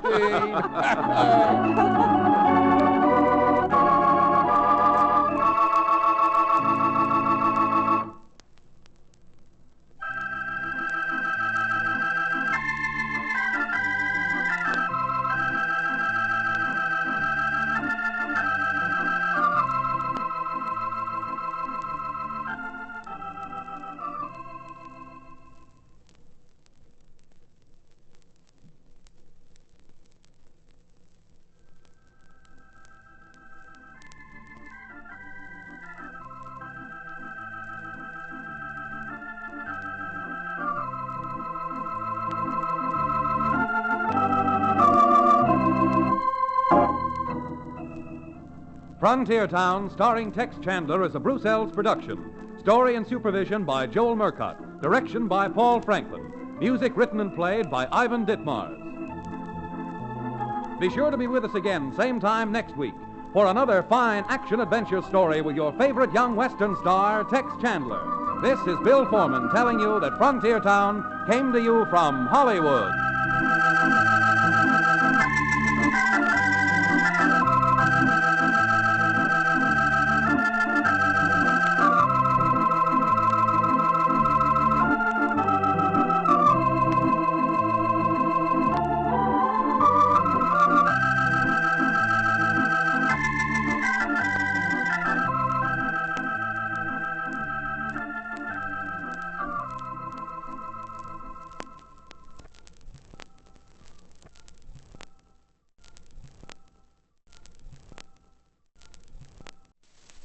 Frontier Town, the saga of the Roaring West.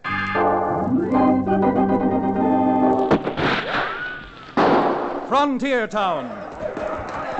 El Paso, Cheyenne, Calgary, Tombstone. Frontier Town.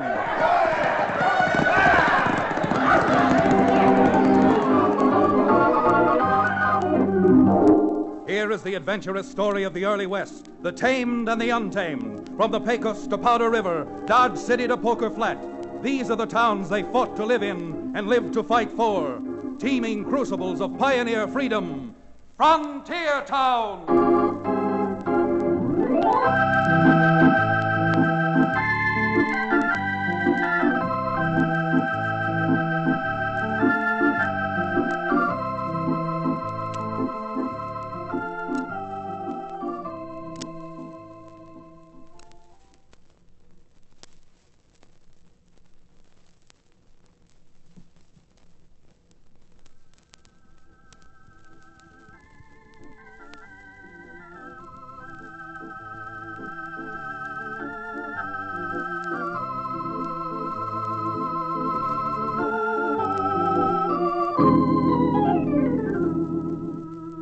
Not too far below the Continental Divide, nested in the narrow valley between the Red and the White Rivers, lies the boisterous, brawling frontier town called Dos Rios.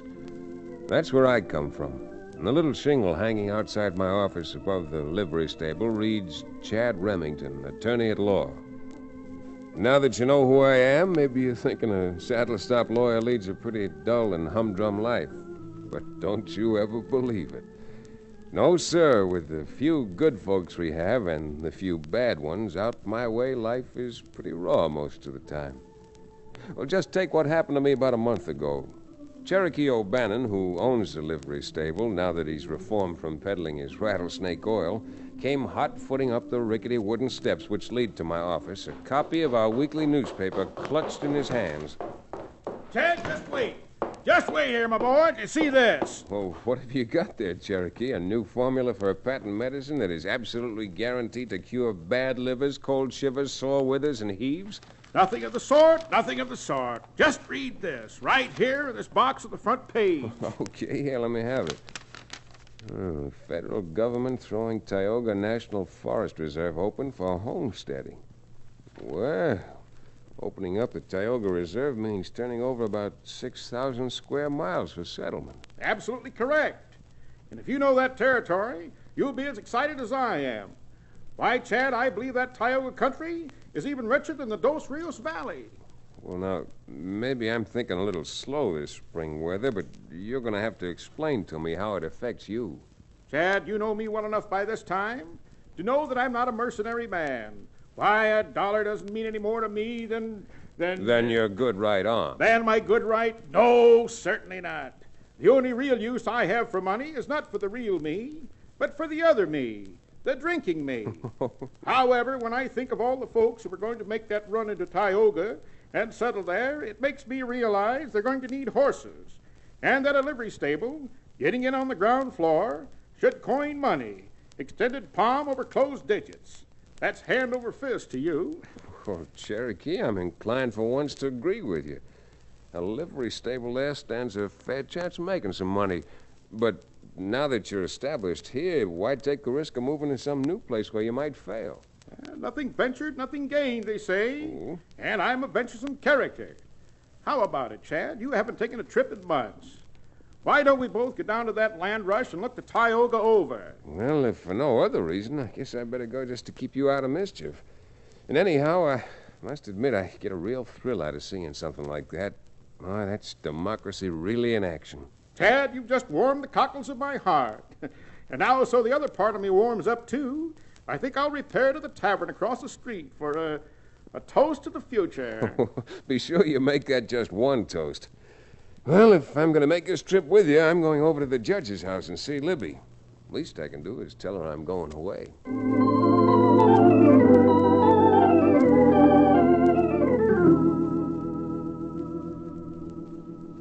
Shortly after sunrise, 2 mornings later, we crested the brow of the hill and looked down on one of the most satisfying sights man's eye has ever been privileged to see. Stretched out in a thin line for more than a mile were horses, mules, wagons, and even a few high-wheeled bicycles. Anything and everything a man or a family could ride in which would take them into the race for a piece of that rich Tioga land. Even Cherokee was impressed. Chad, and this comes from my heart, this is the most inspiring sight I have ever seen. Oh, it certainly is. History's being made right before our eyes this morning. Can you explain to me exactly how this land rush works? Well, as best I understand it, to make sure that everyone has an equal chance, that no one gets in first and stakes out the choicest land, the government's put up a barrier. Yes, I see the barrier down there now. Well, then you can see all the cavalrymen down there policing the barrier. Well, in just about 10 minutes, if my watch happens to be right, a bugler's going to come out and blow boots and saddles. Boots and saddles, eh? Yep, to warn everybody to get ready to start. And then a few seconds later, an officer will trigger a rifle. And that shot will be the start of the greatest land rush in history. I never saw this many people all together at once, even when I was making a high pitch from the back of my medicine wagon. Men, women, children, dogs. Look at them all. Well, instead of looking at them, let's get down there with them before we miss the starting gun. Up there, fella, come on.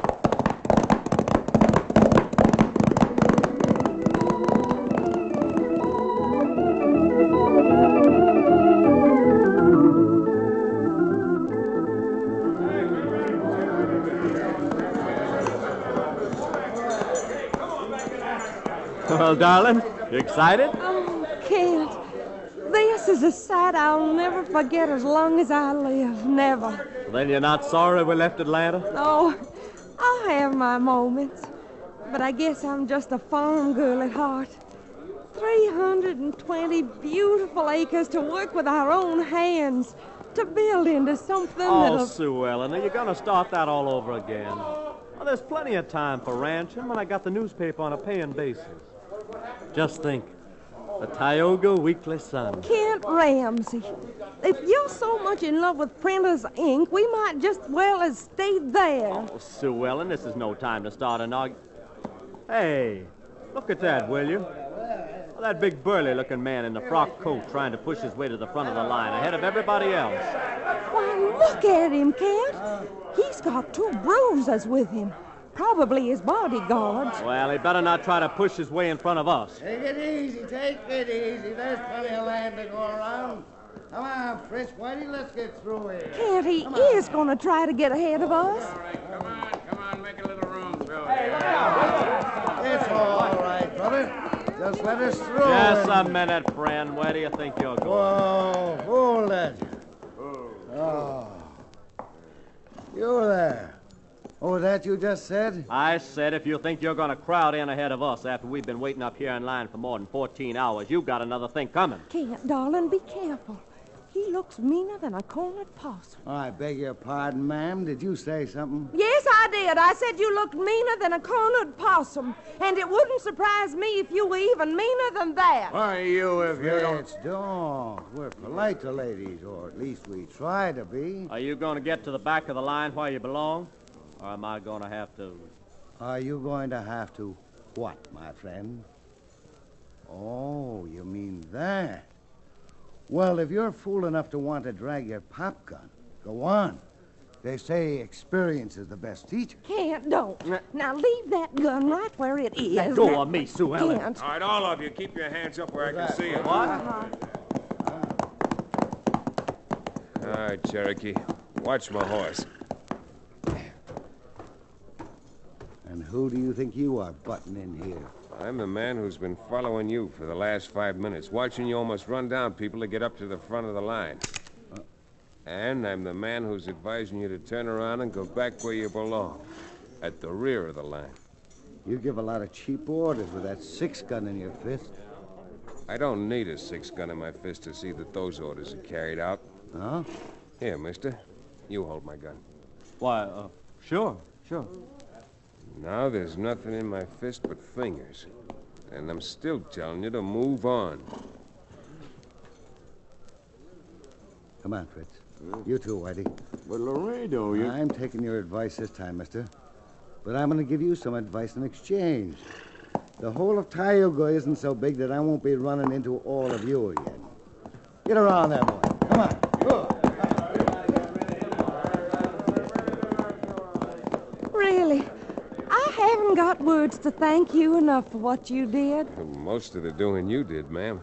When you grabbed your husband's hand and stopped him from drawing his gun, one of those bodyguards of the man they call Laredo had time to get his out, just in case his boss was too slow a draw. That's when I thought it was time for me to interfere. Well, if you're rushing into Tioga with the rest of us, you stay right up better here. get back on your horse. Here comes the bugler. Oh, here it comes, honey. Get ready. Come on now, get all ready. Come on. Get ready to go. Look, folks, I've got to get mounted. Riding horses, we'll have a better chance than you folks with your wagon. So Cherokee and I'll go ahead and you follow us. I'd feel better about Mr. Laredo if we were all together for a while.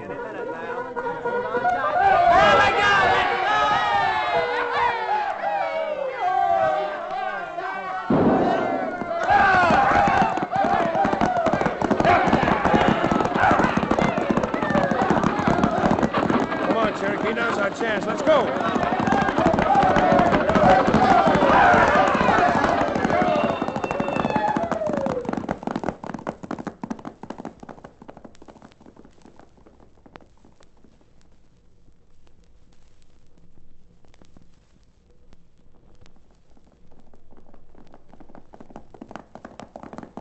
Get along there, boy. We're doing fine, Chad. Outdistance almost everybody. Oh, I'm not complaining.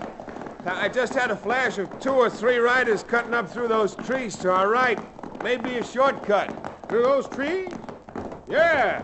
And from here it looks as if one of those men is wearing a frock. Chad! Merciful Providence! Whoa there! Whoa! Chad, are you all right? Chad, where did that slug hit you?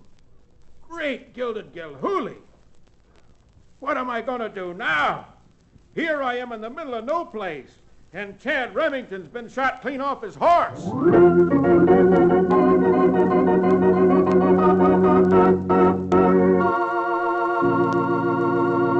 We'll return to the exciting second act of our frontier town adventure in just about 1 minute.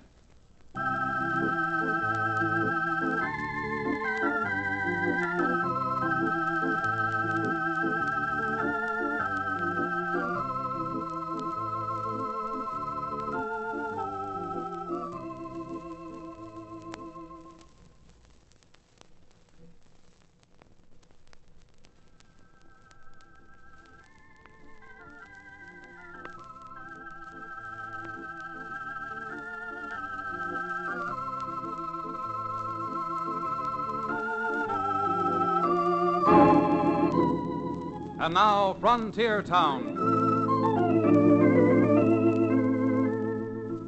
Well, for a change, Cherokee had been right. I most certainly had been shot off my horse. A soft-nosed slug from a carbine hit my shoulder and spun me out of the saddle like a pinwheel. Fortunately, or unfortunately, depending on which end of the rifle you might have been, the wound is a little gory, but not too serious. After washing it and tying it up, we were able to continue. The greeting we'd gotten in the new territory thoroughly convinced Mr. O'Bannon that he didn't want to make his fortune in Tioga.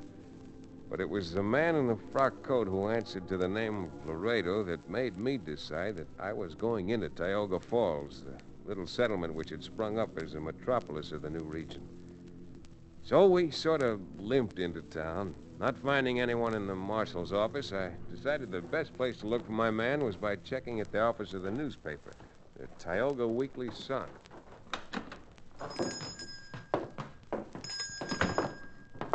Madam, would you be good enough to give us some information? Oh, why, certainly. Well, it's you two again. Kent, my husband and I followed you for several miles, but... Oh, dear, what happened to you? Being in the newspaper office, let's just say it was a little accident. Oh, Kent! Oh, Kent, darling, who do you think's here? My husband's back in the press room setting up part of this week's edition. Are you calling me Sue Ellen? I thought I heard you... Hello! Am I glad to see you two again? Well, I don't say this from politeness. We're glad to see you and your wife alive. Huh? After what happened to Chad, we didn't know if they'd gotten you, too. If who all had gotten us? That gent we tangled with the other morning at the starting line. The one in the frock coat. Oh, you mean Laredo Jake Ellison? Laredo Jake Ellison, huh? How come you know his name? Oh, why, didn't you know? He's opened a bar, a hotel, and a gambling hall, and he's practically running this town already. Did you say a bar? Oh, now, Cherokee, you're incorrigible.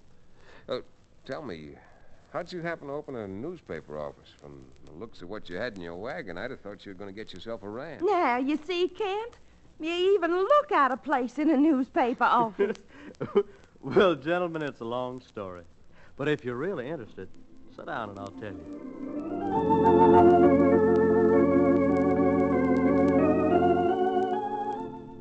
Well, with a little friendly bickering between Sue Ellen and Kent Ramsey, we learned their story. I must say I didn't wholly disagree with Kent. The young fella had real ambition, and a newspaper can be a very influential voice in guiding the destinies of a frontier country. I also learned that Laredo Jake, even in this short time, had almost everyone in and around Tioga Falls either bulldozed or buffaloed. Was starting to run the new town very much his own way. It was a wild little town, and I talked to a lot of people and found out nothing until about the third day when we were chewing the fat with Sue Ellen and Kent in their newspaper office. Well, Chad, what do you think Laredo Jake's going to think of this editorial? I don't think he's going to like it very much, Kent. But if I were you, and I'm not talking just as a lawyer, I'd take it a bit easy. After all, Chad's got more of an axe to grind as far as that crook's concerned. And he's just biding his time. Oh, you all argue with the man. Husband of mine or not, I seem to have no influence on him. Well, She's afraid she'll be a widow before she's really a bride. There's no laughing matter, Kent. When you're baiting a man like Laredo Jake Ellison, you're not out angling for catfish. You're going for shark. If you don't mind, Cherokee and I'll sort of hang around your office tomorrow after the paper comes out and the gentleman in question has had the chance to read what you think of him.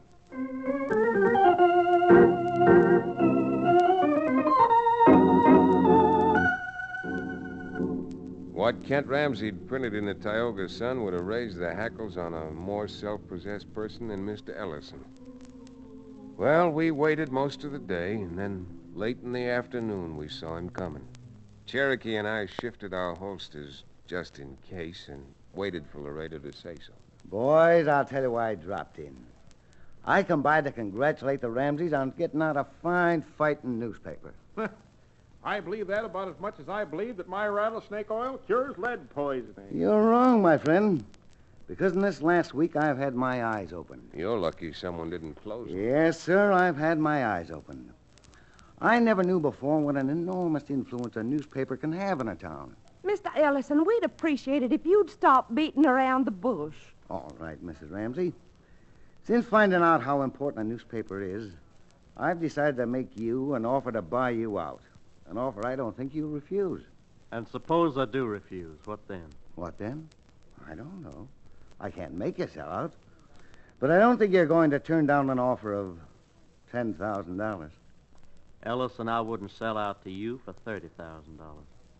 You know, I've always heard that literary men didn't have good business heads, but I never believed it before.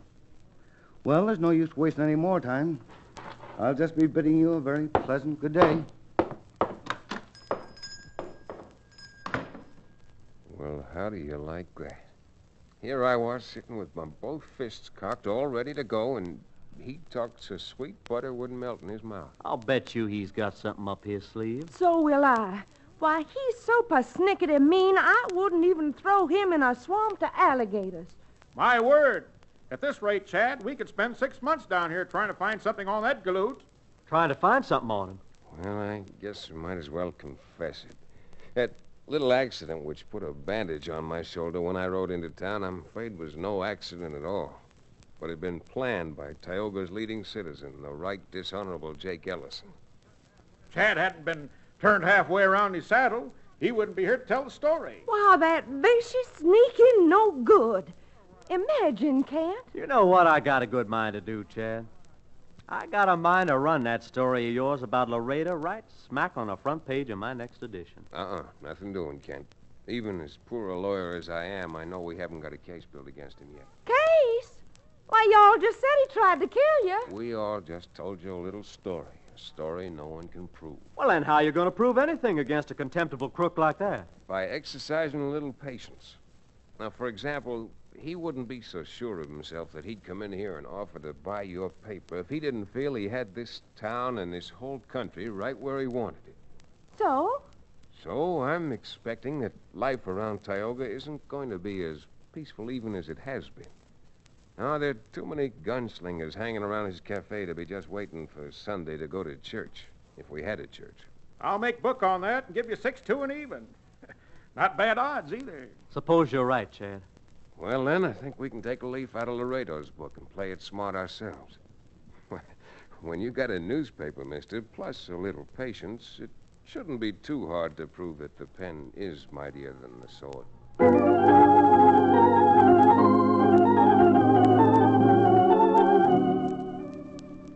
Now, I don't want to sound like an I told you so, but it wasn't very long before the Wells Fargo safe was blown. And 24 hours later, the stagecoach coming in from the north was held up.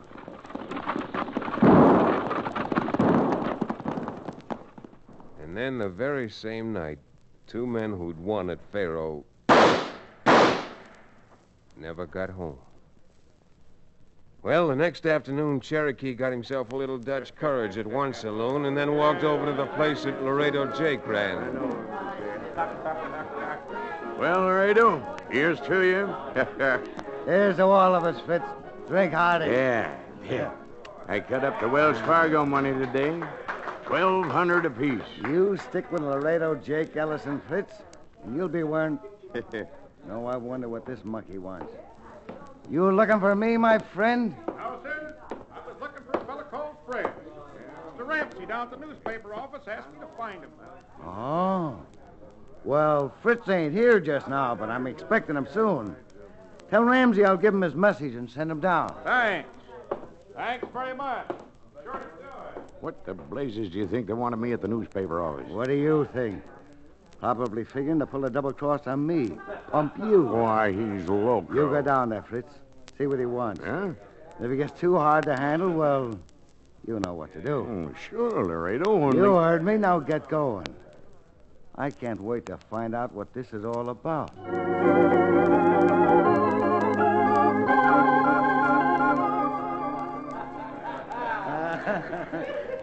Say, Ellison, you got a minute? Yeah?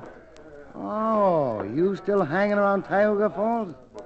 You should have found out by this time that a lawyer'll starve to death in this town. Oh, I don't know. Looks now as if you might be needing one. Well, what I want was a dead lawyer. Dead lawyer? After the way you missed me that first day into Tioga? Or maybe you're a bum shot, but I think our local editor has hit the bullseye plumb center. Yeah? Here, I thought you'd like to get a look at tomorrow morning's paper. Why, that good-for-nothing Looks lying... pretty bad in print, doesn't it? Confederate's confession implicates cafe owner in robberies. Yeah, looks like you're all done, doesn't it, Laredo? Why do you think Ramsey sent for your friend Fritz? What are you trying to do? Scare me? Well, if you're not scared, why don't you walk down to the newspaper office and face Fritz? Deny these things right in front of him. Why, sure. Sure, I'll go with... You double-dealing liar. Hey, Fritz! Yeah. Fritz, come over here. And you, Mr. Lawyer, you stay right where you are. Laredo, that big galoot who come in here and said they wanted me at the newspaper office must have been crazy. I waited more than an hour, and that editor wasn't even... Did you tell Ramsey I engineered those raids? You out of your head. Why should I give you away? Oh, yes, Fritz. Why should you? If I were you, Remington, I'd shut up. But fortunately, you're not me, and I'm not you, because that gun-toter of yours said just enough in front of a few dozen people to put you in the calaboose. Hey, Marshal. Marshal? Why, you're sneaking low down. Drop that gun, Ellison. Miss me again, Laredo, but I'll see if I can make my aim a little better.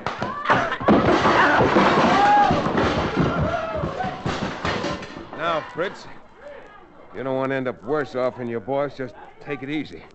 Because you and I are going down to the newspaper office and get a real confession.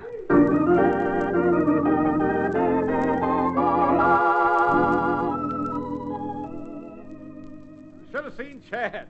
His arms like two windmills. His fists like two pile drivers. Why, I tell you, the man was magnificent.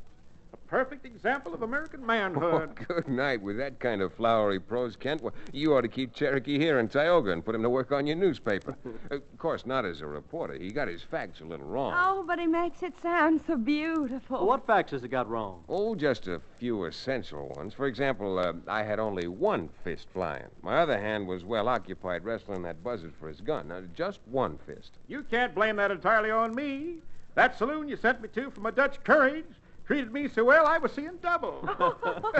And moreover, Mr. Remington, I was not wrong when I say that your brilliance, your sheer and unmatched genius, gave birth to the idea which caught that crook. Cherokee's right about that, Chad. It was you who had the idea to print up a single copy of the paper with that phony headline to trick Ellison. Maybe it was phony, but now you can run 3,000 copies of the paper with the same headline because it's true. And, Cherokee, how about you and me starting back to Dos Rios? Right now, Chad? Right now.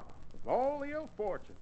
While you were demolishing Ellison's saloon, I saved one full bottle from falling off a table and hid it under a chair. Can I go back down there for just a minute? Nothing doing. I told you we'd stay just long enough to get our proof, and, Cherokee, I certainly didn't mean 100 proof.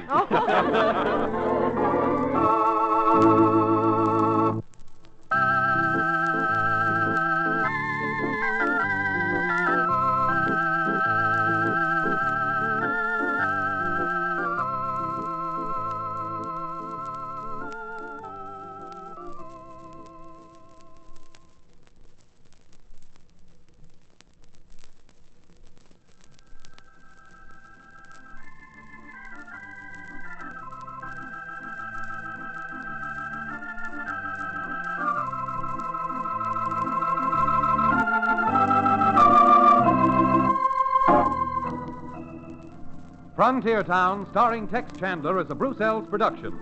Story and supervision by Joel Murcott. Direction by Paul Franklin. Music written and played by Ivan Ditmars. Be sure to be with us again, same time next week, for another fine action-adventure story with your favorite young Western star, Tex Chandler. This is Bill Foreman telling you that Frontier Town came to you from Hollywood.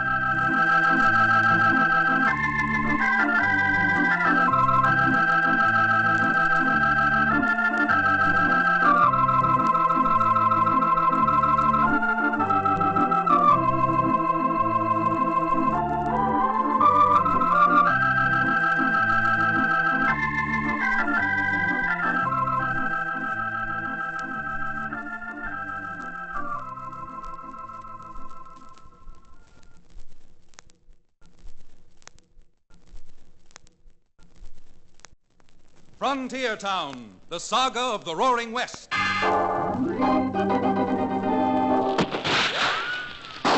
Frontier Town. El Paso, Cheyenne, Calgary, Tombstone. Frontier Town.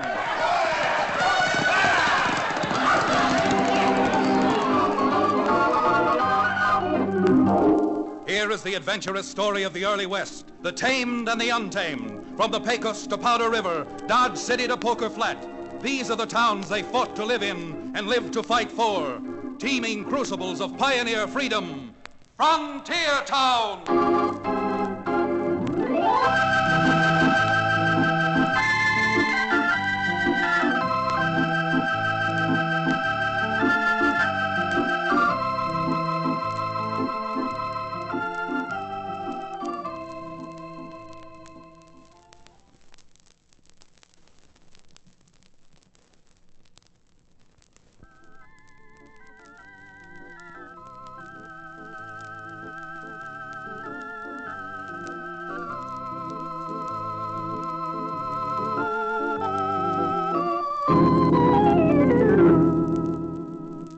Ever hear of Dos Rios?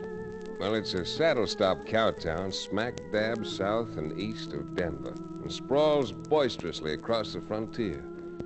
I live in Dos Rios. I'm the one and only lawyer there. Name? Chad Remington. Well, lawyer or no, in that frontier country, there's always something going on, something mighty interesting and, doggone near always, dangerous. Oh, not just rustlings and bank holdups, stagecoach and mail car robberies. Part of the time, our troubles come from what we lawyers might call our duly elected officers. Now, just a few weeks back, over in another little frontier town called... Here I am getting ahead of myself, and I guess I better be starting from the beginning. Well, after all that had been happening, I decided to take a day off, get the judge's daughter, Libby, to pack some sandwiches and ride out to the Painted Rimrock country with me. Well, we'd had a nice ride, a good lunch, and Libby and I were talking things over. I don't know about June, Chad. It's so soon. Well, doggone it, Libby. With me, it's the sooner the better. It isn't as if this is going to come as a surprise to your father, and I... Uh-oh. Now, look who's coming. Wait, who is that, Chad? Is it Cherokee? It's the O'Bannon himself, in the flesh. And it's just gold pieces to gopher holes. He's not out riding just to exercise one of those horses from his livery stable. Now, wait a minute. Hey, Cherokee, over here. He sees us. What do you think he wants? I sure don't know. I paid him 2 months in advance for that office I ran from him up over his stable.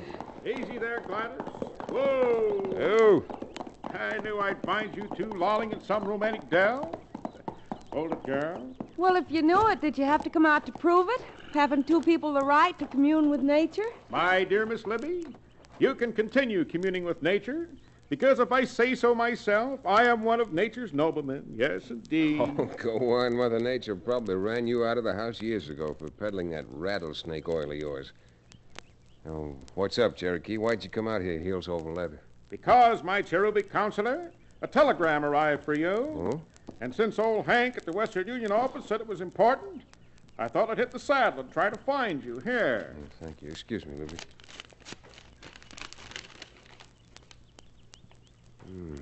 Well, this doesn't sound so good. What doesn't sound so good? What did the telegram say? Oh, I don't know if you remember Bill McCarty over at Medicine Creek. I'm sure your father does. McCarty? Isn't he the tax collector over in Comanche County? Yeah, but he's not the county collector. He's a local tax collector for Medicine Creek. And the telegram's from Bill, and from the little he says here, it looks as if he might need some legal advice. Legal advice, I'll bet. Anytime anyone sends you a telegram, they don't want legal advice. They're looking for two-fisted help. Listen to the man. Chad, would you mind telling me what it's all about? Why should the tax collector in another town in an entirely different county suddenly telegraph to you? Can't tell much from what he's wired. Having filed a telegram at the Medicine Creek office, apparently Mr. McCarty was a little more than a wee bit cautious. But if I can read between the lines, Bill's mixed up in some sort of political shenanigans that involve the mayor of Medicine Creek. Politicians. Those I've met, not counting the sheriffs, rangers, and marshals, have been even more deceitful than the third-rate medicine man. Well, you should know, Cherokee. As a first-rate medicine man, Cherokee, and the owner of a second-rate livery stable, would you be inclined to lend me a horse and ride over to Medicine Creek with me? That I would. That I would. But, Chad, we were talking about, well, you know. Now you want to pick up and... I guess I just don't understand men. Well, Libby, I guess you understand one man a little too well. And he thinks the sooner we get started, the sooner I'll get back to have that little heart-to-heart talk with your father. So I'm all for packing up and getting started today.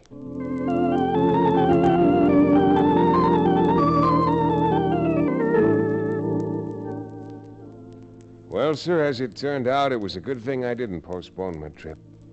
Truth of the matter is, as it turned out, it was too darn bad I couldn't have gotten started a day earlier. Because while Cherokee O'Bannon and I were leaving streamers of red dust behind our pounding horses, the stage was being set in Medicine Creek for the big blow-off. As we pieced it together later, the mayor of Medicine Creek, the Honorable Richard E. Dalegood, had sent for his tax collector, Bill McCarty, and exploded his bombshell. Now, is that clear, Bill? Mayor, do you realize what you're doing? You're actually raising taxes to 3 times what they were last year. McCarty, I had you appointed as tax collector because I felt you were one man interested in seeing Medicine Creek grow. Man alive, that takes money. Of course it takes money, but tripling the taxes isn't going to raise money. All it'll raise is trouble, maybe killings. You know what a bad season the cattlemen have had. McCarty, either you collect those taxes or I'll have you impeached for malfeasance in office. Impeach and be hanged. Go on, haul me into court. But I think when you realize what I'll tell that jury, it'll be you they'll impeach and not me. There are a few other things I could tell a jury. Things like who killed Ralph Osborne. You know blame well I didn't kill Ralph. Do I? Well, I'm afraid any story I'd tell a jury would be thoroughly convincing. You'd better be leaving, McCarty. And if you come back without the tax money, the mystery of who gunned down Ralph Osborne will be finally cleared up. Why, you... Good morning, Mr. Mayor, and goodbye. Well. I wonder who I can appoint tax collector after your funeral, McCarty. Somebody who'd at least appreciate the way we'd... Crone, what are you doing in my office? Well, Mr. Mayor, you handled our tax collector very nicely. Confound it, Crone, I don't like you sneaking in my office through the back door. Well, I'll tell you, Your Honor, I saw McCarty go into the Western Union office this morning and send a telegram. Then when I saw him heading for your office, I just thought I'd come in through the back and listen to what he had to say. Well, I told you what would happen. You heard McCarty. He refuses to go through with it. Yeah, I heard him, and I heard you, too. Heard me? What do you mean? How far do you think we'd get accusing McCarty of bushwhacking Ralph Osborne? I'm afraid, Mr. Mayor, that you're foolish enough to have faith in human nature.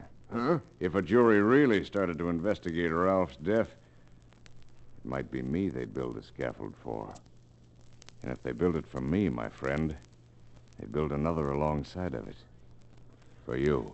I knew I should never let you jockey me into a spot. Now, if McCarty talks to the ranchers and advises them not to pay the new taxes, everything I've spent 2.5 years working for will be blown away like so much tumbleweed. Your Honor, you're absolutely right. But I have a feeling that Medicine Creek is badly in need of a municipal reorganization. And to start with, you'd better appoint a man to replace our tax collector. For Pete's sake, Crone, don't you even think? If I throw McCarty out now, it's a cinch every landowner around here'd believe his story. Oh? But how can they believe his story, Mayor? I mean, did you ever hear of a dead man talking?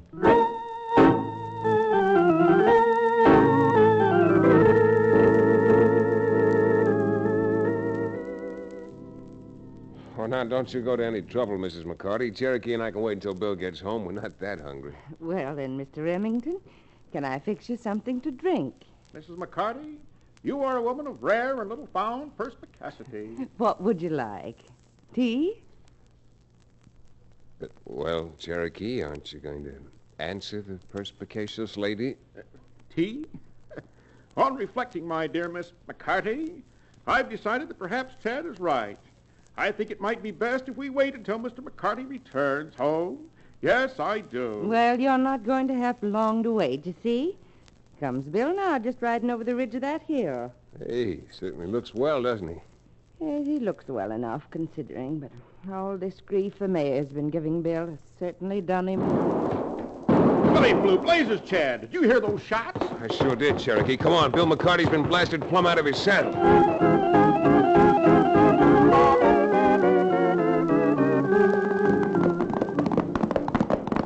There he is, Chad. Raina. All right, Cherokee, help Mrs. McCarty off her horse. Chad, is Bill... Yeah, he was gone before he hit the ground. Those filthy killers. Those dirty, sneaking coyotes. They didn't even give him a chance to fight back. Well, I'll fix them. I'm going down and blast that no-good, crooked gambler myself. Gambler? That's what I said, gambler. That thieving crook Carl Crone. He's the one who's behind the mayor. Now, just a minute. No situation like this is ever cured by another killing. What's more, you have no way of knowing if it was this Crone or anyone else in Medicine Creek who dry ghosted your husband. Don't say that. Who else could it have been? Must have been that gambler. Cherokee, I think you better help Mrs. McCarty back onto her horse. Anything you say, Chad. Come on, Mrs. McCarty. Let go. You take your hands off of me. Here, Cherokee, I'll give you a hand. Look, if you're right about this gambler, Mrs. McCarty, we'll find out soon enough. When we do, I've got an idea I'm going to deal myself into his game. Except I'll be using my own deck. Every card marked with a cross we can put on his grave up on Boot Hill.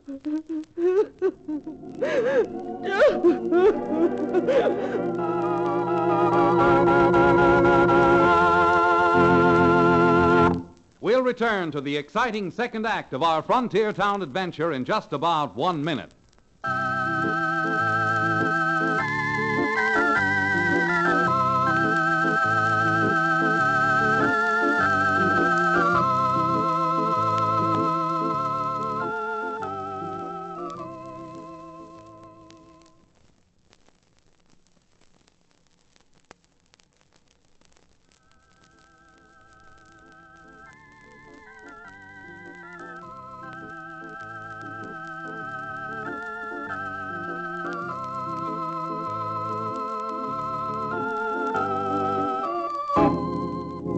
And now, Frontier Town. Well, you can see now what I meant when I said it was too blame bad Cherokee and I didn't get to Medicine Creek a day earlier.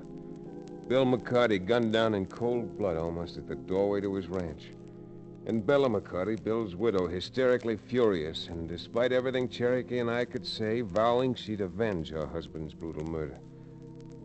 However, while the O'Bannon and I were doing everything we could to quiet and soothe Bella McCarty, down at the mayor's office, an entirely different kind of scene was taking place. A fine lot of good you did getting rid of McCarty.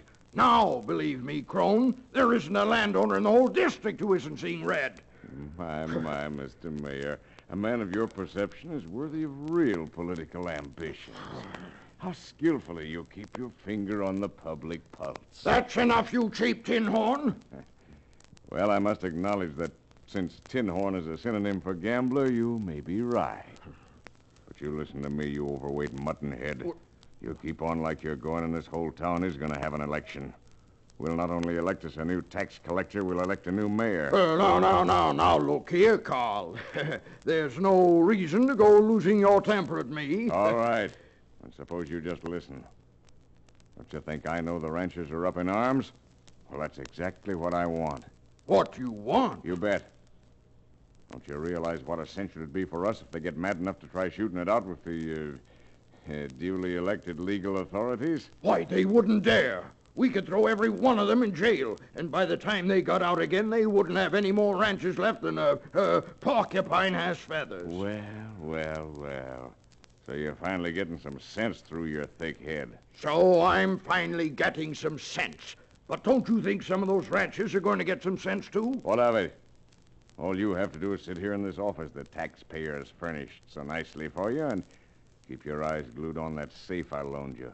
Because, Mr. Mayor, with the help of a few of my friends, it isn't going to be very long before that safe's so crowded with greenbacks it'll take a 20-mule team to move it.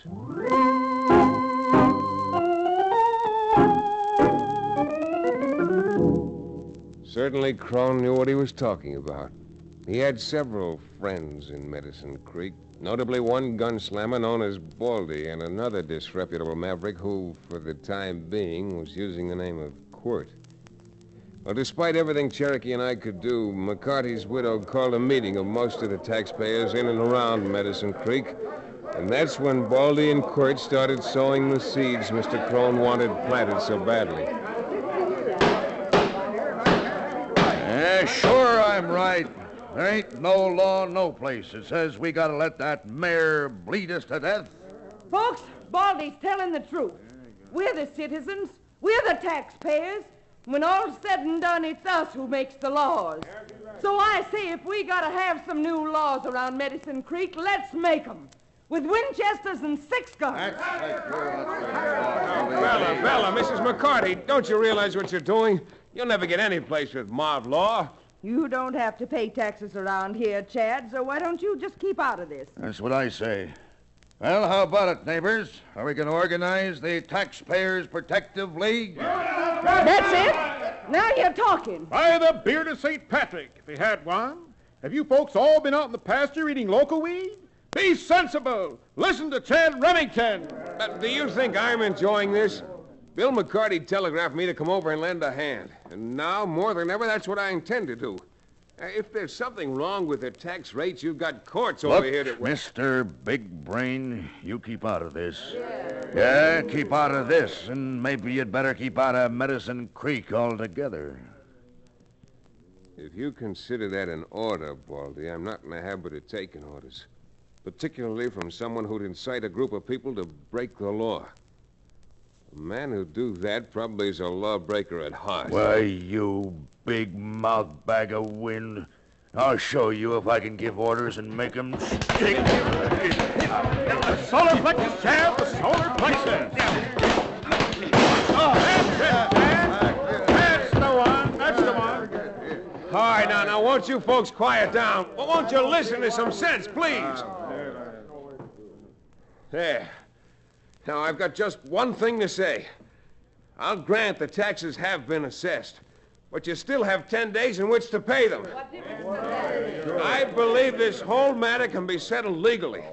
And with 10 days left, will you give me just 2 days to see what I can do before you all run the risk of committing suicide? Okay. That's all I want, just a chance. Chance to save the other women in Medicine Creek from joining Mrs. McCarty in wearing mourning.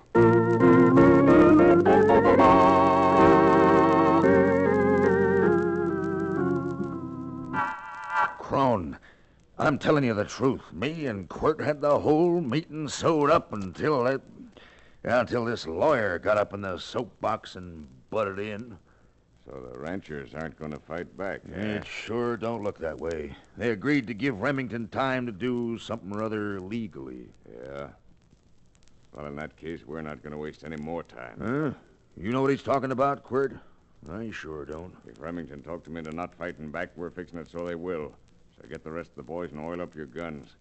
Medicine Creek's going to have a range war, and we're starting it ourselves.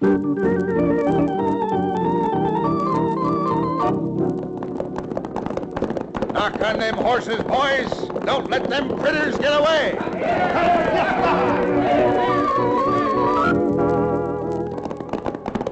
That's the Lazy J boys coming now. Rein up. Okay, now, let him have it.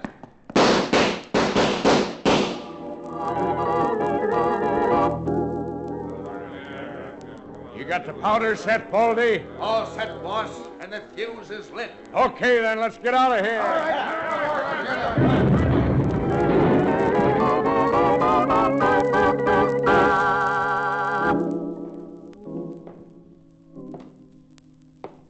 Cherokee, he's your friend. Can't you do something to make Chad stop? He's been pacing up and down like a caged catamount for the last hour. Done all I could, Bella. Even offered him a drink of genuine in rattlesnake oil to soothe his nerves. The only thing that'll soothe my nerves is some way out of this.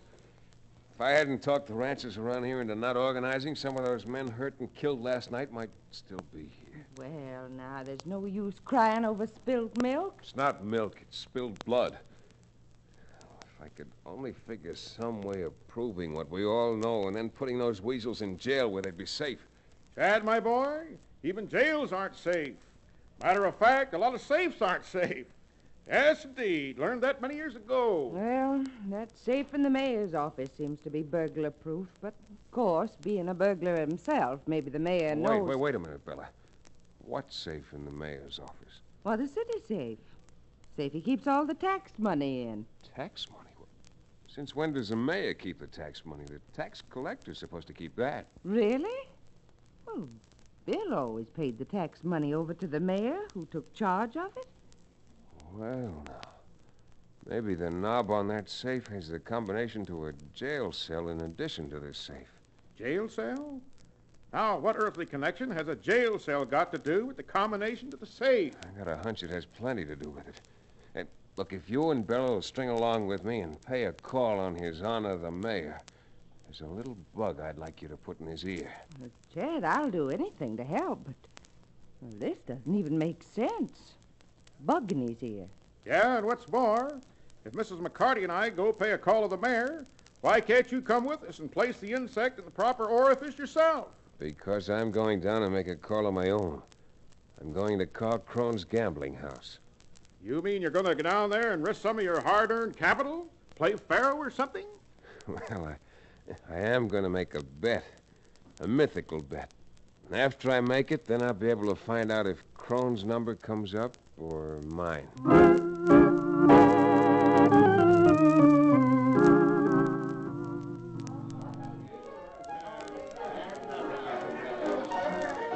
Yeah.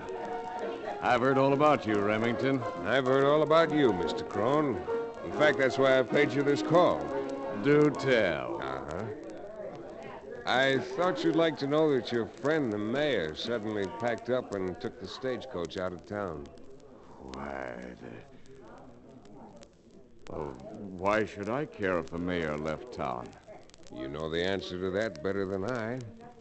But he was carrying 2 very heavy carpet bags.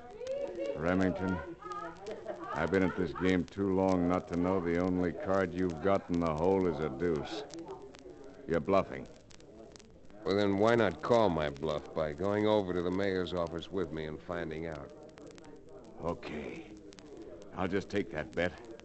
And if you have got a deuce in the hole, Remington, you're going to find yourself dead broke. Or just plain dead.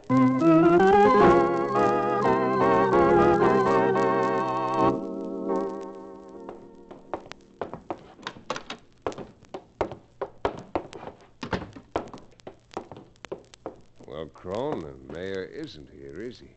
Maybe he's home. And maybe he's halfway to the border now with all the money you two kept in that little tin safe. You budge from there, Remington, and you're a goner.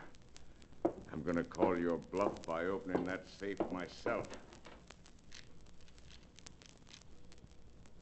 You know, Crone, I'm wondering how you happen to know the combination to the mayor's safe. Keep on wondering, Remington. Why, you double-crossing liar. Every penny's in here.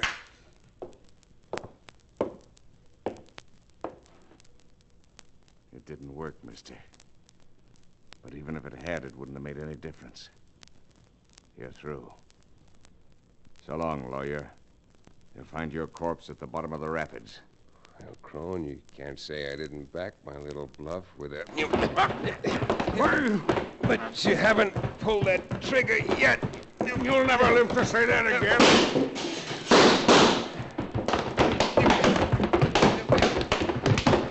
For a moment, Crone, I thought my last chip was down. Hey, Cherokee! Bella! Get in here! Here we are, Chad. We've got the mayor with us. All right, Mr. Mayor. Get over there. Why, this is an outrage. Kidnapping the mayor. I'll have you all jailed for this. You will, Your Honor? When are you going to do that? 30 years from now when you get out yourself? Because that's just about what the jury will give you when they find out that the most notorious gambler in town knew the combination to your safe and what was in it.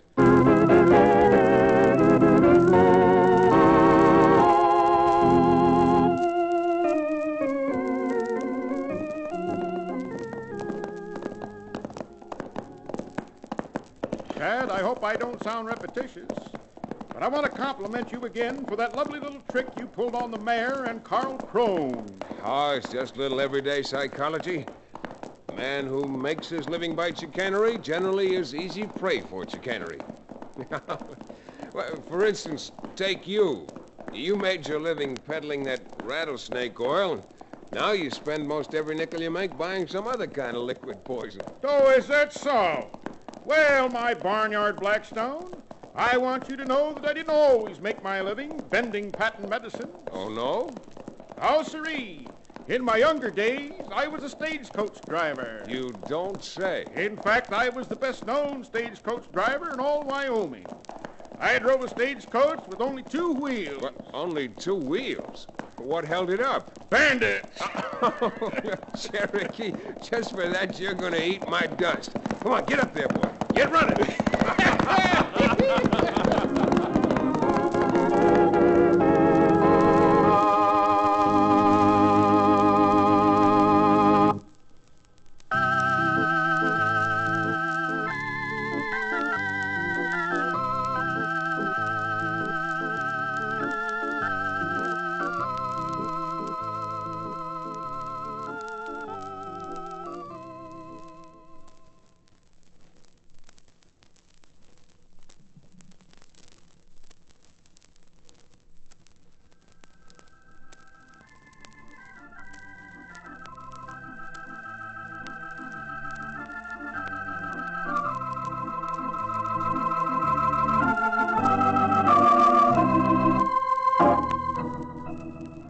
Frontier Town, starring Tex Chandler, is a Bruce Ells production. Story and supervision by Joel Murcott. Direction by Paul Franklin. Music written and played by Ivan Ditmars.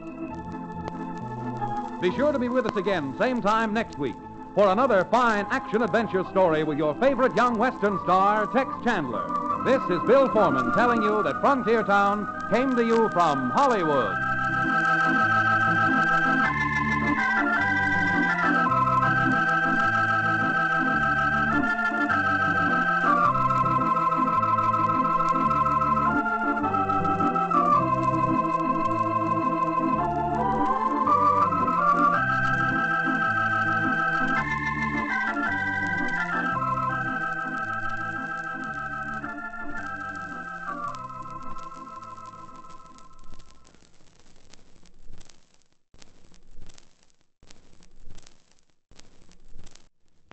Frontier Town, the saga of the Roaring West.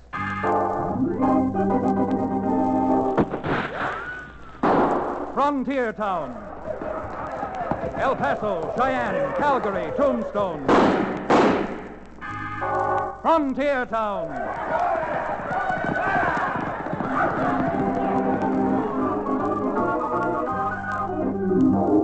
Here is the adventurous story of the early West, the tamed and the untamed, from the Pecos to Powder River, Dodge City to Poker Flat.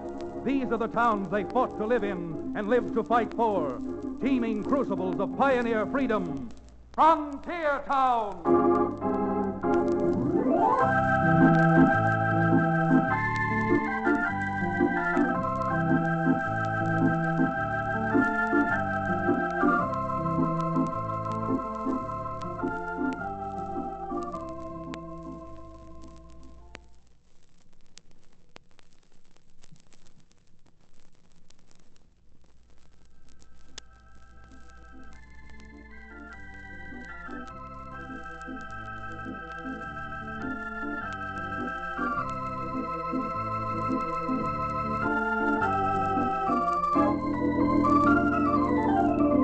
A frontier town.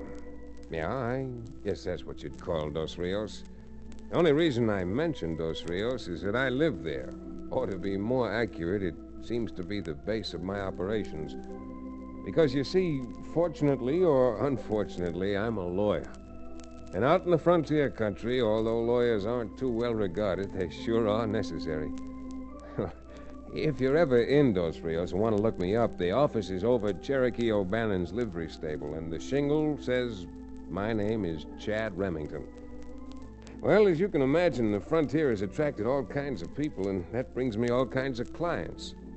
One of the rarest birds I've yet to run across I met just a few weeks ago. Rare? Believe me, he's even more of a character than that ex-medicine man, Cherokee O'Bannon. Bright and early one morning when I picked up my mail, I found a letter postmarked from a town about 200 miles away, sort of a new town they'd called Roaring River. I'd heard about Roaring River because it was becoming famous as the bailiwick of a self-appointed justice of the peace, a former mule skinner, and folks say he skinned a lot of other things besides mules. A salty old character whose name is Pegleg Cooper. Well, the letter wasn't from Pegleg, but from a rancher down there who signed himself Jim Charlton and urged me to come down and offered me a sizable fee if I could help him. Charlton didn't say exactly what the nature of his trouble was, but the fee was tempting to a man who has a few thoughts of getting married. Besides, I had a hankering to at least have a look-see at Judge Pegleg Cooper. Well, while Cherokee and I were riding over to Roaring River, Jim Charlton's trouble suddenly came to a head. One of the older and larger cattlemen, Tulsa Blaggett, paid an unwelcome call on Charlton and his daughter Betsy. Charlton, I'm giving you a better-than-even break by coming here and talking to you, and if you know what's good for you, you'll quit talking back. Tulsa, I didn't ask you here. I don't want you here. And most of all, anything you have to tell me goes in one ear and out the other. Yeah? Well, I'm not surprised. Apparently, there's nothing between them ears to stop it. Daddy, don't let him talk to you like that. Kid, if I were you, I'd remember the old saying, brats should be seen and not heard. Doggone it, Tulsa. I've heard enough out of you. Now go on, clear out of my house. In other words, Charlton, you want to end up like the other nesters did around here. I'll take my chances. You and your kind never scared me none. And for one, I'm not selling this homestead to you for 10 cents on the dollar. You know something, Charlton? I got a feeling in my bones that you're going to have a fire here. And after that, your place won't be worth 2 cents on the dollar. Why, you dirty crook. Don't you try to threaten us. You little loudmouth. Who do you think you are, calling me a crook? Oh, shut up. Slap my daughter, will you? You Good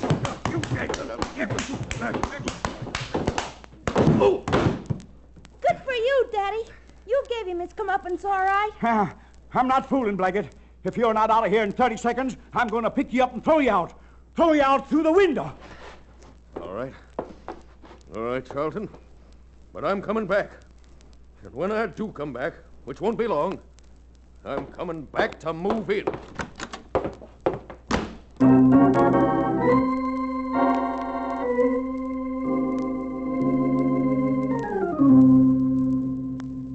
Well, Tulsa Blaggett did come back.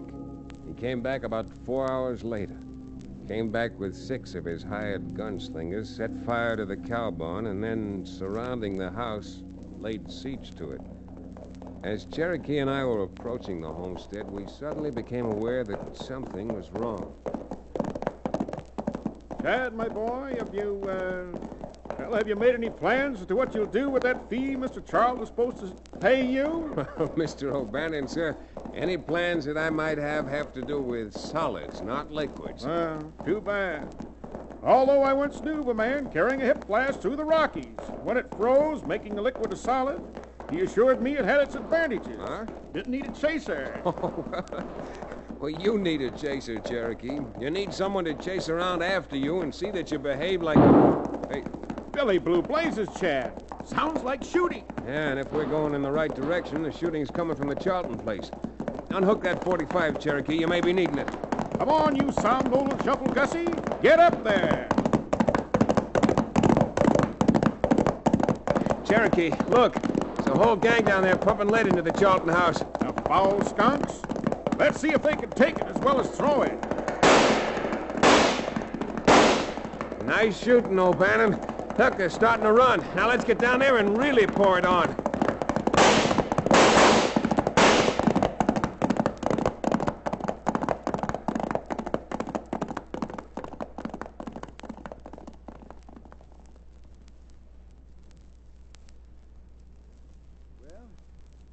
All there is to it, Mr. Remington. Except to thank you again and again and again for running them off. Think nothing of it, Miss Betsy. Our pleasure. Our pleasure. Now, I'm no coward, Mr. Remington. Oh, look, but... let's just make that plain Chad.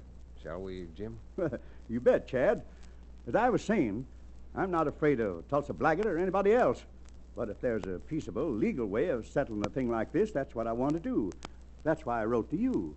Well, the legal way of doing it is to prove that Blaggett is trying to drive you out of here by force. Which, of course, I can't do, because all the men who attacked the house were wearing handkerchiefs over their faces. And besides, even though Daddy won't admit it, everybody in the whole Roaring River country knows that Tulsa Blaggett and the judge are playing it hand in hand. You mean Judge Pegleg Cooper? Oh, don't listen to Betsy, Chad. She's just repeating gossip. I am not. Everybody says old Pegleg's just using that job he gave himself to feather his own nest. Very interesting. Very interesting. Well, I will admit Judge Cooper drags everyone he can get into that court of his and finds them every penny they got. But he's as tough as nails and trying to do an honest job, according to his own lights. According to his own lights. Cattlemen elected him, and he's backing them up. Well, now, that's something that remains to be proved, Betsy.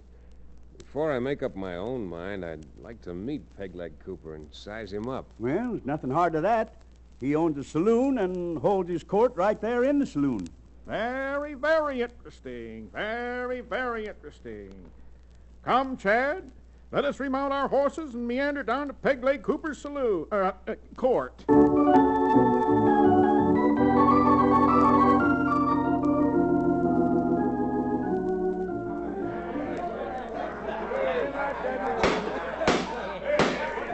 Doggone it, either shut up or clear out of courtroom. Yes, there. Now then, Injun. Did you or didn't you take the saddle off and build Empty's horse? Me no take 'em. Just borrow 'em. Ooh. So you just borrowed the saddle. All right, Injun. Then we'll drop the charges of larceny again you. You good judge. We'll just drop the charge of larceny and we'll charge your rent for the use of the saddle. How much money, wampum, you got on you? Got 'em $21. $21, huh? All right. Court finds you guilty of not paying rent for the saddle and fines you $21. Now pay up and clear out of here. Hey, Pawnee, get the engine's money. Then open the bar again. Court's adjourned. Never in all my days have I seen justice of that kind this town. Well, peculiar, but mighty effective. Yeah, effective for the judge's pocketbook. I tell you that he never gives... What's up, Jim? What are you staring at? Hey, see that barrel-chested buzzer who just walked in? Yeah? That's Tulsa Blaggett. Oh. Jim, you get over in the corner with the crowd where Blaggett can't see you. I came down here to watch the judge at work, but this is going to give me the opportunity of observing the other member of the team at one and the same time. Watch it, Chad. Here he comes. Hiya, boys.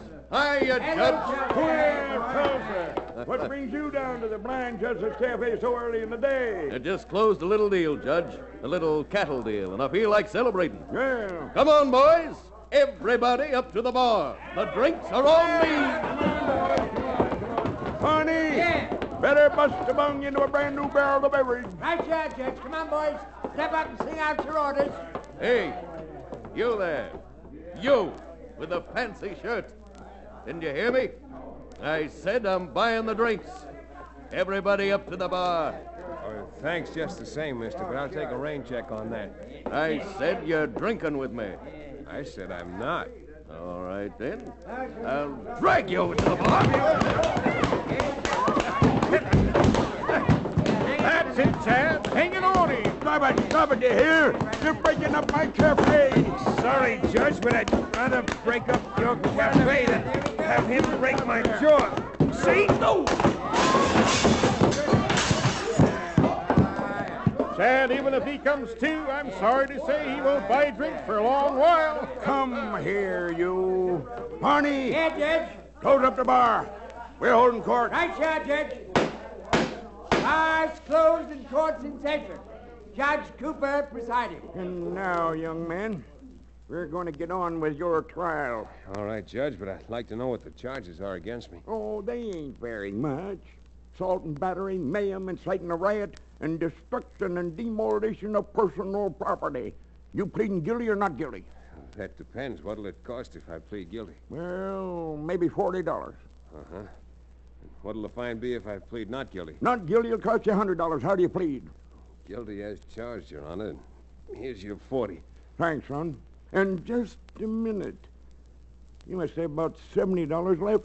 Or 68 to be exact. Now, that is strange, because I'm just about to fine you $68 in addition to that 40. Oh, now, wait a minute. What's that fine for? Well, I'll tell you. Mr. Blaggett came in and invited everybody to have a drink on him. I reckon he'd have spent about $68 in my cafe. But now that you laid him out cold, I'm deprived of that business, and so you are in restraint of trade.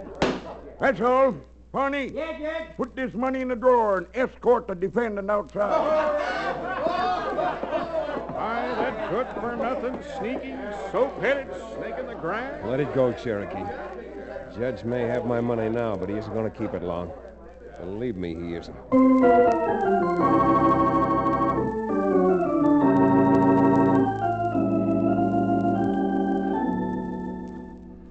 Well, Barney, how much do we take in today? I'll tell you in a second, Judge.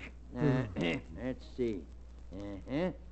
$419. Pretty good day. Yes. Pretty good day. Well, put out that lamp. Let's be getting on to bed. Right here, Judge. Yeah. I got a candle here and I... Don't move, gentlemen. Stand right where you are. What is it? I know you can't see, but I've got you both nicely covered. I've been outside in the dark for a while. My eyes have gotten used to it. Why, you pussyfooting polecat, who are you? Why, Judge, I'm the man who came in to relieve you of that $419. Yeah? Well, I've heard your voice somewhere before, and it won't take me long to recollect your name. You can save yourself all that mental energy, Judge.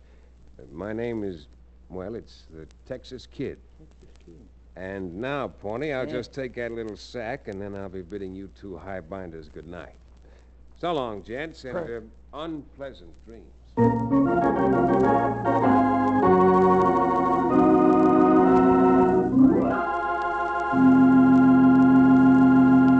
We'll return to the exciting second act of Six Gun Justice, our frontier town adventure, in just a few moments.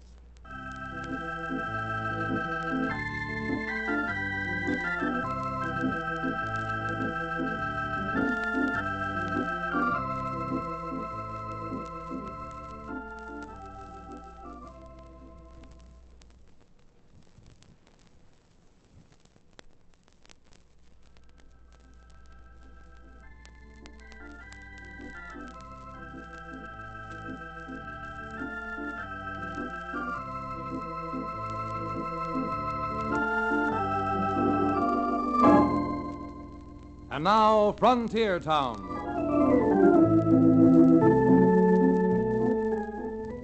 Well, sir, even from the little I've told you about Pegleg Cooper, I'll bet you can imagine exactly how he felt with me and in that ridiculous disguise coming in and depriving him of his, well, shall I say, hard-earned money. It was hardly sunup next morning when the judge started rounding up every last soul in the county, and by 10 o'clock his so-called courtroom was jammed to the rafters and rocking. Yeah. Keep quiet. Shut up. Quiet. Open your lips. Quiet. Now we'll get on with the questioning. Some foul crook calling himself the Texas Kid stole $419 from me. By the great horn spoon, we're finding out who it is, and we have to stay here till Judgment Day. Your Honor, may I ask one question? Huh? What do you got to do with this? Well, Judge, I don't know anything about the Texas Kid, and as you proved so conclusively yesterday, I probably know very little about the law. Well? Just this. You've accused everybody of stealing your money, but so far you haven't proved that you lost it. Are you loco, or do you think I am? Certainly, I don't think you are, but as a fair-minded judge, I know that you demand proof, so why shouldn't we? Now, have you double-checked? Have you looked in the cash drawer? Why, you puddle-headed, overgrown pawnee! Yeah, Judge? Pull out the cash drawer and show this concerned imbecile what's in it. Righto, boss. Well, hurry up. Here it is. Judge, the drawer ain't empty. Look, there's money in it. What? You flannel mouth going to shut up? Get up. Or am I going to have to find a lot of you? 250, 320, 40, 50, 351. Well, what do you know? I would have sweared he took the whole thing. Of course he took the whole thing. Must have snuck in during the night and put part of it back. Yeah. $68 missing. You wouldn't know nothing about that, would you, son? Well, $68 is what you fined me for being in restraint of trade yesterday. Mm-hmm. And naturally, you don't know nothing about the Texas Kid. First time I ever heard of him was right in here, Judge. Why don't you appoint me as special deputy to your court? Deputy? What in corn chowder for? Well, I think if you gave me a few days riding around the country, I might be able to find the Texas Kid for you. Or if not that, I might be some help in rounding up the rascals who've been causing the real trouble around here. Mm-hmm. You know, mister, I just got a sneaking notion that if anybody could locate that there Texas Kid, you're the Rennihan could do it. Yes, sir.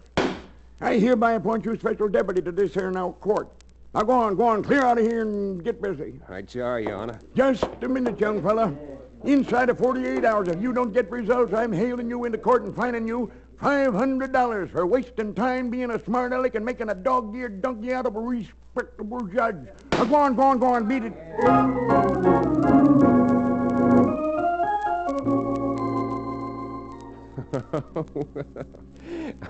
I'm laughing now, but believe you me, when it happened, I was laughing on the other side of my face.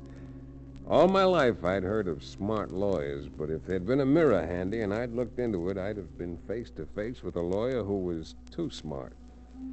Well, knowing that the judge meant business this time and being faced with a fine and probably a jail sentence, I took the bull by the horns and started out to make good on my promise. Not knowing the whereabouts of Tulsa Blaggett's ranch, I gathered up Jim and Betsy Charlton and had them ride with Cherokee and me to show us the way. And despite their cross-questioning, this time I tried my best to keep my big mouth shut. Chad, you've got something up your sleeve. Now, I can see it all over your face. Won't you please tell us what this is all about? Yes, Mr. Remington, why have you got us all racing out to Tulsa's ranch as if our lives depended on it? Patience, my friends, patience. As a special deputy of His Honor's court, I'm going to be mighty sure of my evidence before I make any allegations. But since we're practically at the door to Blaggett's ranch, rein up. I have a feeling you'll soon find out. Well, girl. All right, come on. I think I'm about to make an arrest. Well, the four of us walked thither and yon around the Blaggett Ranch, just looking for something, anything. As the time was getting shorter and my chance was even slimmer, suddenly Cherokee found something. Sweet strawberry blondes, Chad. Look at this. Why, that's nothing but a little piece of steer hide. It sure is a piece of steer hide, Betsy, but don't you see what it is? It's a piece of steer hide with our brand on it. And how our brand got over here on Blaggett's Ranch will take a bit of explaining. Yeah, we're lucky, that's all, but it certainly explains itself. Even though the men were masked who raided your place the other day, this piece of steer hide will be marked Exhibit A in my case against Tulsa Blaggett for cattle rustling. Come on, we're going inside.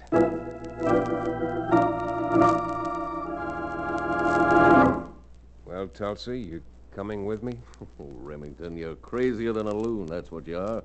Why should I go down to that old coot's court? Well, a good reason might be because I'm telling you to. As a deputy of the court, I've got a bench warrant for you. Look, you're starting to annoy me now more than you did yesterday. If you had a brain in your stupid head, you wouldn't stand there just begging Chad to annoy you the same way again. Yeah? Well, did you ever hear of a thing called false arrest? Yeah, I think I have. No, you just heard Charlton say he couldn't identify me as the man who raided his ranch. And that's the truth. I can't. Well, then, what do you think you're going to gain dragging me down to court? Because the judge can't find me guilty without no evidence. And if he doesn't, I'm going to have you locked up for false arrest. Blaggett, I'm just quaking in my boots. Now, come on. You can say it all you want. I'm not leaving here. Well, I happen to think you are. Yeah, well, I don't think I am. Chad, he's got hold of his gun. I saw him, Cherokee. He's welcome to clear his holster. And that's just what I'm going to do. Suffering starlight. That kind of shooting I never seen before, Chad. Cherokee, pick up a gentleman's gun for him and bring it down to court. We'll label that Exhibit B on another charge of resisting an officer.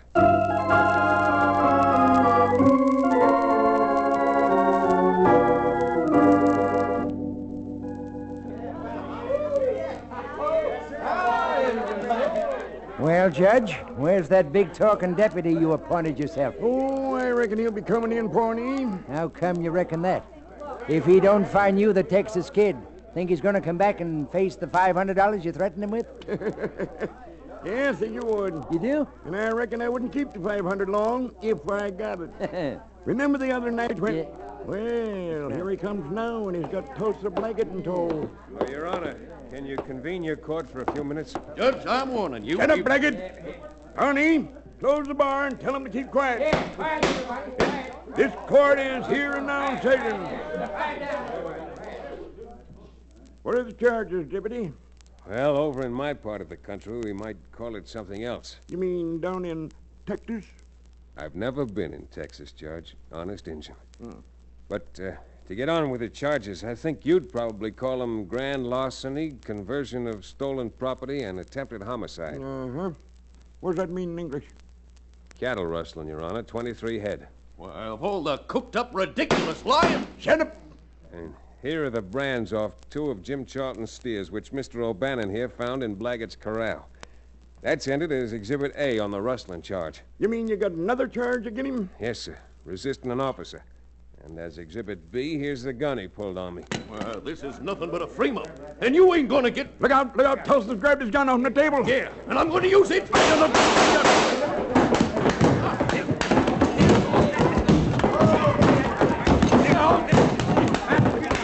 Knock him over this way, son. I'll bust him with the gavel. No thanks, Judge. But watch those glasses, because here he comes. No!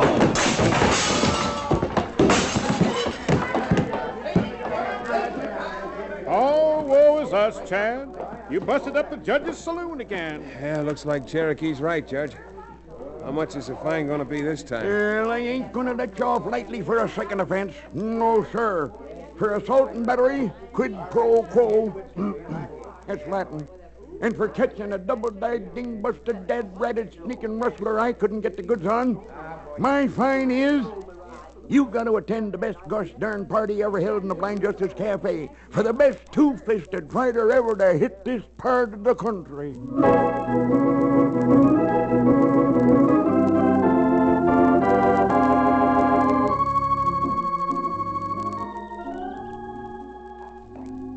Hold still there, you broken-down hay burner. Mr. Remington, I'll never forget how you outslicked that crook. He did a fine job, didn't he, Judge? Oh, good enough. What about me? Ain't I letting him go home without catching the Texas kid for me? You young varmint. Someday you ought to get down to Texas and look for the cuss. You never can tell what Chad might do for $68, Judge. Nor me neither. Am I to read between the lines, Your Honor, and infer that because the way this case turned out, you might do what Blaggett is going to do the other day? Set him up at the house? Oh, now, just a minute, Cherokee. What's the matter? I'll admit I'm in favor of you having some suds. Good boy. But you're not going to get the suds till you get back home. Good night. And the kind of suds you're going to get won't do your insides much good, but they'll be a big help to your outside. I'm talking about soap suds. Goodbye. Goodbye is right. Adios, Judge. Adios. So long, Charlton. So long, Dad. When you get your cattle sold, Jim, that's plenty of time to be sending me my fee. All right, get started, boy.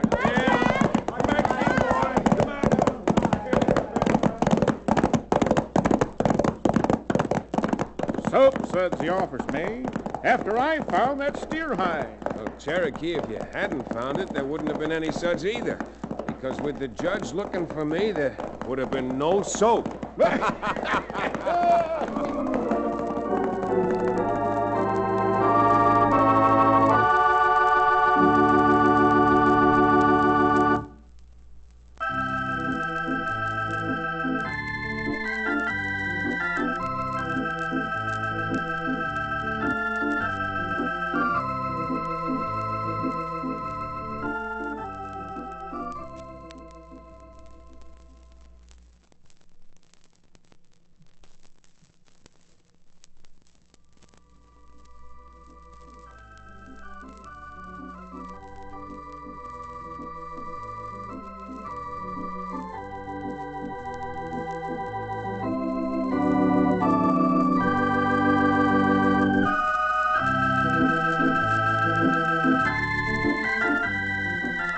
Frontier Town, starring Tex Chandler, is a Bruce Ells production.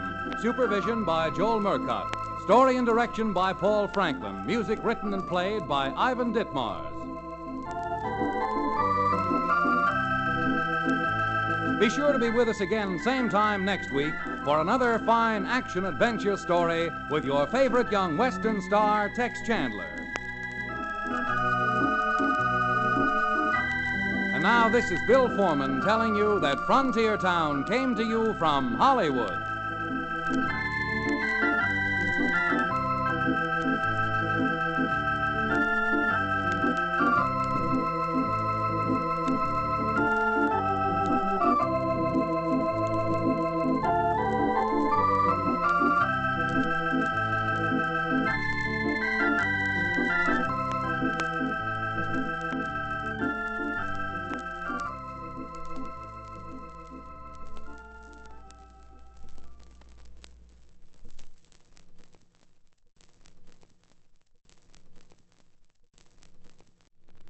Frontier Town, the saga of the Roaring West.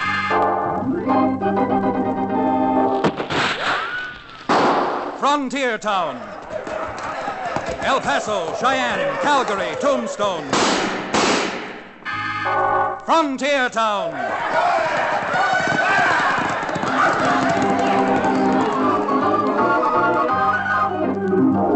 Here is the adventurous story of the early West, the tamed and the untamed. From the Pecos to Powder River, Dodge City to Poker Flat, these are the towns they fought to live in and lived to fight for.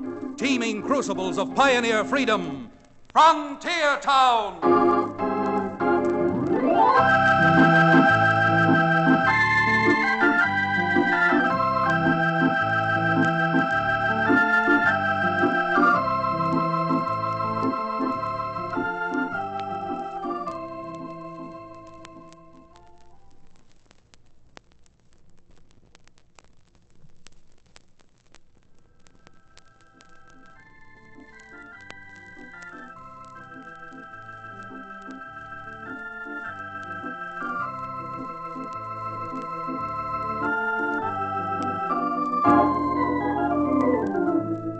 Howdy. I'm Chad Remington, lawyer. The only lawyer in the little frontier town I live in, Dos Rios. It's not much of a town as towns go, but situated between the Red River and the White River, our part of the country is mighty rich. Now, if that sounds good to you, just stop and think about it. Because out on the frontier, a country that's rich means a country with money, or at least it presents the opportunity of making money. And easy money means trouble. Take a case I handled just a short while back. Now, I rent my office from an ex-medicine man, Cherokee O'Bannon, who runs the Dos Rios livery stable. And this particular day, Cherokee and I were riding back toward Dos Rios after having made an offer on some horses the O'Bannon wanted for his livery stable. Well, we were indulging in our favorite pastime, chin-flapping, and not paying too much attention to anything around us. Dad, my boy, how do you feel about that filly? What's that, Cherokee? I said, how do you feel about that filly? How do you think? I'm aiming on marrying her. You're aiming on... My dear counselor, I will admit that fillies get hitched to buckboards, stagecoaches, and rigs. What? But yours will be the first instance where a filly got hitched to a lawyer. Hey, no, wait a minute. What filly are you talking about? Why, that chestnut filly we just saw over at Jed Rogers' place. Who were you talking about? I guess I got nobody to blame but myself. I thought you were referring to Libby. Libby! Fie for shame. I would never refer to that handsome young woman in anything but the most dignified terms. I'll be... Hey, Cherokee, look, is that a posse riding toward us from town? Well, I do believe it is. That's certainly the marshal, Ed Bingham, riding up front. That's funny. I wonder who they could be coming after out this way. Yes. The only place around here belongs to that sheep herder. That Mexican fellow. What's his name? Felipe something or other? Yeah, Felipe Gomez. Wonder what's up. Hey, Marshal.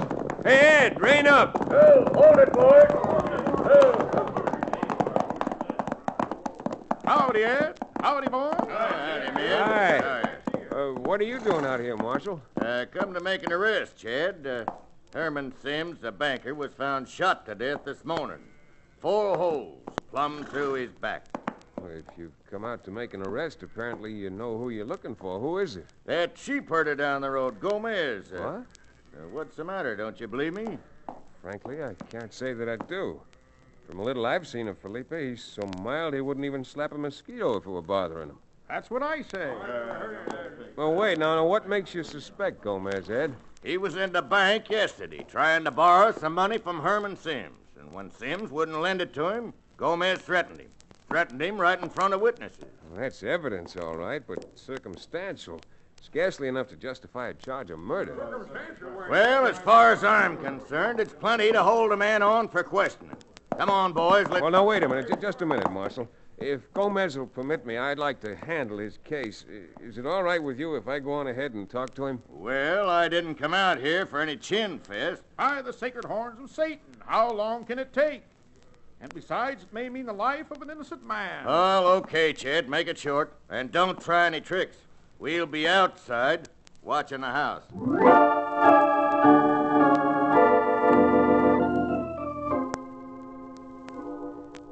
A frontier town lawyer gets pretty case-hardened.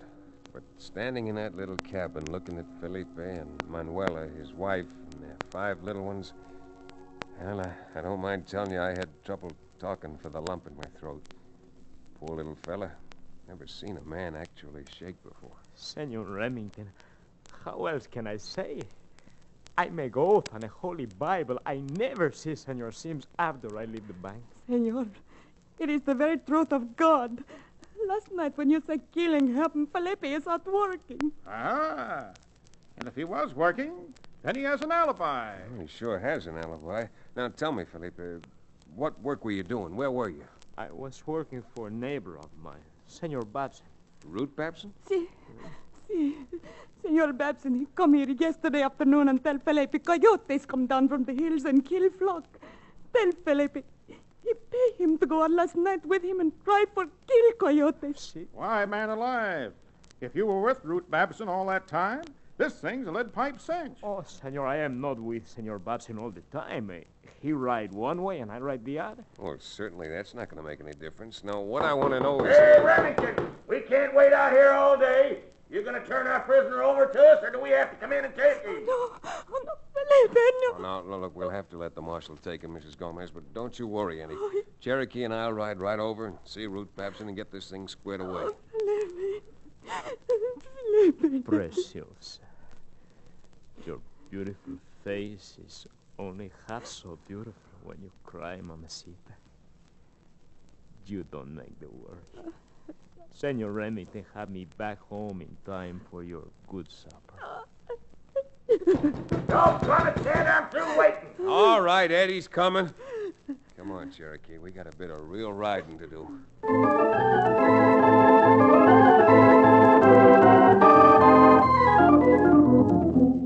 We left the Gomez's cabin and headed straight for Ruth Babson's place. I didn't know Babson any too well, except that he'd settled in our valley a few years earlier and had been successful with a small herd of cattle and a good-sized flock of sheep. The fact that he was successful was attested to by his liberal contributions to almost every worthy cause in the county. And as we rode up toward his ranch for the first time, we could see from that other signs of his success. Everything about the place was well tended. This man must have money, eh, Chad? New paint every place. That fence alone must have set him back at least a couple of $1,000. Whoa!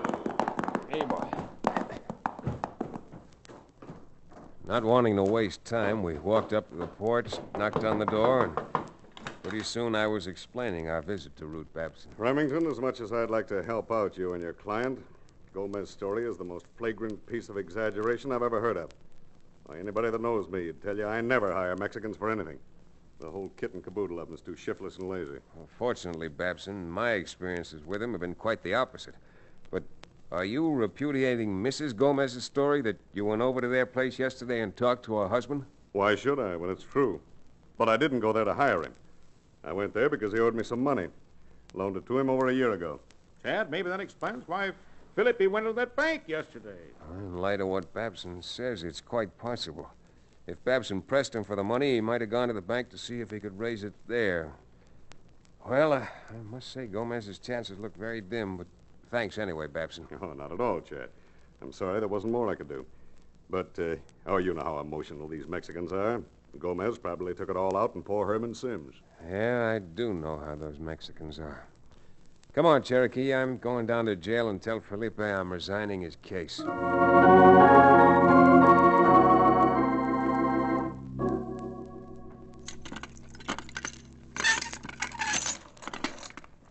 What is happening, Marshal? You letting me out? Yeah, I'm letting you out for 5 minutes to talk to Remington. Come on. Thanks, Ed. Okay, Chad. Felipe, I talked to Ruth Babson. Oh, see. Then you know the truth. Yeah. I'm sorry to tell you that now that I know the truth, I've decided not to defend you. Oh, senor, I'm so glad to hear that. What did you say? I said after talking to Babson, I'm not going to defend you.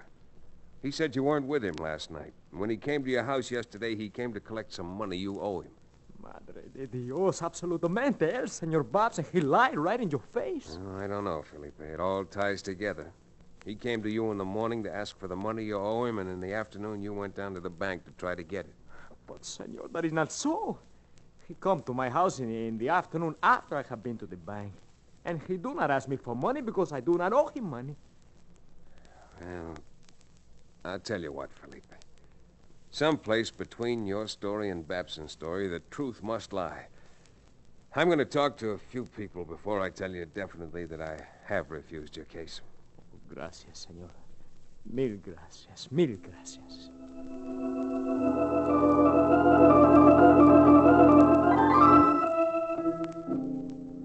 Oh, by the way, Mrs. Gomez, what time yesterday morning did Mr. Babson come over to talk to your husband? Oh, he did not come in the morning, Senor Remington.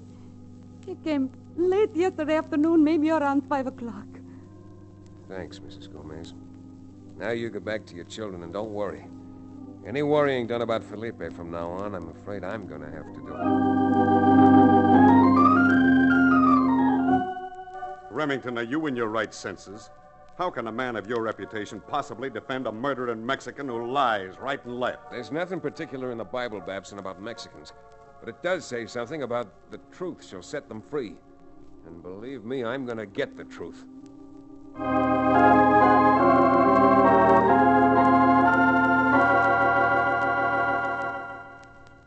Well, Cherokee, who'd you talk to? What did you find out?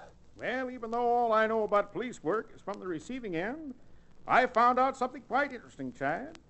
But, it took a bit of doing and cost a little money. All right. I'll give you back the money. Well, fine. Come on. What did you spend the money on? Well, that is, I spent it at the tavern across the street for some excellent Maryland rye. You mean to say you've been wasting your time drinking? Wasting my time, nothing. I was entertaining Dan Symes, the teller at the bank. And not only did I pump him, but I even out Detective Alan Pinkerton. I got some real information. Well, what? Dan told me that most of the money Ruth Babson has deposited doesn't come from the packing houses at all. It's in cash, and a lot of it brand new folding money. Well, now, that is interesting. What little money other folks around here deposit are checks they get for the sale of their livestock. Mr. Babson must have another source of income, apparently. Apparently. That information's worth the price of the drinks now, isn't it? Yes, Cherokee, it certainly is. I apologize. And you know what? We're going to get some horses and ride around to a few other towns and ask a few more questions. Questions that may put Ruth Babson behind bars. Did I understand you to say bars? Iron bars. Iron bars like in a pokey, eh? Iron bars like in a state penitentiary, Cherokee. And if we're lucky enough, maybe Babson will stay there for life.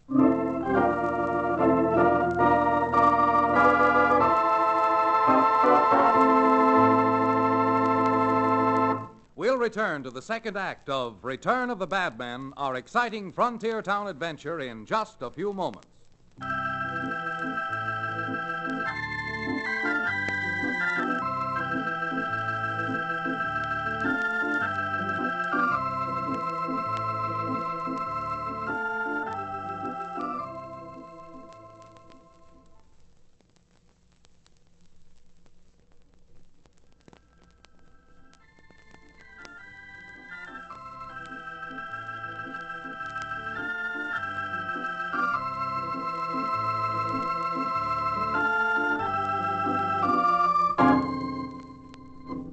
And now, Frontier Town. Well, with the news Cherokee had pumped out of the Dos Rios bank teller, creating more than a little curiosity about the sources of Ruth Babson's income, the O'Bannon and I were soon on the trail heading out of town, optimistically hoping that someplace, somewhere, we'd run across someone else who might possibly throw some light on Ruth Babson's outside connections.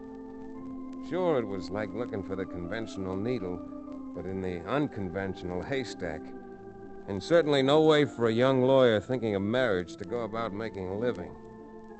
Matter of fact, you may think it was a waste of time because this was just a routine frontier killing.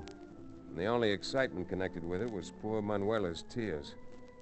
And even if I had agreed with you, when we were a scant 10 miles outside of Dos Rios, I would have been forced to change my mind.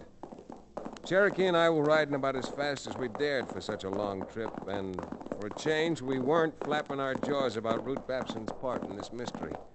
We were just riding along and looking, and I realize now it's a good thing I was looking. Hey, Chad, what's gotten through you? What are you staring at? Slow down a little, mister. We're about to have some visitors. Visitors? Are you out of your... Stop that horse. Hold it. Chad, who are those four men? I don't know. They've been following us ever since we crossed the pass. Just a bit ago, they scampered up over that rim rock so they could cut us off. Slip your 6-gun under your coat and keep it handy. You gentlemen want something? We sure do, Remington. Slow down, boys. I saw you, trailing us. You really ought to be more careful. You're the one who should be careful, Remington. And if I were you, I'd take a nice friendly hint and change my mind about leaving Dos Rios. Well, now, good thing you aren't me. Because being a lawyer, when I give advice, I charge for it. Yes, indeed he does. And speaking for myself, I've found the kind of advice you get for nothing is worth just that much. Well, the advice I just give you is worth almost nothing, not much more. Because all it's really worth is your life. You change your mind about going to Corte Vista? Corte Vista? Yeah, we'll go where we like. You see, there may be only two of us, but if I can, I'm hauling you out of that saddle and showing you what I think of your so-called advice. You don't fight. You mealy mouth. If that doesn't make my answer clear to him, maybe you three can explain it to him when he wakes up. I'd keep him covered, Cherokee, while I get mounted again. Because we're going wherever we want to, come ebb tide or high water.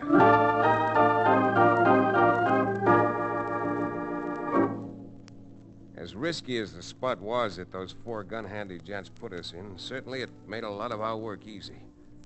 For some reason, they didn't want us to go to Corte Vista. Now, Corte Vista being more than 400 miles away was one town I had no intention of visiting originally. But seeing as it was important to them, it became important to us. And Cherokee and I knocked down our horses to make time. Those highbinders must work for Ruth Babson, Chad. Except for Libby and Mrs. Gomez. Only Babson knew what we were up to. You see the way Cherokee, quick, behind those rocks. What's going on? They've decided to make sure we don't get to Corte Vista. Come on, get that carbine out of your saddle boot and use it. Chad, they're hiding behind those trees and closing in on us. Look out, Cherokee. One of them's trying to get behind you. Chad, I knocked him smack out of his saddle. Nice shooting, Cherokee. It slowed him up. Now let's rush him. Get up there, boy. Come on.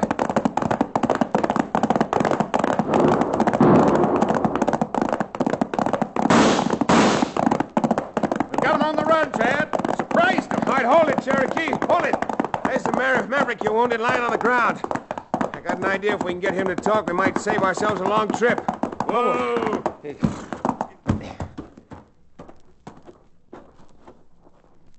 Oh, we won't learn anything from this gent. You mean he's shuffled off this mortal coil? Yep, for good.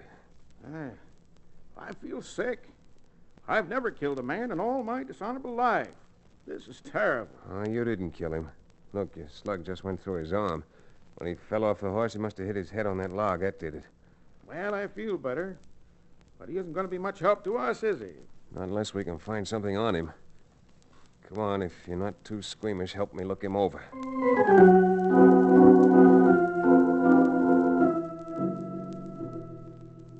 Well, we found something. It was a label in his shirt, that's all. But it was the label of a furnishing store in Corte Vista. Even though we could read the jigsaw, we couldn't see the picture. All the pieces were there, but as yet they didn't fit together. We wasted no time getting to Corte Vista and went directly to the sheriff's office. That's about all we know, Sheriff. Well, from the description you give me of this here Ruth Babson, it's hard to say if I ever knowed him or not. Clean shaven, you say? Yes, he is, but why do you ask? Well, sir, just sort of putting two and two together. That fellow you killed on your way here now, he used to be tied up with a bank bandit down this part of the country. Yeah? And except that he had blonde hair and wore a mustache, this here Ruth Babson might be Andy Sly. Well, for goodness sakes. I can make you a hair dye in 5 minutes and change blonde hair to black. Changing his name from Sly to Babson takes no time at all. Yeah, it could be, couldn't it? But how are you going to prove from that slim evidence that Babson murdered Herman Sims? Did you say Herman Sims? Yes. Did you know Herman? Oh, gosh almighty, Herman used to run a bank down here. It was Herman himself who identified Andy Sly as having robbed his bank. That's when Sly escaped. Plumb vanished from these parts. Well. It is a small world after all. Huh? You mean this fits together? Up to a point, almost up to the exact point. Now, if Sly and Babson are one and the same, then I'm guessing that Herman Sims finally recognized him up in Dos Rios, even with his mustache off and his hair dyed, and that's why Babson put him out of the way. Well, it's a mighty slick theory you got there, son. But how are you going to prove it? Well, I don't know yet, Sheriff. But I sure can do a heap of thinking on the way back to Dos Rios. That's exactly what I'm proposing to do. All right, Cherokee, come on. Let's go.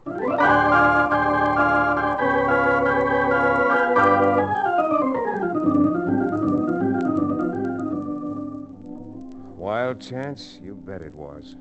And being a wild chance, it called for a wild idea. It was a cinch that with Herman Sims dead, nobody in our state could identify Babson if he was Andy Sly. But all this about going to Corte Vista made me think he must be. So it was up to me to figure out some devious way of getting Babson to admit himself that he was the missing bandit and had killed Sims, taking advantage of the row poor Felipe Gomez had had with Sims to blame it on him. Well, it took a bit of talking on my part, but finally Ed Bingham, the Dos Rios marshal, threw in with me. And carefully surrounding the place with a hand-picked posse, I went up and called Babson outside of his house. Remington, all I can tell you is you're talking through your hat. Oh? Well, let me put it to you this way. Now, if I give up Gomez's defense, he'll be found guilty and hanged. Yeah? If they hang him, the case will be closed, and nobody will do any further investigating about Herman Sims' death. So? So, since it just might be embarrassing to you if the investigation were prolonged, and since I'm getting no fee at all from Gomez, why don't you pay me a fee to drop his case? How much do you want, Remington? $2,000 now and $500 a year as retainer. You're crazy. Am I? You know, it wouldn't be too hard to have that sheriff in Corte Vista come up here and identify Andy Sly. What are you talking about? This is an entirely different state. Sure. But even though Sly might legally stop his own extradition, it wouldn't be too hard a job to have that Corte Vista sheriff come up here voluntarily as a witness. You're pretty slick, Remington. Slick enough. You really think I'm Andy Sly, don't you? Right now, yeah. But if you were my client, I'd be convinced you were Root Babson. Oh, and I don't want a check. You're real slick. All right. Here. Here's $500 in account. Oh, thanks. And all brand new bills, too, aren't they? Just as if they'd come fresh out of a bank.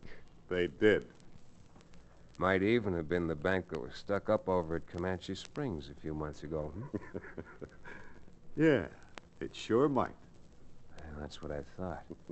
Hey, Marshal, did you hear that? Marshal? Why, you double demon! Come on, he knocked Chad down. All right, now. The first man that takes a step is going to get plugged. Now, I mean it. I'll kill anybody that moves. Come on, Marshal. Let's get him.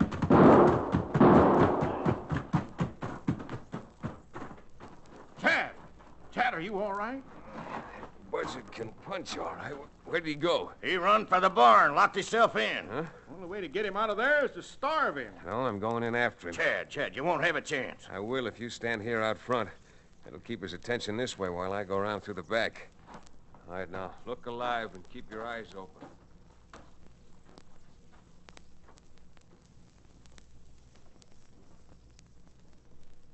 Marshal, that's pure suicide. Well, I certainly don't. Hey, look. Chad must have got in. Billy Blue blazes, those shots. Babson must have seen Chad. Doggone it, I wish Chad hadn't. Wait a minute. The barn doors are open. They sure are. Who's coming out? Hey, flatten out, men. If it's Babson, we'll have to... Look, it is Babson, but Chad's behind him with a gun stuck right in his back. Let's go in there, Chad. That's the way to do it.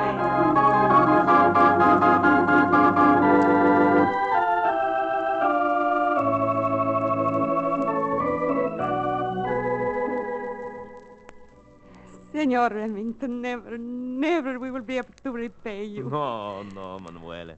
We pay Senor Remington's lawyer fee, even if we pay him little bit every month. Oh, no, you don't, Felipe.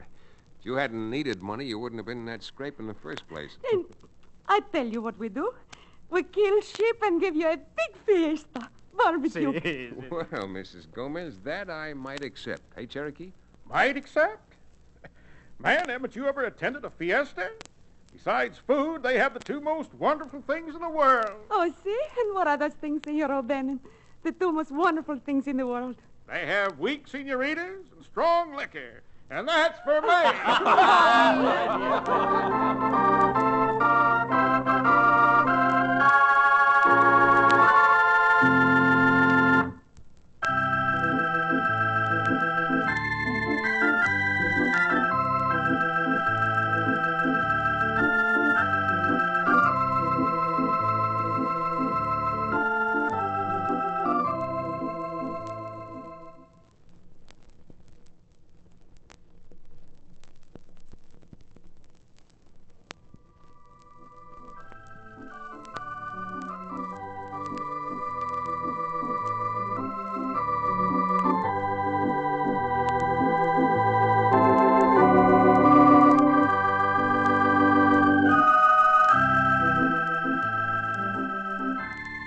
Frontier Town, starring Tex Chandler, is a Bruce Ells production. Story and supervision by Joel Murcott. Direction by Paul Franklin.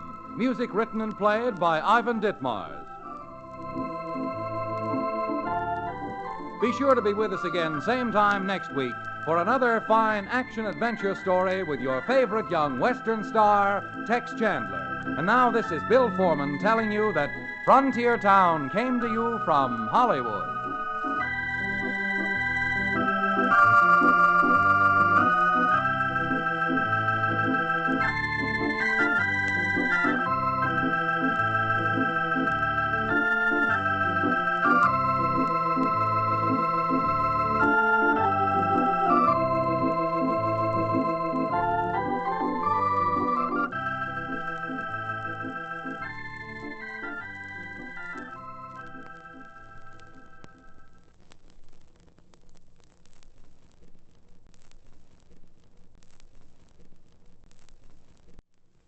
Frontier Town, the saga of the Roaring West.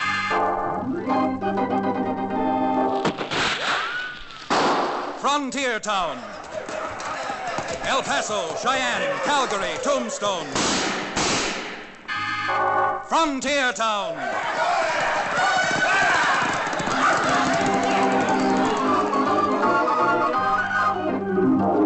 Here is the adventurous story of the early West, the tamed and the untamed. From the Pecos to Powder River, Dodge City to Poker Flat. These are the towns they fought to live in and lived to fight for. Teeming crucibles of pioneer freedom. Frontier Town!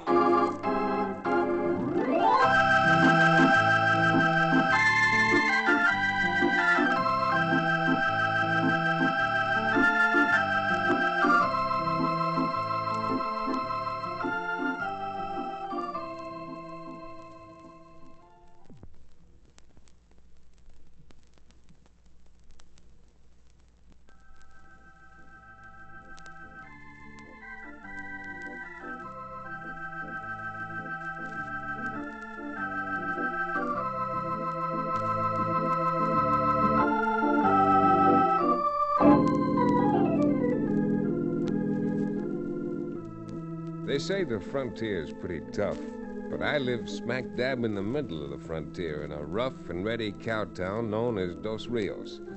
And I don't think it's half as tough as folks say. Who am I? Well, I'm about the only lawyer in the county, and my handle is Chad Remington.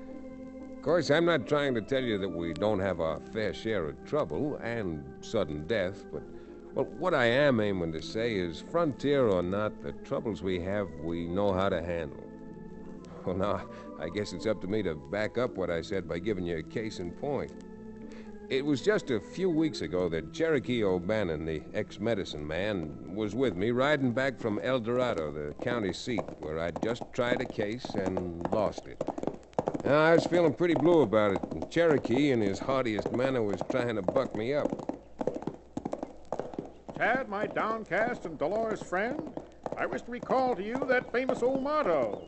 If at first you don't succeed, try again. Well, I'm sure your advice is well meant, Cherokee, but this is one case I can't try again.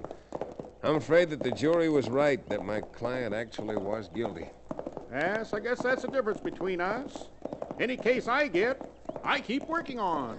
You're sure right about that. The cases you get, you work on until there isn't one bottle left. Ah, yes, indeed. That's one of the... Say, look at that. Huh? Looks like the days of 49 with those lumbering big wagons coming down the pass up ahead. Yeah, except those aren't Conestoga wagons. From here, they look like freighters. Now, it wouldn't surprise me any if they were hauling supplies up to where they're building the new railroad that's going to come into El Dorado. Yes, you're probably right about that, Chad. And incidentally, I think it's a rotten shame that they don't make Dos Rios Railroad junction point instead of El Dorado. Oh, mister, I can't agree with you there. In the first place, El Dorado's a larger town. It's a county seat. They do 3 times the business there compared to what we do in our little one-horse town. Yes, Say, Chad, what do you think happened to those wagons? I can't see them now. Well, the road through that pass winds down through the little canyon on the other side of the Saddle Rock. And... Hey. Billy Blue Blazes, Chad. Where are those shots coming from? From the canyon those wagons went into. You see the little puffs of gun smoke? Ain't I do. Indeed, I do. Oh, it's a long haul, and we may not get there in time to do any good, but come on, the least we can do is try.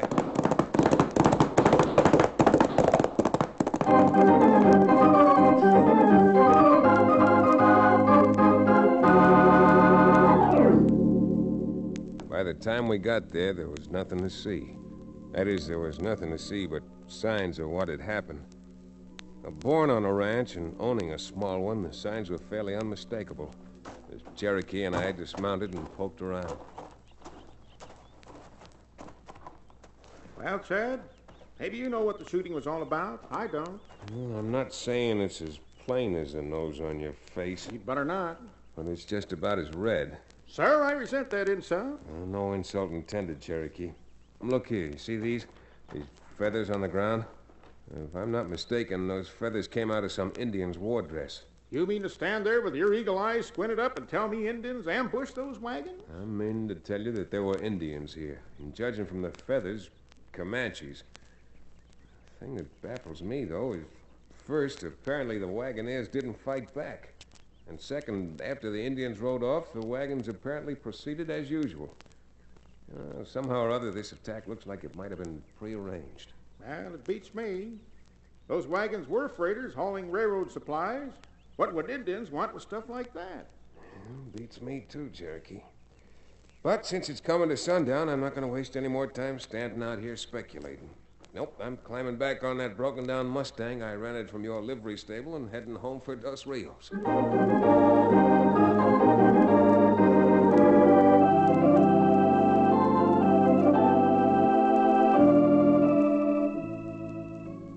Well, with all I had to do in Dos Rios after a 5-day absence, I must admit I didn't give the unexplained wagon attack much more thought. In fact, nobody in Dos Rios was particularly interested, because everyone was talking about the new man who'd moved to town. Chap from Kansas, or so he said, by the name of Doc Stonebender. Not only had he moved to Dos Rios, but he'd leased a store building with a large store room and immediately started to option property all over our valley, except for a few pieces that he bought up.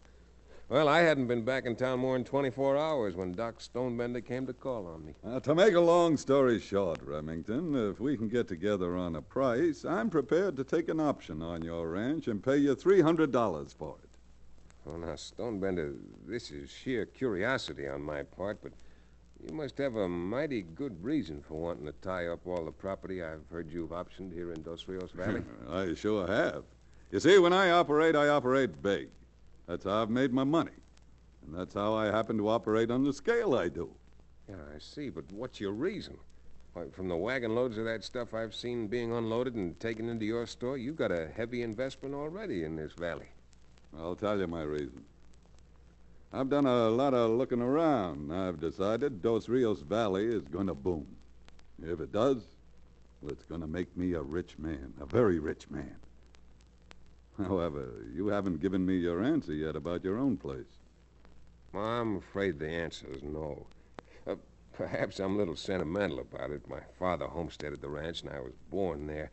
But, on the other hand, looking to get married someday, if there's any easy money to be made here, I'd like to make it, too. Well, certainly a lawyer doesn't have to make his money out of a few acres of land. When the boom comes, you'll make plenty out of your profession. That's right, if the boom comes. Well, matter of fact, in my opinion, any land boom in these parts ought to hit El Dorado with the railroad coming in there, not Dos Rios. Oh, I think they'll have a quick spurt at El Dorado, but... Well, I'm a busy man, Remington. I'll raise my offer to $500 for the option, if that'll interest you. No thanks, Mr. Stonebender. If you're going to get rich out of Dos Rios, so am I.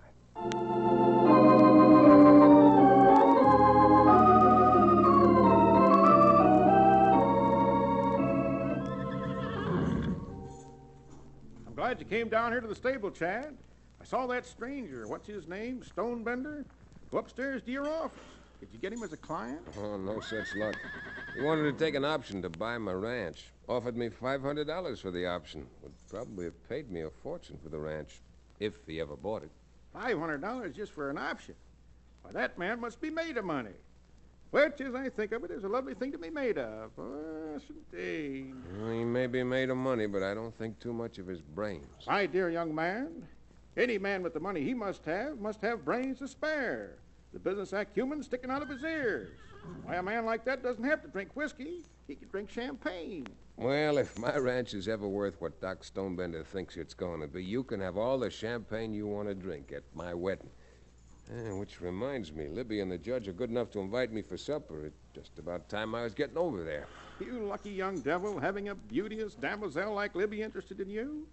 Be sure to convey to her and her father my sincerest regards. And if you can, set a date for that wedding party soon.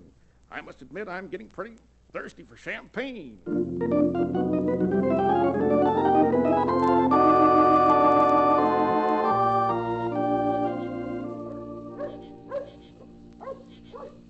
About a cigar, Chad? Oh, no thanks, Judge. I'm afraid your daughter really doesn't approve. Well, I most certainly don't. They're not so bad when Daddy smokes them outside like he's doing tonight, but I'm sick and tired of sweeping up ashes off the parlor rug 10 times a day. Young lady, don't forget who paid for that parlor rug. No, don't let the judge scare you, Libby, by all that talk about paying for rugs. When I get married, I'm not going to have a rug in the house. Probably can't afford it. Well, that's a fine way to make an impression on your prospective... Excuse me, Libby. I think I see someone coming. If I'm not mistaken, it's Cherokee O'Bannon. Hey, Cherokee, is that you? Yes, it is, Chad. Certainly glad you're still in town. Something wrong, Cherokee? Evening, Judge. Evening, Miss Libby. And to answer your question, I don't know if something's wrong or if it's just my imagination. But if you'll excuse Chad, I'd like him to come with me. Good night, Cherokee. We just finished supper. Don't you know it's not polite to eat and run? Well, I haven't eaten, and I run all the way here, because I think I found something that ties right into what happened to those freight wagons the other day on the way home from El Dorado. Freight wagons, Chad? I'll tell you about it later, Judge, but if Cherokee is right, I better be leaving now.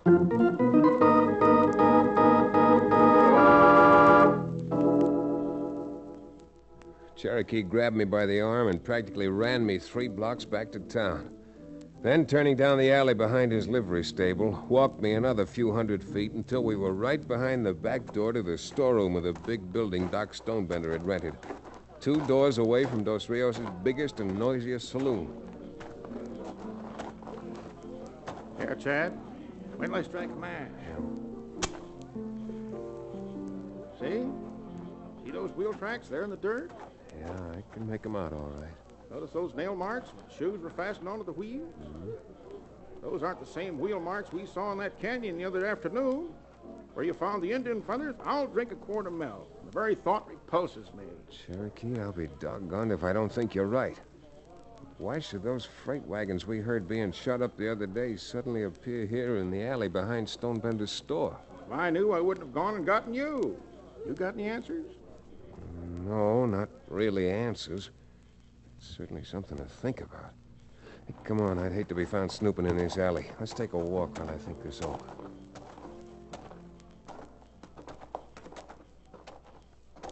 Well, Chad, got any answers yet? No, we thought those wagons were hauling railroad supplies. But if Stonebender's interested in the railroad over at El Dorado, why should he be optioning all the... Hey, Cherokee, you see that buckboard coming toward us lickety-split? Yes, I do. If I know anything about horses, that team's running away. Good grief, Cherokee. With the crowd that's in town tonight and all the horses at the hitch rack, that runaway can start a stampede. Billy Blue Blazes, Chad. We've got to stop that buckboard, and quick. Yeah, come on. Whoa!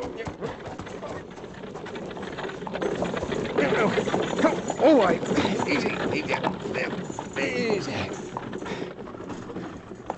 Cherokee, there's a man on the seat. Looks like he's fainted. Oh, here, help me turn his head around. What happened, mister? Are you all right? Railroad to get help. Railroad work crew wiped out. Railroad work crew? You mean at El Dorado? Yeah, El Dorado. Indians, hundreds of them, wiped us out. Oh, Cherokee, this thing's starting to fit together. Look, were the Indians Comanches? Yeah, Comanches. Hundreds of them. Crazy with liquor and shooting like they were.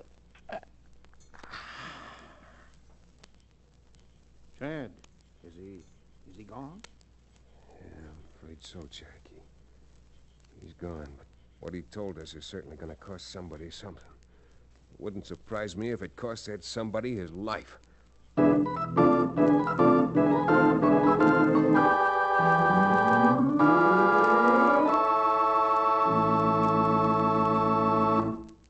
We'll return to the second act of the Valley of Lawless Men, our exciting frontier town adventure, in just a few minutes.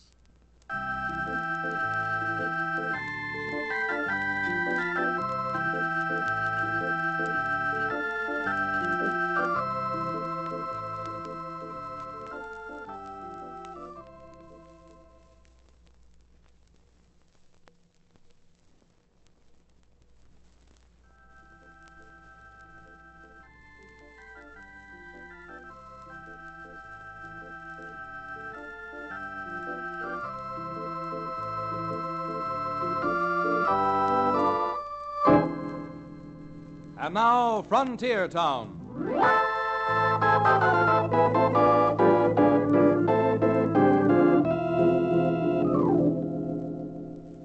Well, with that fellow riding in from El Dorado with the news that Comanches had attacked the railroad work party and wiped them out, not only did Doc Stonebender's part in this mosaic of mystery become more obscure, but with the nearest cavalry post located much too far away to be any help, I roused out the judge, and with Cherokee's help, we soon organized a meeting.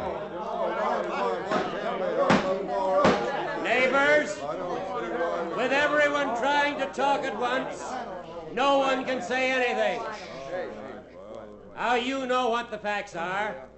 There's been an Indian uprising which wiped out the railroad work party. And we're here to find out what we can do about it. Judge, I got a question I want to ask you.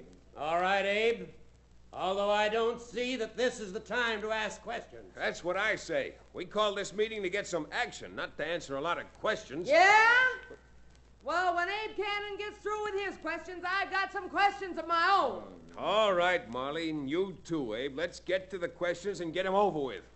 With this here now railroad work party being wiped out, can anybody tell me if the railroad's still going to go ahead with their plans of running their rails into El Dorado? I'd like to know about that. How can anyone over here answer a question like that? And besides, what difference does it make with the Comanches on the warpath again? I'll tell you what difference it can make, Judge. So happens I own a lot of land over here in Dos Rios, and so do some of the other folk here. I'll be darned if I want to see us go out and get shot up fighting them Comanches just to help the railroad build into some other town.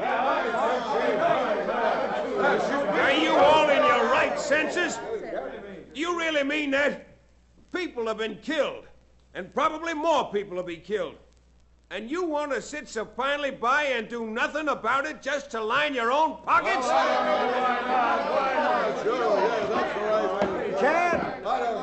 Chad, you know gall blame well Injun fighting is risky. It costs time, it costs money.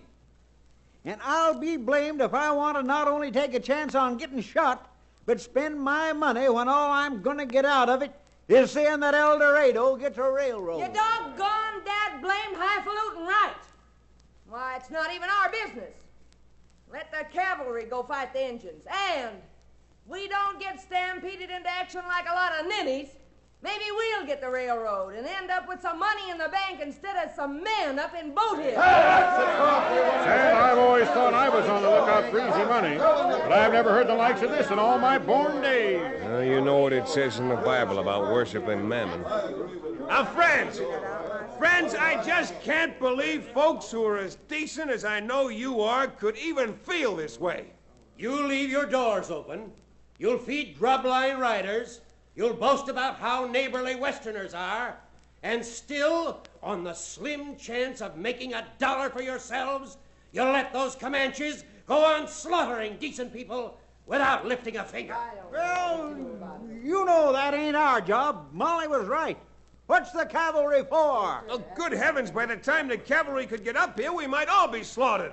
Remington, I haven't heard anybody here say they wouldn't fight to protect their own homes. So why keep threatening everybody by trying to make it appear that the Indians are right at our own doors? Well, Judge, you got the gavel. You might as well use it. The only thing we're getting out of this meeting is complete disgust with the human race. All right, folks. This meeting stands adjourned.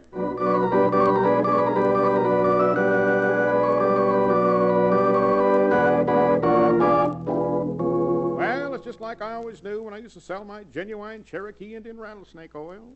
Hell, what's that, Cherokee? The genus Homo sapiens is out for every last penny it can make. Think I could have sold any live oil for 2 bits if I didn't tell them it was worth $10? No, sir. That's why I always said, you say $5 is too much? You say you want more for your money? Very well, then. As a special advertising inducement, I'm going to offer this miraculous remedy today for just 25 cents. Suckers. I suppose Cherokee's right, Chad. But if those Comanches ever come over to Dos Rios... No, they wouldn't dare, Judge. They're safe around El Dorado because all the mountains and hills to hide in. Oh, this valley's too flat. Oh, it certainly would be a... Wait a minute. I think I've got an idea. Idea? What, Chad? An idea to teach the folks around Dos Rios a lesson. You know Chief Gray Bear, don't you, Judge? The chief of the Anawanda tribe? Yes. A few years back, I got him out of some trouble. Since I wouldn't take a fee for it, he made me promise that someday I'd let him return the favor. What have the Anawandas got to do with this situation? Nothing right now. But if you'll ride out and pay a call on Chief Gray Bear with me, Cherokee, I think we could teach our friends and neighbors a lesson they'll never forget.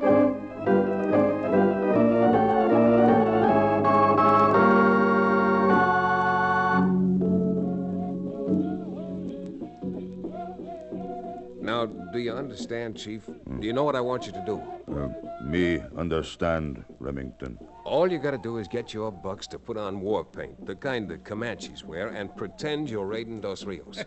That doesn't make good Christians out of them, nothing well. Will do. But today, Comanche have many white men's rifles. Also got plenty firewater. Firewater? Say, Chad, maybe I could dress up like a Comanche. Well, mister, you hold your horses, and I mean your livery stable horses. Gray Bear, do you know where the Comanches got that firewater and those rifles?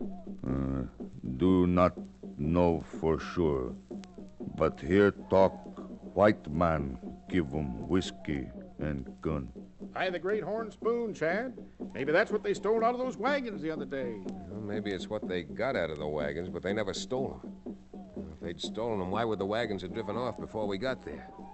No, sir, I think it was prearranged that they stopped those wagons so it'd look good. Chad, I'm starting to think you're right. What's more, I think your friend Doc Stonebender is the culprit behind it all. Now you're cooking with spring water. I'll bet that's why Stonebender's optioned all that land in Dos Rios, hoping the railroad would build there. If you say truth, this be plenty bad, white man. Plenty bad, Chief. But we're not going to convince our neighbors of that while they still think they can make some money out of it themselves. What a vile commentary on the disgusting weakness of mortal man. Yeah, you're right. Now, Chief Gray Bear, I have your promise of help, haven't I? Me give word. Me do. Good enough. There's a late moon tonight, and if you hit Dos Rios just about 10 o'clock, we'll teach those people a lesson they won't forget for the rest of their lives.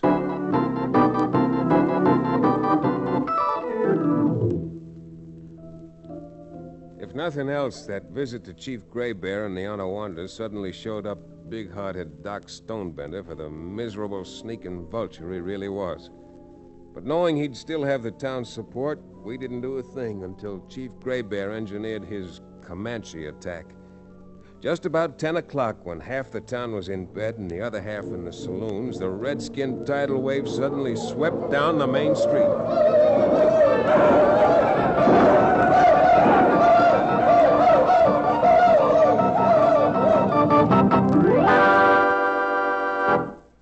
The whole attack didn't take much more than a minute. And with the judge, Cherokee, and me trying to help by blocking exits and getting in the way, no one was hurt. That is, not physically. But there was a mighty shaken crowd of neighbors gathered in the street when the Indians had finally vanished. ashamed to admit that I was wrong. Me neither. I say let's arm up and get after them during Yes, sir. Now, just a minute, folks. Just a minute. I'm positive those were not Comanches. Oh? And what makes you so positive, Mr. Stonebender? I guess I know a Comanche when I see one. Yeah, I guess you do at that. But from what you told me, you've only been out in this country a short time. How come you're able to identify Comanches better than we are? Why, I'll tell you why. Because you've been dealing with the Comanches. Why, you... Because you're the low-down maverick who's been furnishing them rifles and feeding them liquor. You got them to attack the railroad work party just to force the railroad to build here and make money for you. Don't listen to him. He's either crazy or he's deliberately lying. I don't like being called a liar, Stonebender. In fact, I don't like it so much it makes me fighting mad.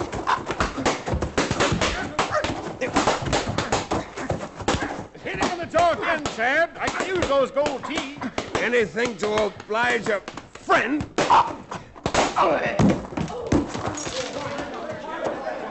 And now, if you all want to see if I was lying, come on. We're busting the lock off Stonebender's storeroom and finding out just what it is he's got stored in there.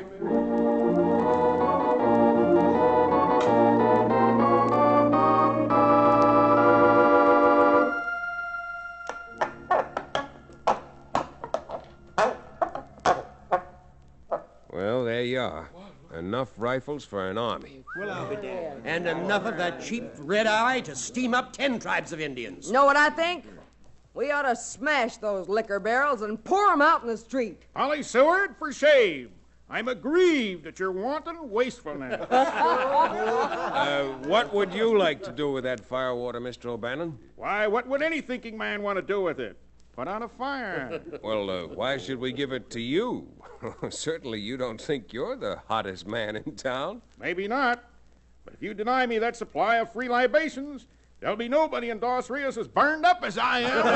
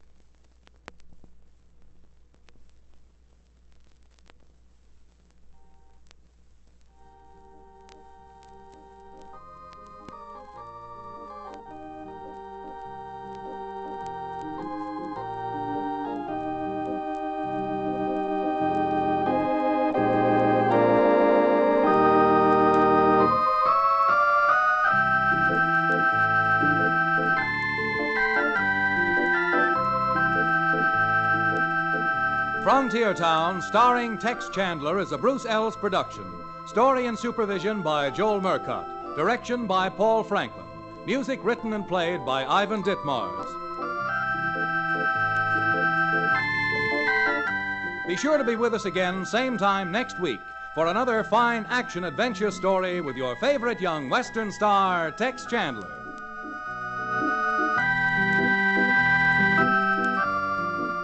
And now this is Bill Foreman telling you that Frontier Town came to you from Hollywood.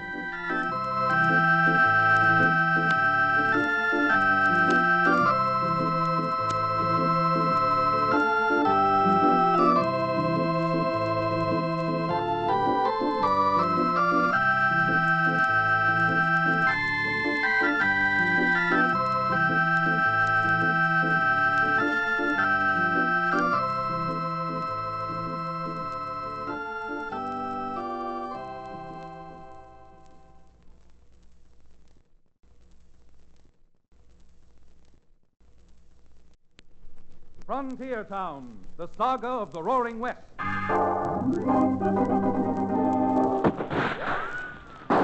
Frontier Town. El Paso, Cheyenne, Calgary, Tombstone. Frontier Town.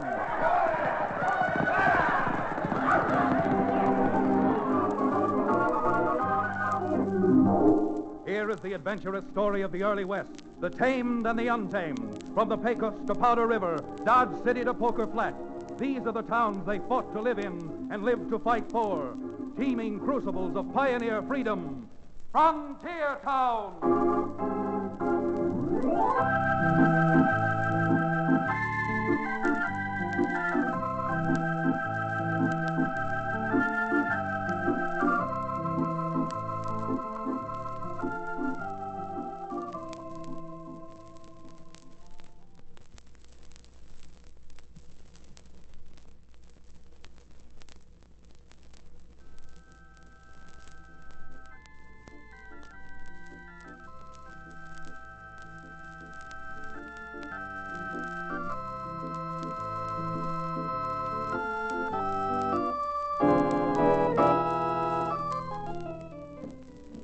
You know, down in Dos Rios, that's the little frontier town I come from and where I'm the only lawyer, the law business certainly takes many a peculiar turn. Folks seem to come to a cowtown lawyer like Chad Remington, that's me, for almost any kind of advice, and for help in almost any kind of trouble. And trouble, believe me, we have aplenty out on the roaring, roistering frontier. Of course, a lot of our troubles aren't brought to me. They just happen. Like the trouble we had just a few weeks ago. Mister, that was bad trouble. Real bad trouble. Cherokee O'Bannon, the ex-medicine man who runs the Dos Rios livery stable, now that he's reformed, somewhat, had gone with me to the judge's for supper. To Cherokee, the principal attraction was the supper. For me, it was the judge's daughter, Libby. Well, we were finishing off one of Libby's lemon sponge pies when... Is something wrong, Cherokee? Now, come on, Cherokee. There is something wrong. You're staring at your cup as if you'd never seen coffee before. Oh, come on, O'Bannon. The judge and Libby have caught you with your jaw down. What's wrong? Well, to be perfectly honest with you, I was just reflecting on what a spot of brandy might do to enhance the flavor of this mocha and java. Well, Cherokee, I haven't got any brandy, but I have got a bit of wine. Wine? My dear Judge. Chad, it sounds as if there's trouble down in town. It sure does, Libby, and from the little I can see here through the window, I'd say someone's raiding the Wells Fargo office. Wells Fargo? Libby, you stay here. Cherokee, get the judge's rifle off the wall. Let's get going fast.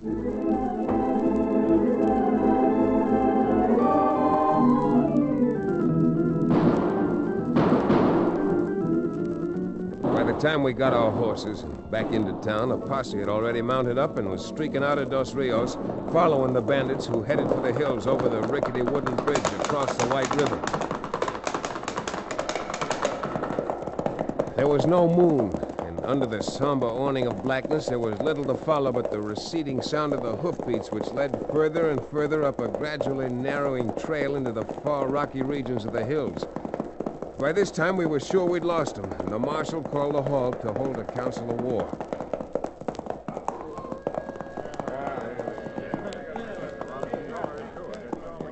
Well, Marshal, what do we do now? I can't say right off, Judge.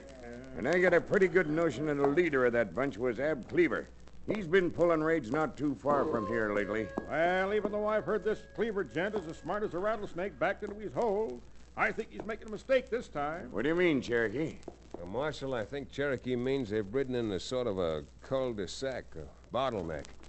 Because except for Lars Peterson's ranch, there's nothing back up in those hills but rim rock that runs straight up, and the headwaters of the White River. Chad, I do believe you're right. Once they ride past Peterson's ranch, they literally have their backs to the wall, and we can starve them out. Well, I'll be doggone. Derned if you're all not right. Mac, you take 4 men and crawl up to the rim behind them 2 creeks up there that flow into the river. Half a dozen you other fellas go with my chief deputy, Andy Thomas, and form a half circle down here. The rest of us will go back to town, get some more ammunition and rifles. We'll be back up here by sunup to give you some relief and close in on them blasted crooks.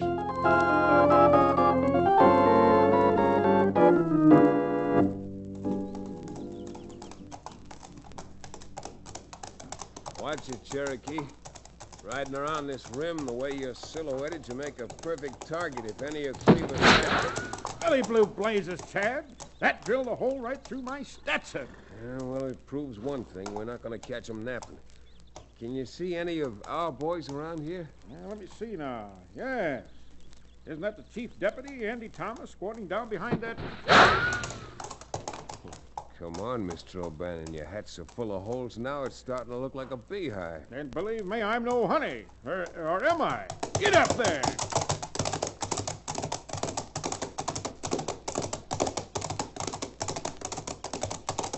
Oh, boy. Hold it. Oh.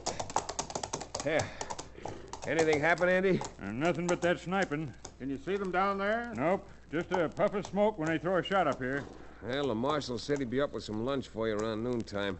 But meantime, here are 2 extra rifles, 300 rounds of shells, and a spyglass the judge's father used at Gettysburg. Oh, thanks, Chad. And tell the marshal not to forget a plug of my chawing tobacco. We're all up here for gosh knows how... Chad, ain't you listening to me? Oh, I'm sorry, Andy. I was looking down to where they've got Cleaver and his gang sewed up. Without ladders, they'll never be able to get up here, but they could move off to the east a few hundred yards and come up behind the Peterson place. If they did, with what supplies they could get from there, this siege might last for months. I'd like to see them try it. Lars Peterson and Helga are about the 2 most stubborn Swedes I ever encountered. Wouldn't buy a bottle of my rattlesnake oil for 2 bits. Now, they'd fight Cleaver and his whole gang to a fairly well. Well, just the same, I think the thing to do is to go back to town and call a little strategy meeting. What we've got to do is figure every possible move Cleaver might make and have some counter tactics ready. Well, can't lose nothing by getting your heads together. Just a few heads.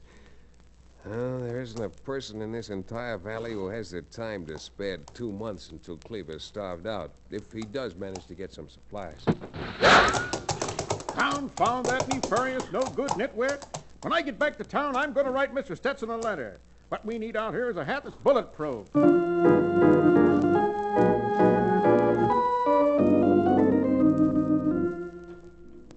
Not only did we need hats that were bulletproof, but we found we needed a lot of help. Cleaver wasn't just shrewd as a catamount. He was a man who was willing to take a chance. However, as we had figured it out, Cleaver had made a mistake. Apparently, when he laid his plans for the Wells Fargo raid, he'd counted on crossing the river and getting away. But instead of crossing the Red River, which had meadowland on its opposite bank, he crossed the White. Found himself with his back to the rocks on one side and the headwaters on the other. That was about the only joyful note I could sound in the whole meeting which the judge and the marshal called for early that evening. Friends, won't you please quiet down? As much as we want your help and ideas, we can't hear anything if you all try talking at the same time. All right, Chad, would you go on with what you were saying? Well, there's not much more, Judge.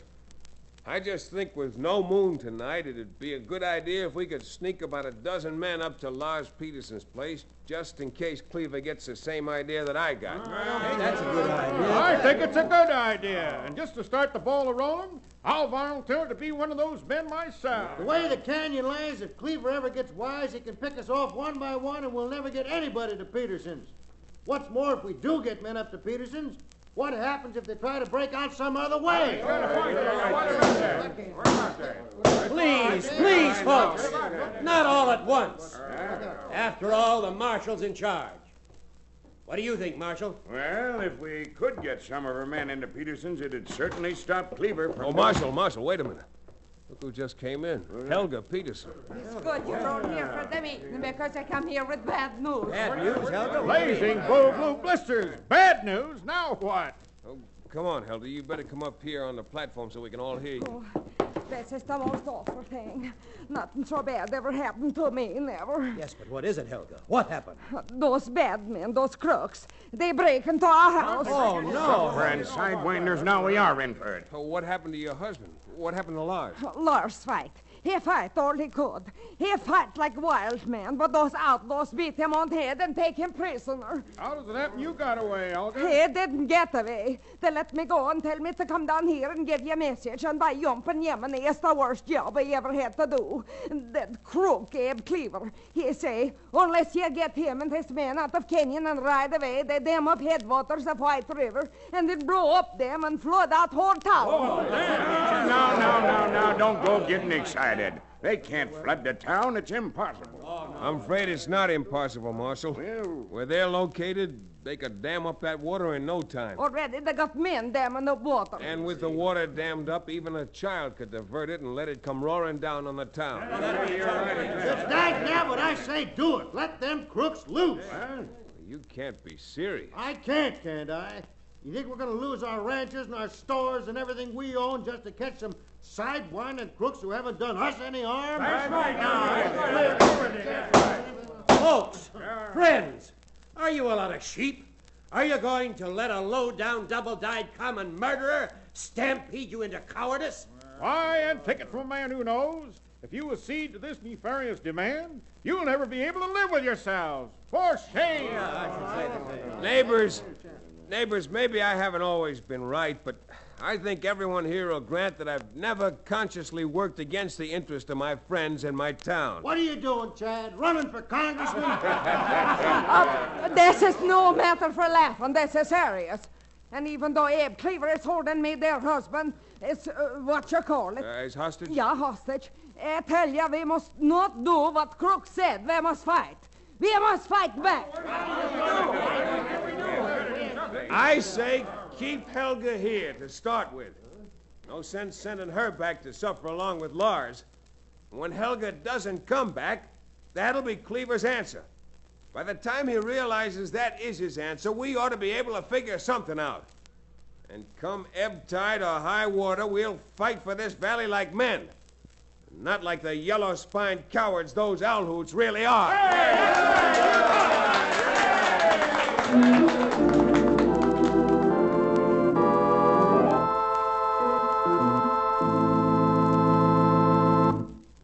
We'll return to the second act of Guns of Wrath, our exciting frontier town adventure, in just a few moments.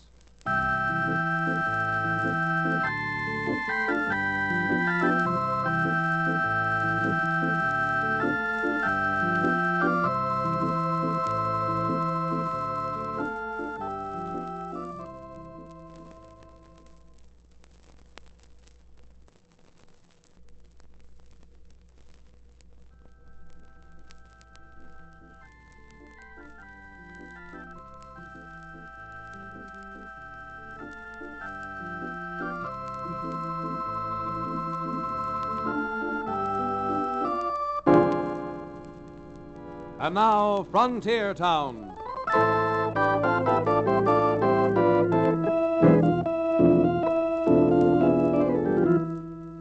Like I said before, this was trouble. Real trouble.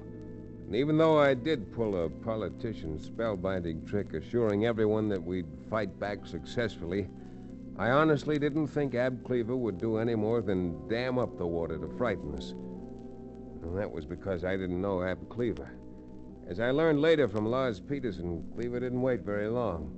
Scarcely an hour after the time he figured Helga ought to be back with our word of acquiescence, Cleaver walked out to where his men were gathered around the Willowbrush Dam they'd built. Well, Ab, the old lady get back? No, we ain't gonna wait. I'm gonna show him that when Ab Cleaver says something, he means it. It's okay with me, boss. Me and the boys already got the powder planted under the dam. All we gotta do is light the fuse, and 10 million gallons of water will come rushing down on Dos Rios like it was Judgment Day. Well, what are you waiting for? You got matches, ain't you? Light the fuse. You know something, Ab? This is gonna be more fun than the 4th of July. She's lit, boys. Now scatter. Come on.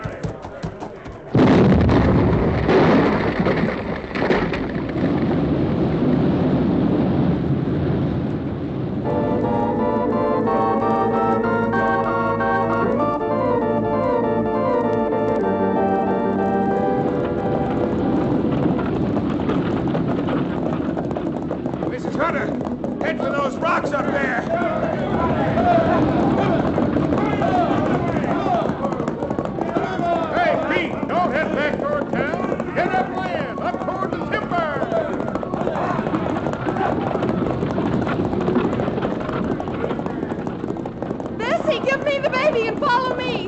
Meet you up on Square Top.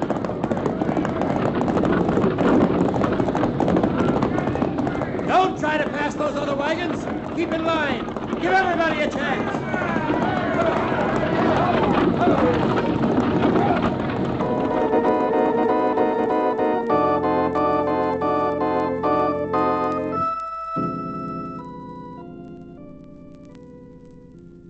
Yep, Ab Cleaver crossed me up, and Dos Rios was underwater.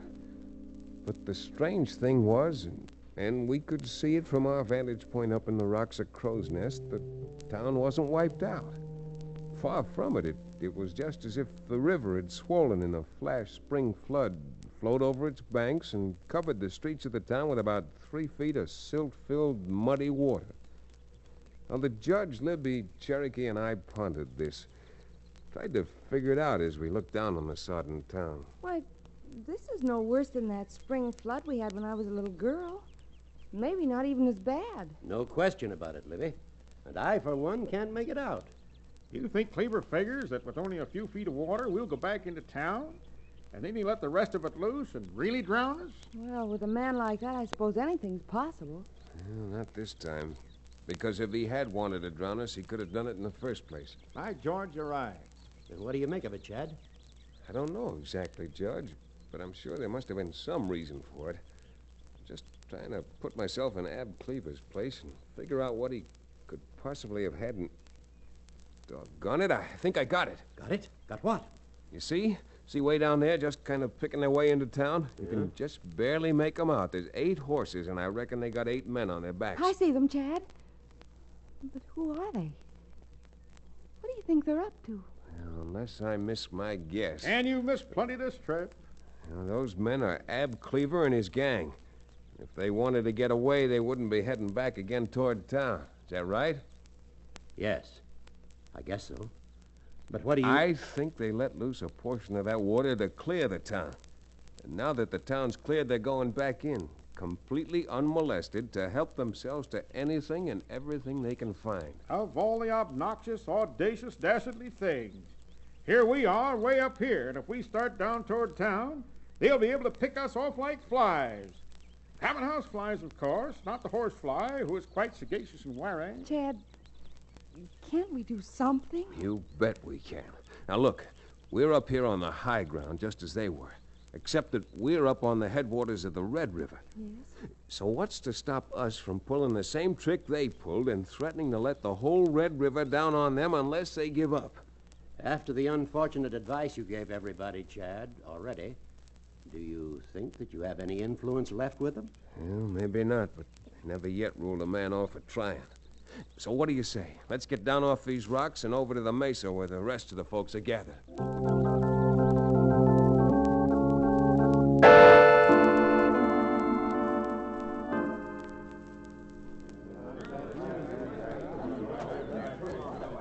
Doggone it, Chad. 2 wrongs don't make a right. If we dammed up the Red River, we might finish Dos Rios for fair. By yours, that's what I say. Enough is enough. Let them crooks get away. Let's get back to our home. That's what I say. But you can't. You can't quit when you've gone this far. Now, look, don't you see? If you men will get back up in the hills and start building the dam, I can circle down with the marshal and a posse and we'll have them cut off. Caught between the flood, we can let loose on them. And enough lead to make a lot of them look like lace curtains. It's just a trick, a trap. Chad just wants to threaten them. And if Cleaver won't give up and you don't want to let the water down on him, you don't have to. Folks, this time, Chad's right. I'm blamed if I don't think so. If you folks are willing to help, me and my men will risk our lives. Won't we, boys? What do you look at me for, Marshal? Well, if we ride, you'll ride with us, won't you, Cherokee? Well, when you put it that way, Chad, yes. And what about the rest of you? All right, then. Let's knock on these horses.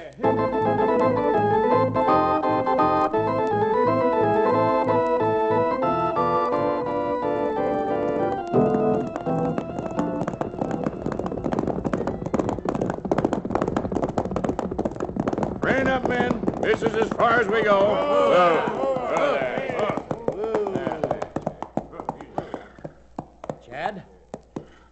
be blamed. You were right. See? Those men are ransacking the stores and loading everything they can onto their horses. Well, how are you going to powwow with Cleaver from here? You just watch, Cherokee. Hey, Cleaver! Cleaver, can you hear us? We're up here over your heads. To the east, up by the Quakies. He sees you, Chad. See? They're looking up here. Uh-huh. Cleaver! You've ridden yourself into a trap by coming back into Dos Rios. I'm here with the marshal and a 20-man posse. The rest of the town is back up in the hills. They're all set to let the Red River roar down behind you. Now, if you got any brains at all, you'll quit. This is the marshal, Cleaver, and we're giving you just 1 minute to make up your mind. Well, I'll be hanged. I'll take that back. I'll be blamed. You see them? They've all got their heads together talking it over. Chad, I believe this is going to work. It looks like they've made their minds up.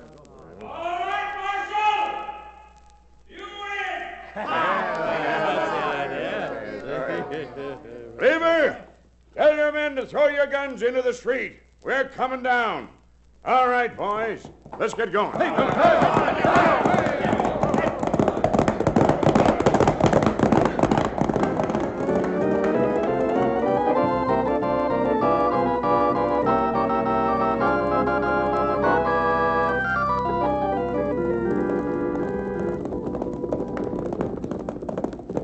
Well, we sure were feeling good. Me in particular, as we threaded our way through the aspens, came out in the lane on the back of High Baxter's ranch, and headed through the water and mud into town. A few seconds after the marshal told the boys to spread out, Split up, boys! Cover both ends of the street. Cherokee suddenly nudged me and pointed to something. Chad, isn't that someone trying to get away through the alley? You're doggone right it is, and if I'm not mistaken, it's Ab Cleaver. Come on, Cherokee. I'm sure gonna need your help.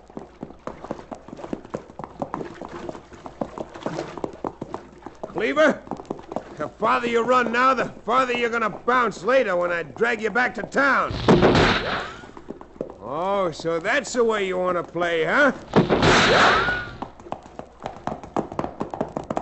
Chad, you're wearing your gun. What's the matter with you? Perforate that perfidious poltroon. Nothing doing, Cherokee. I got plans for that buzzard.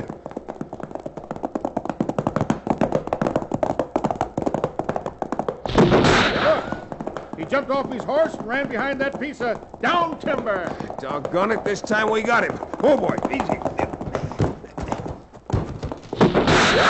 Down, Cherokee, flatten. Now, look, you old fake. This time I'm going to trust my life to you, and you doggone well better be careful with it. What do you mean? What are you going to do? While you stay behind this rock and cover me, I'm going to belly crawl across this clearing, pull him out from behind that log, and beat his brains out. If he has any. Chad, for goodness sake, be careful. I'll be cautious. You be careful. Careful where you shoot covering me. All right, now. Here goes.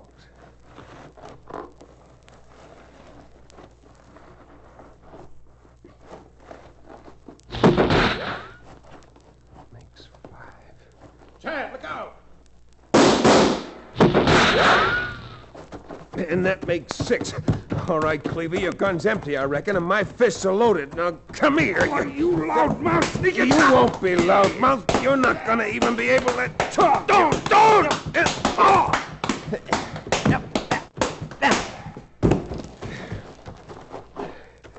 All right, Cherokee. I bruised my knuckles on this polecat's chin. You grab him and sling him over your horse. They're going back to town loaded with skunk.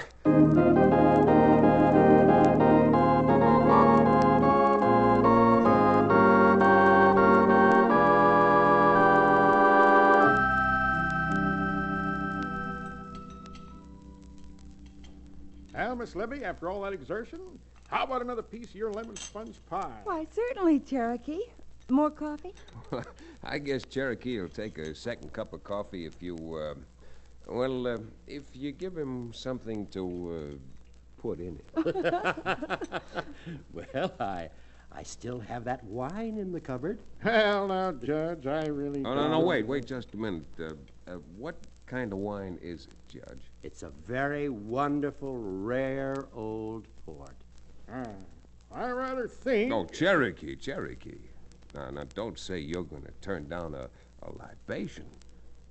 A little port wine? Indeed, sir, I am not. Because with a man of my character, it's any port in a storm.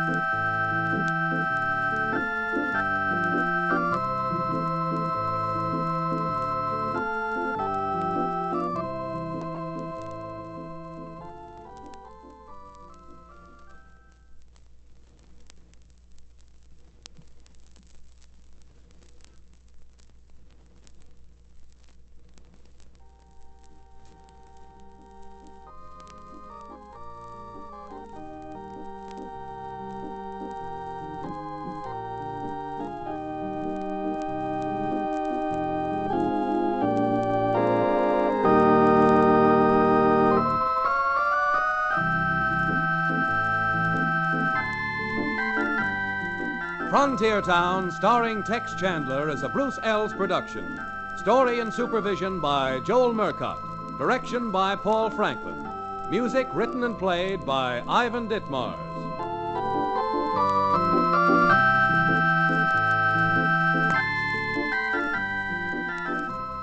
Be sure to be with us again, same time next week, for another fine action-adventure story with your favorite young Western star, Tex Chandler. And now this is Bill Foreman telling you that Frontier Town came to you from Hollywood.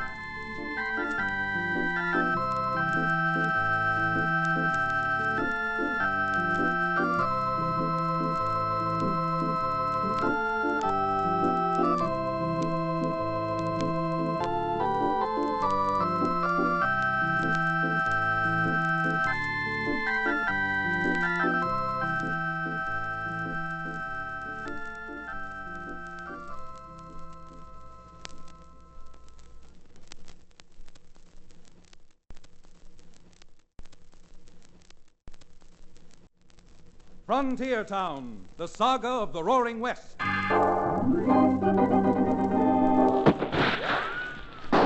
Frontier Town. El Paso, Cheyenne, Calgary, Tombstone. Frontier Town.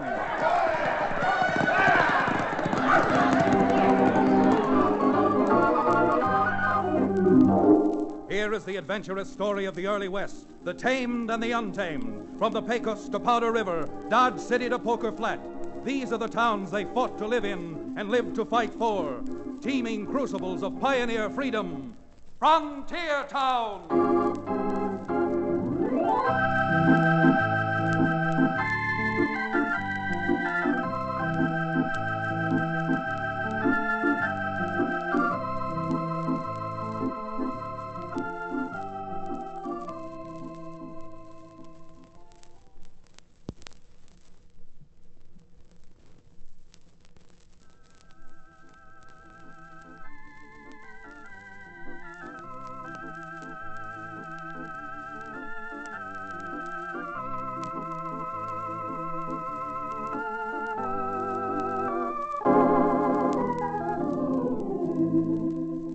Howdy. Would you like to spend a few minutes listening to a frontier town lawyer? Because that's what I am. And Chad Remington is who I am. Attorney and sort of all-around general troubleshooter for Dos Rios and our surrounding territory. Now, when I say troubleshooter, I guess I mean it in more ways than the term is generally used. Because down our way, and with the kind of people we have, the term troubleshooter gets the emphasis on both words. Yep, there's a heap of trouble out on the frontier and a lot of shooting, too. Now, let's take last winter, for example. It had been an especially severe winter, colder than usual, with almost constant snows.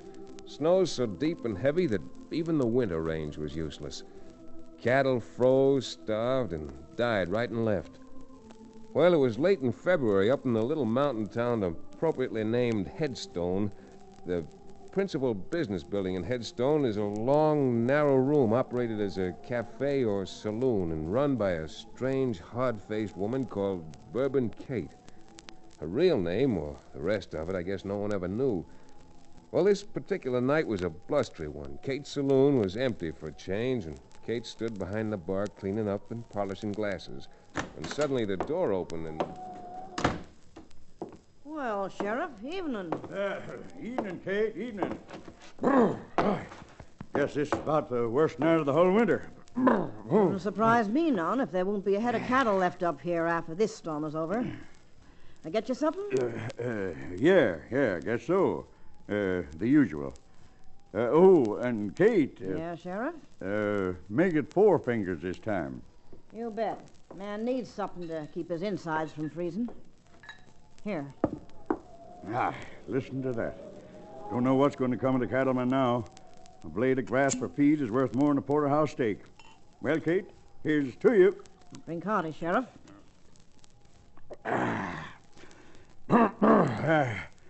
Worst part of it is there ain't a man among a lot of them that's got money enough to buy even a hatful of feed. Another one, Sheriff? Yeah, thanks, Kate. Don't mind if I do. Yes, sir. Rate we're going up here, Headstone would like to become a ghost town now. With the bank shaky like it is, where can the ranchers get help?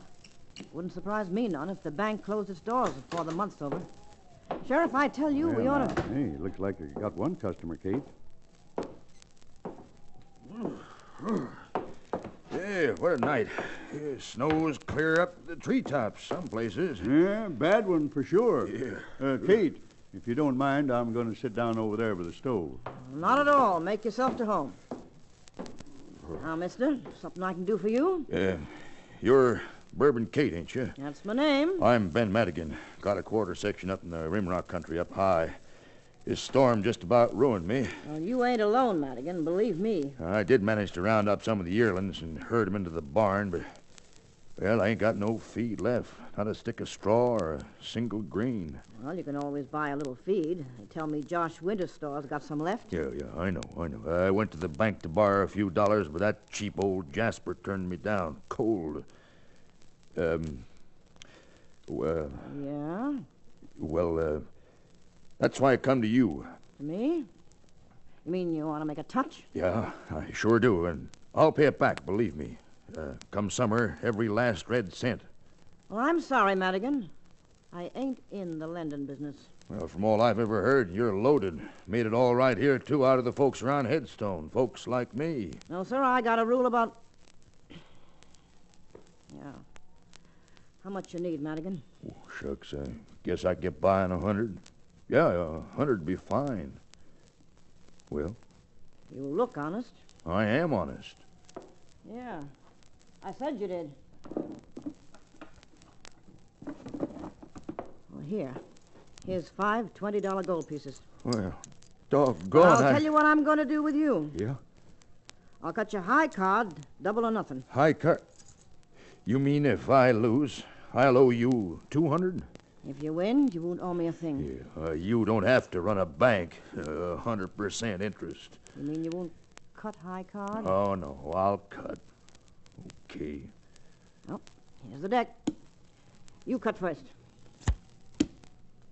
Well, what do you know? Red Queen. Queen of Hearts. Well, let's see you beat that, Kate. Oh, you sure ain't making it easy on me. I might as well not cut and just give you the money. Oh, go on. Cut him. It was your idea. Okay, if you say so. Well, I'll be jiggered. An ace. The ace of clubs, Madigan. Yeah, where'd you get it? Off the bottom of the deck? Madigan, I guess you don't need the money so bad after all, making a remark like that. I just think I'll put them gold pieces back. Oh, no, you don't. I always heard a man didn't stand a chance in a game with you, and now I know why. Madigan, keep your hands off that money. Yeah, well, I'm taking it, and you're not going to stop me. You understand? Why, you loco-brained idiot. Put that gun away or I'll... Kate, look out! Well, I'm sorry, Kate.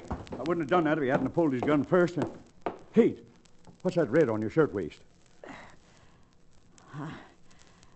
Couldn't you see I was just trying to make him a present of that money? And... Why, that varmint plugged you after all. Here, I'll... Sheriff, don't waste your time.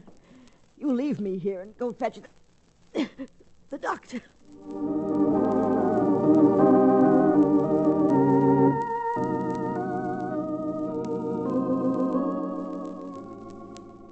Ben Madigan was killed, all right. The sheriff's bullet hit its mark plumb center. But poor old Kate, she got a slug, too. 2 days later, when the storm died down, I received a telegram from Kate asking me to come up to Headstone because she wanted some legal help. It turned out it was her will that was bothering her. We didn't know that till we got there. That is, by we, I mean my landlord and sidekick, Cherokee O'Bannon, the former medicine man who now runs a livery stable over which I have my shabby little legal offices. Well, we wasted no time going to Kate's and seeing her. She looked tired, awful tired, and mighty old as she lay there, her face gray as ashes against the clean white pillowcase. Fellas, it was mighty nice of you to come, particularly in this kind of weather. Ma'am, I'd like you to know that we have weather down in our part of the country, too. But for a woman whose name is Bourbon Kate, I'd walk halfway around the world and snow up to my eyebrows. Cherokee sure talks a tough game of two-fisted drinking, doesn't he, Kate? I've known the old fraud since he peddled his genuine Cherokee Indian rattlesnake oil. And even when I was giving him drinks on the house, he'd never take more than one. Well, let's talk about you for a while, Kate. Doctor says you're going to be all right. Yeah, that's what the doctor says. He's a good man. Once saved me from nasty snake bite without the use of the usual remedy. Well, a doctor who can do that with you, Cherokee, must be a miracle man. Well, we'll see if the doctor's right this spring.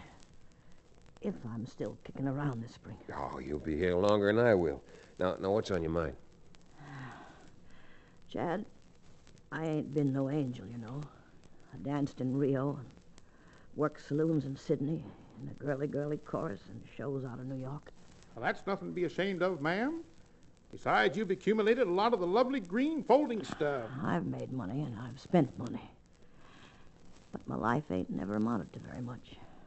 Never done anything folks call constructive. Hey, what are you talking about?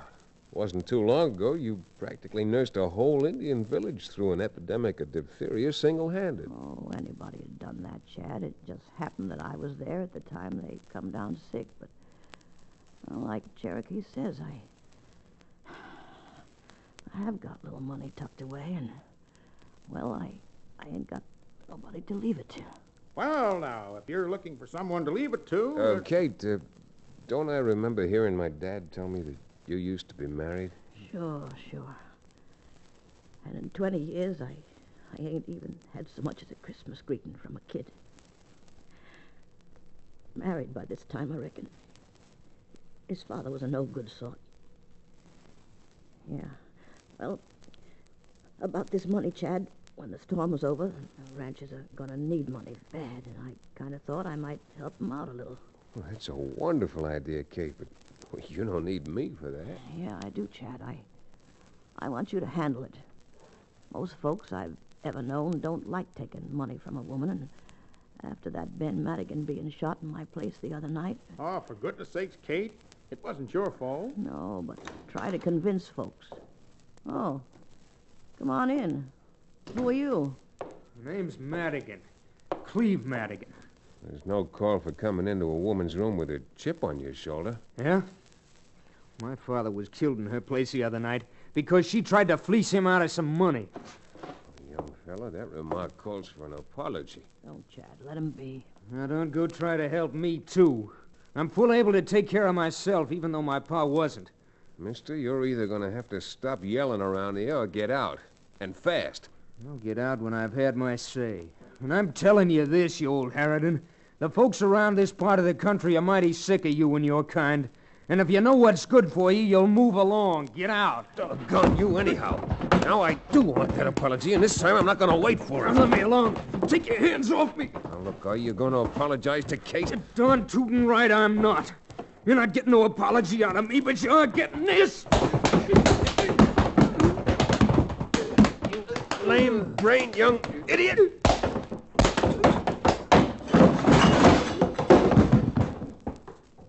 Chad, you put that young pup to sleep for the rest of the winter. Chad, you shouldn't have done that.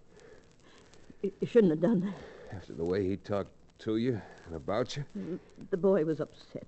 He's upset right now after what Chad just did to him. Chad, that money I was talking about. Yeah? Because that Madigan boy's father was killed in my place. I want to see that the Madigan family gets help. Every bit of help. And with every last penny I got. Oh, but Kate, don't You're my lawyer, Chad, and as my lawyer, I'm giving you my orders. That Madigan family is going to get all the help money can buy.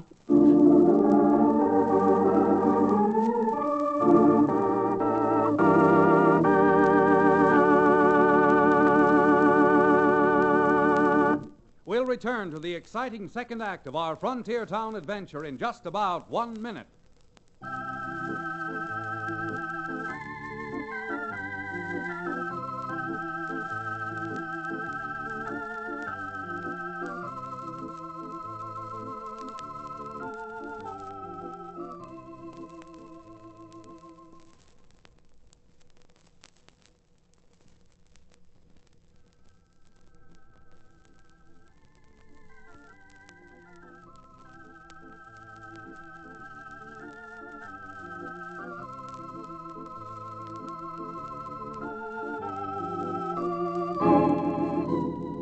And now, Frontier Town.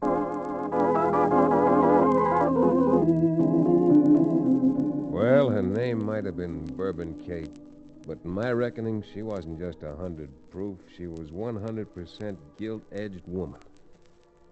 With a heart truly as big as the proverbial whole outdoors.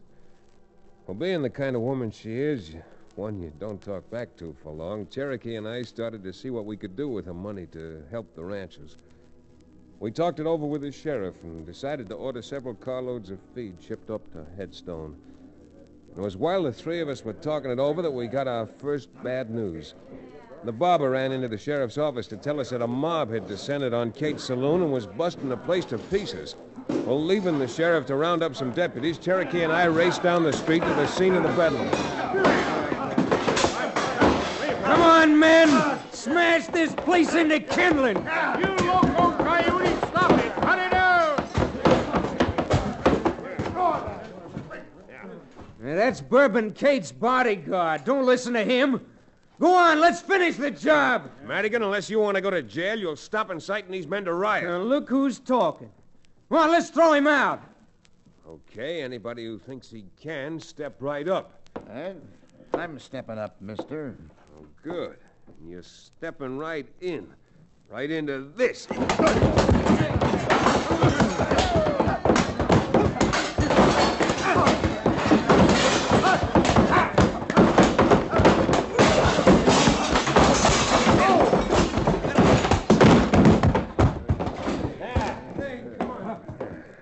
Just in time, Chad. Here comes the sheriff and his deputy. Here, every doggone one of you. You're under arrest. If you know what's good for you, you'll come along peaceable. My men have got orders to shoot, to kill.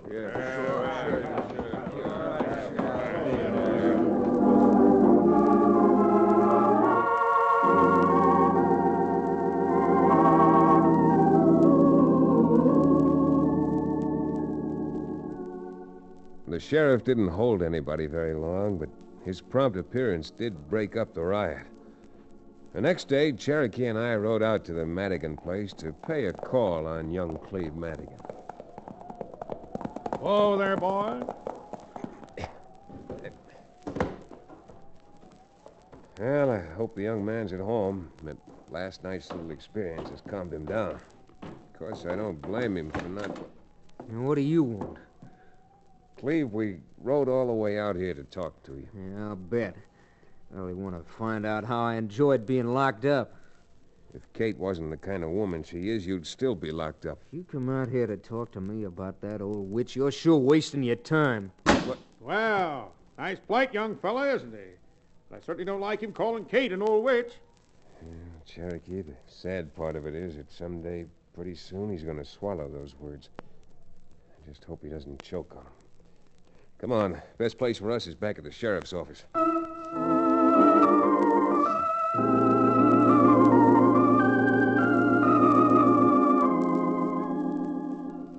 Well, I guess you'll be pleased to know that the freight cars got through with the feed. Pulled in while you were gone this afternoon. They're down to the siding. That's certainly a relief. Oh, by the way, how's Kate? Have you heard, Sheriff? Well, I talked with the old Sawbones a while back. He says the wound don't amount to nothing no more, but she ain't getting no better. Says he just can't understand it. If you ask me, and you may if you wish, I think Kate's lost her spirit. Her fighting spirit. Well, no wonder. From all she's been through. And that... Say, I almost forgot. Yeah? The ranchers called a meeting this afternoon to try to get some help from the state. Oh, that's great. By the time the state could vote on it and send the ranchers some help, the snow would be flying again next winter. Well, all you've got to do is go to the meeting and tell them about the feed that Kate's bought for them. Yeah, I guess that's the thing to do. With all the ranchers together, I'll just go to that meeting and tell them the good news.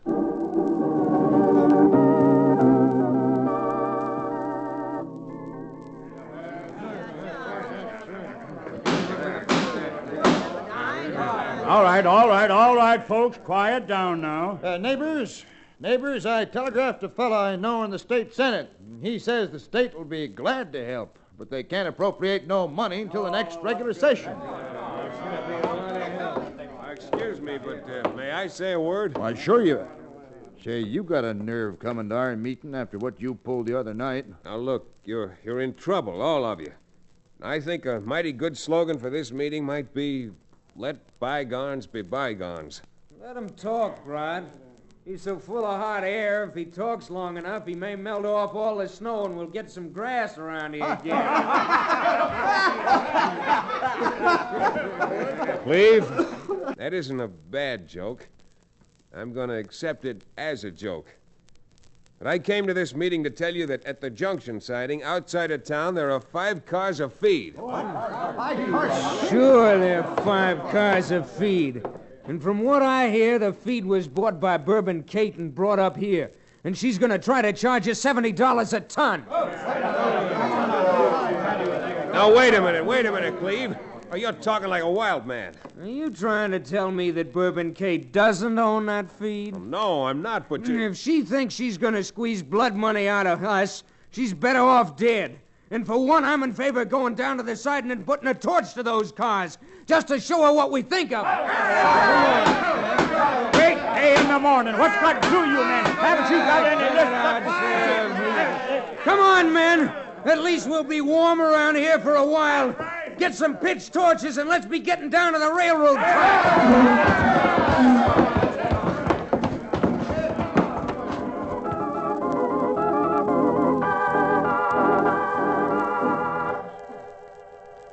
Ever try to reason with a mob?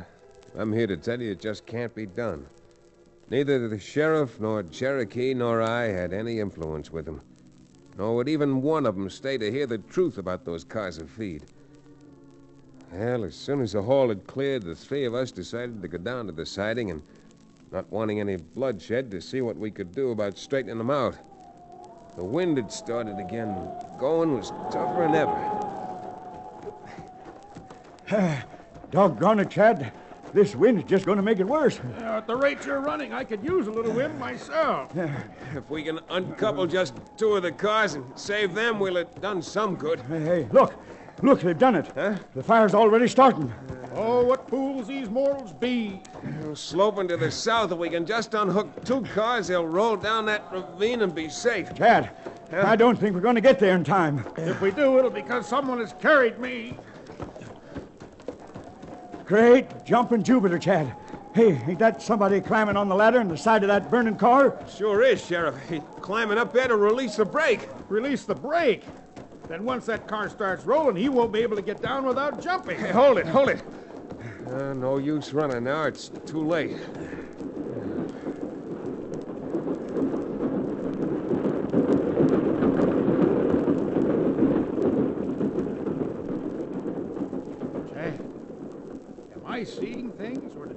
what I saw. No, Cherokee. We saw it, all right. Yeah, that sure was a close one. You boys cut that car loose just in time. We didn't cut it loose. We didn't get here in time. Well, then who was it? That was Bourbon Kate who done it, Broderick. Yeah. And there she goes, riding that boxcar, probably to her death. Look at her roll. Not a good looking at that car does, 'cause it ain't never gonna make that curve. Merciful Providence, the car's tipping. It's going over now.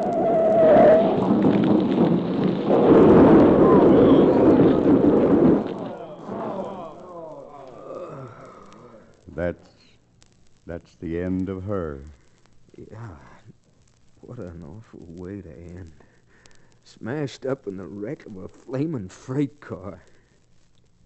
Son, come on back to town with me. You and I have a bit of talking to do.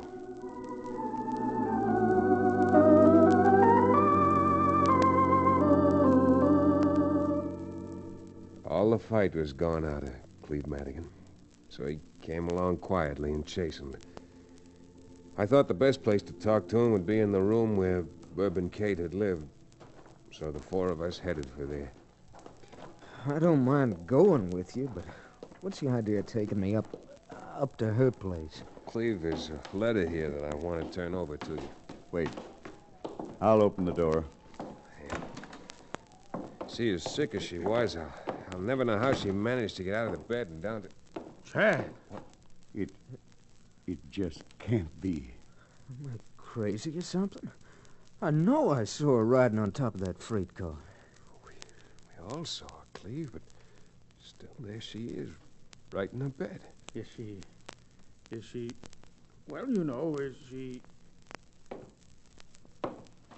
Yeah. Reckon she's been dead more than 2 hours. But that... I don't understand it. Well, there are a lot of things in this life we live that none of us understand, Cleve. A good deal of it has to do with the spirit inside of us. I'll say amen to that. You mean you think this was a miracle? I'd be a pretty poor mortal to judge miracles, Cleve. Maybe after you read this letter... Letter? Letter from who? It's a letter for you. It was written by you. It was written by the woman we knew as Bourbon Kate. Cherokee, I think you and the sheriff and I had better be on our way.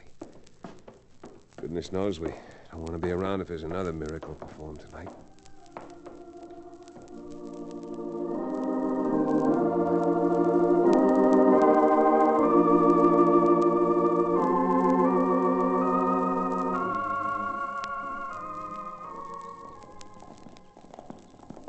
For the life of me, Chad, I still can't understand it. Shouldn't even try to, Cherokee. The important thing is that we were there to see that Kate's desires and her will were carried out. Plenty of feed for everybody now. And I imagine Cleve Madigan won't judge folks quite so harshly again. Every time I think of her, I get a lump in my throat. That might be a good thing for you, Cherokee. It may stop you from pouring things down your throat that you'd be better off not having. And look, if you don't mind now, I don't feel much like talking. Let's just rattle up these ponies and get on home. Come on. Come on there, you. Start moving.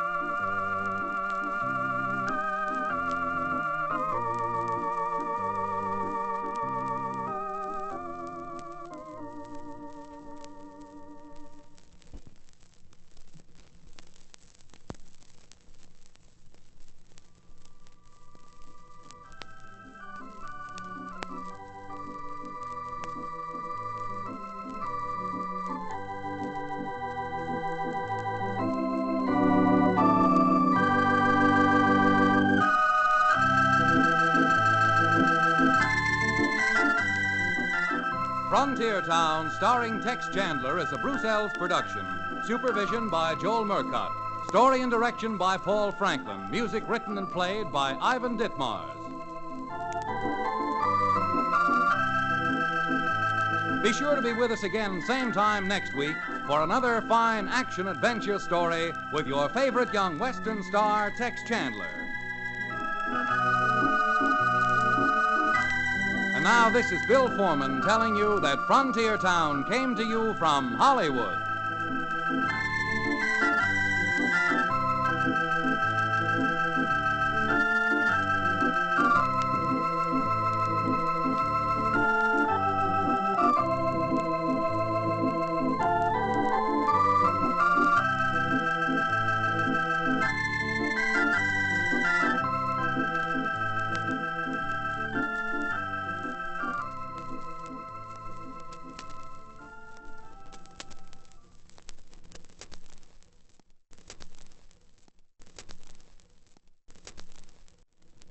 Frontier Town, the saga of the Roaring West.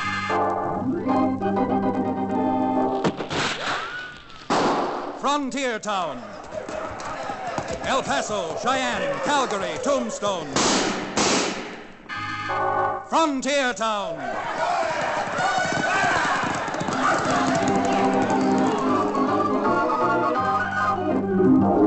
Here is the adventurous story of the early West, the tamed and the untamed, from the Pecos to Powder River, Dodge City to Poker Flat. These are the towns they fought to live in and lived to fight for, teeming crucibles of pioneer freedom. Frontier Town!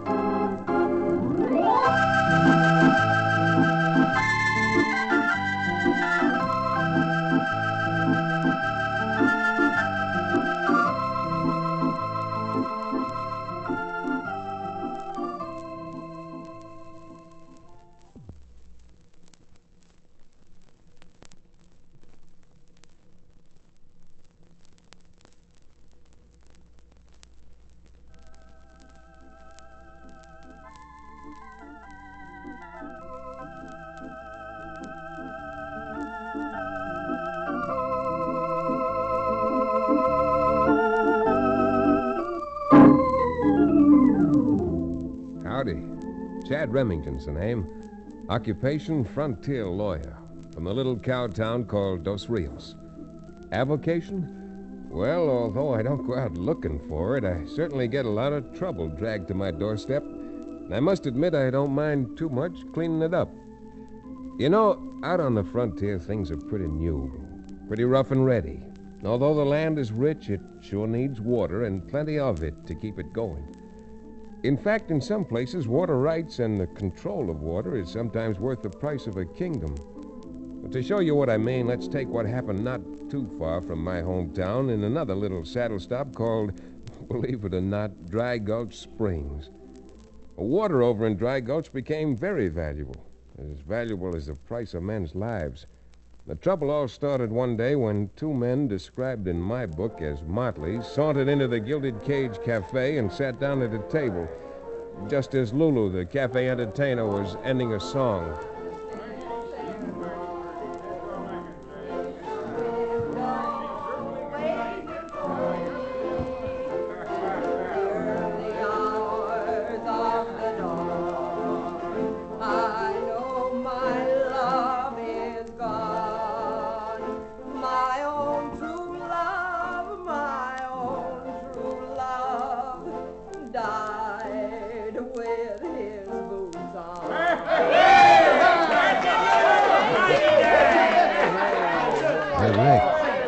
It's a good thing we wandered in here.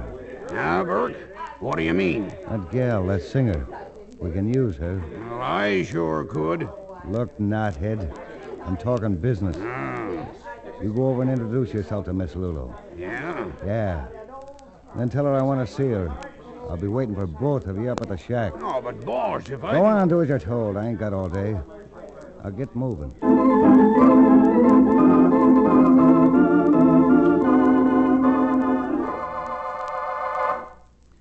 Now, look, Lulu. I ain't going to waste your time giving you a lot of conversation. You're a good-looking woman, and I can see you got brains. What am I supposed to do? Thank you? I'm not making no bones about it. The crowd I represent can use you, and we'll pay for it. Pay good. Now you're starting to sound interesting. Who's this, crowd? It's a company, see? A water company. Uh-huh. You see, another outfit's got the franchise to build a dam up here at Dry Gulch. Mm. According to the franchise, they got to finish before the 15th. If they don't, well, my crowd gets the franchise. What's that got to do with me? Plenty. When I saw how all those men over at the Gilded Cage went for you, I just got the notion that the construction gang working for the other water company would do the same thing. If you made it your business to see that they quit work. So that's the way your song goes, huh? You want me to get the men working on the dam to quit. Sort of like the Pied Piper of Hamelin. In this case, it might be the Pie-Eyed Piper. And you've got the pipes to do it. Mr. Burke, there's just one teensy little thing you haven't told me yet. What do I get out of this? Well, let's say 10,000? Let's say 30,000. It has a nicer ring to it. What are you trying to do? Hold me up? You better quit bargaining, Mr. Burke, because I've got an idea this other water company would pay me 50,000 for the information you've just given me. Why, you little... Has 20,000 got a nice ring to it, too? Well, it don't ring like the Liberty Bell to me, but... Okay. You just made yourself a deal. Now you're talking. Hey, Rick, give me a bottle of something and a couple of glasses. Lulu and me are Don't get nothing. Yet, Rick. This deal's not closed until I got 10% of that 20,000. In cash.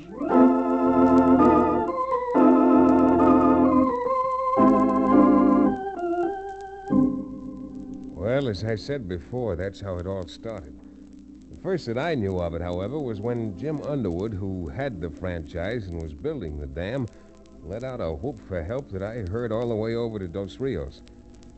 So I went to Cherokee O'Bannon, who used to be a medicine man and now owns the Dos Rios livery stable, and on the promise of introducing him to Lulu, the beautiful singer, prevailed upon him to provide the horses and ride along with me. A day later, Cherokee and I were closeted with Underwood in the little shack that served as an office on the dam construction job. Yeah, that's about the whole story, Chad. My men are quitting work like there was a plague up here. Say now, if there's some sort of an epidemic, I'm willing to make you a very extra special price on some of my genuine Cherokee Indian rattlesnake oil in quantity. Now, look, O'Bannon, all you're getting out of this trip is an introduction to a red-headed singer named Lulu. Chad, I've got less than 3 weeks to complete this job. At the rate the work's stopping, it won't be finished for 3 months. Well, Jim, I'll do what I can, but this is sort of like looking for one particular grain of sand on 50 miles of seacoast. What are you talking about? I've seen that girl up here myself twice. Oh, I don't mean finding a girl.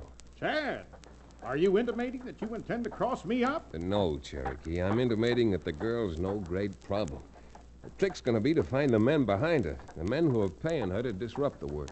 Don't tell me you really mean that, Chad. Who else could there be behind it except this other outfit, the one that tried to get the franchise before I got it? Well, granting you're right, now I'm not saying that you aren't.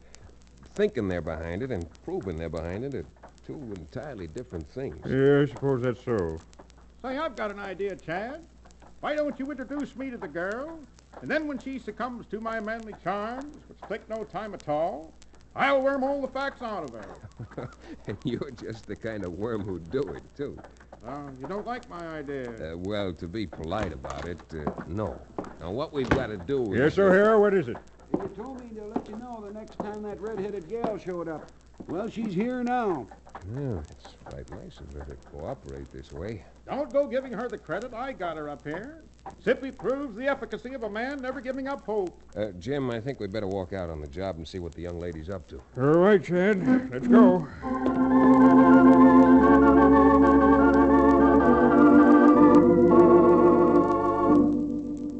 Well, it was about 100 or so yards from the office to the job itself, and the walk down there gave us a pretty good chance to observe Miss Lulu. I don't mind saying she was well worth observing. I sure couldn't blame the men for gathering around her. Her face was a little hard, but pretty. She was round in just the right places. I don't know if she spoke extemporaneously or not, but she certainly put up a highly convincing argument. They say the payroll was held up. Of course, they say the payroll was on that coat. Hey, that gal's right. Why should we go on working if we're not going to be paid? Hey, listen, man, that's nothing but a bald-faced lie. So you call me a liar, will you, Underwood? Why, you blast... Jim, look out! What's the matter with you men, anyhow? You all gone out of your heads? Mr. Underwood says the payroll's going to get here, then you're going to be paid. He's the man who should know. I don't know who you are, mister, but I agree with you. Mr. Underwood should know. That's the whole trouble with him. He doesn't know anything about what's going on. And maybe you can explain just how you happen to have advance information on the payroll being stolen. Information of that kind should be interesting only to a sheriff or another water company. Is that so? Well, which kind are you? A tin horn sheriff? Madam, if you'll pardon the formality, permit me to introduce myself, and then I'll introduce you to Mr. Remington. My name Cherokee, let's skip the social amenities and face a few facts. First, you want to know if I happen to be a sheriff, miss. Would it make any difference to you if I were? Yeah, it might. I don't think jail would be so bad if I had a good-looking, curly-headed six-footer like you to see that I was locked up every night. That's her a good one, Chad. She certainly... Oh, I guess it was with that. She was trying to make a fool out of you. Would that be so hard to do? Probably not. I'm probably foolish standing here and talking to you about something as ridiculous as this rumor you're spreading around here to stir up trouble. Rumor my eye. I'm telling you, boys, there'll be no payday for you. And I'm telling you there will be. Are you going to take this woman's word for it or believe Mr. Underwood? Now, look, man, you've been on this job 3 months or more, and you've been paid every week, haven't you? That's right, yeah. All right, then. Go on back to work. And if payday doesn't roll around, remember they got laws in this state to see that a man gets paid.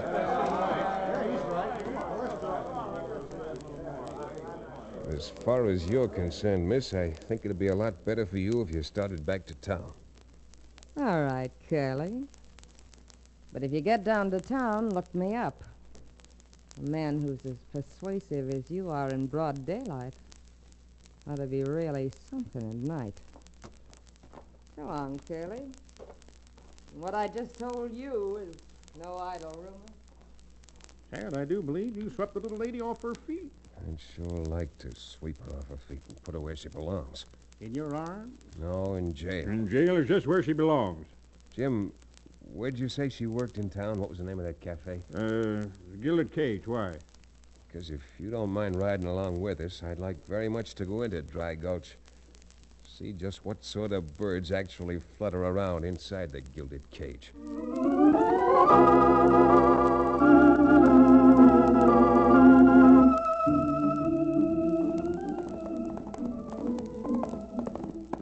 Chad, the more I think about it, the more incredible it appears that a young woman of such, such excellent and satisfying stature would willingly lend herself to so nefarious a scheme as you and Mr. Underwood have outlined. Cherokee, I'm afraid you're confusing what's inside of her with what's outside of her. Indeed I am, and what outside she has.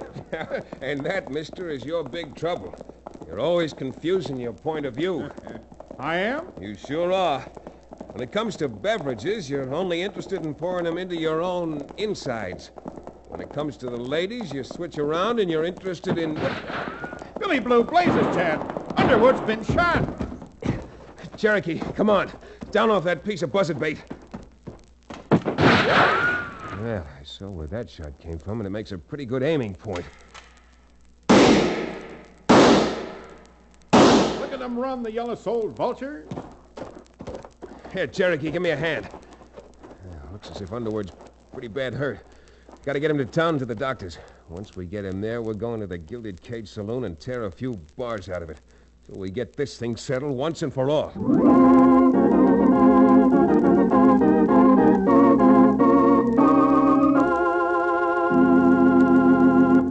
We'll return to the second act of Trouble is His Target, our exciting frontier town adventure, in just a few moments.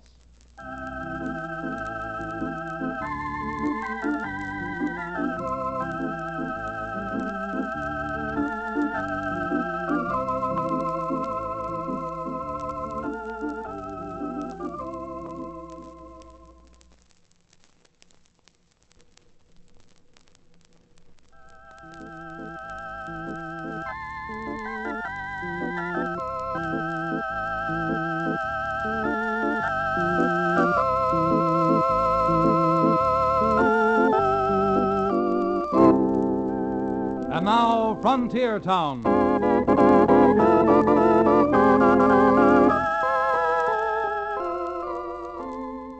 Well, as I said, a lot of troubles have dragged to my doorstep, and this one was about the worst yet. First, if Underwood's company lost the franchise and the other crowd got it, they would have had the ranches around Dry Gulch over a barrel. A water barrel, which would probably be worth its weight in gold. Second, although trouble is sort of a specialty with me, woman trouble is something I steer away from. And finally, it must have been a pretty low-down crowd of cutthroats to cold-bloodedly shoot Jim Underwood out of his saddle just because their little cooked-up payroll story had failed. Well, making as good time as we could with a badly wounded man across the saddle, Cherokee and I got Underwood to the doctor's in Dry Gulch and then set out for the Gilded Cage Saloon. It was quite a place. A lot of gilt and fancy paintings, Pharaoh tables, roulette layouts. Oh, it seemed to have everything. Everything, that is, but a sense of decency. Cherokee and I walked in and stood looking around the saloon. Quite a place, Chad. Quite a place. Quite a place. Ah, that's quite a bar. Isn't it, Chad, my dear old friend? Now, look, my dear old friend, don't you dear old friend me. We're in here on business. And their business is the dispensing of beverages. So I say, turnabout is fair play. Let's make a few purchases from their business, and then we'll set out on our... Nothing doing, Cherokee. With Jim Underwood almost dead, my mind's not on anything but our business. Come on. Say, bartender. Yes, sir. What'll it be, mister? Oh, for the time being, just a little information. Who runs this place, and where can I find him? Dutch Altberg. He's the owner. His office is down there in the back. Anything else? Why, Cherokee, come on.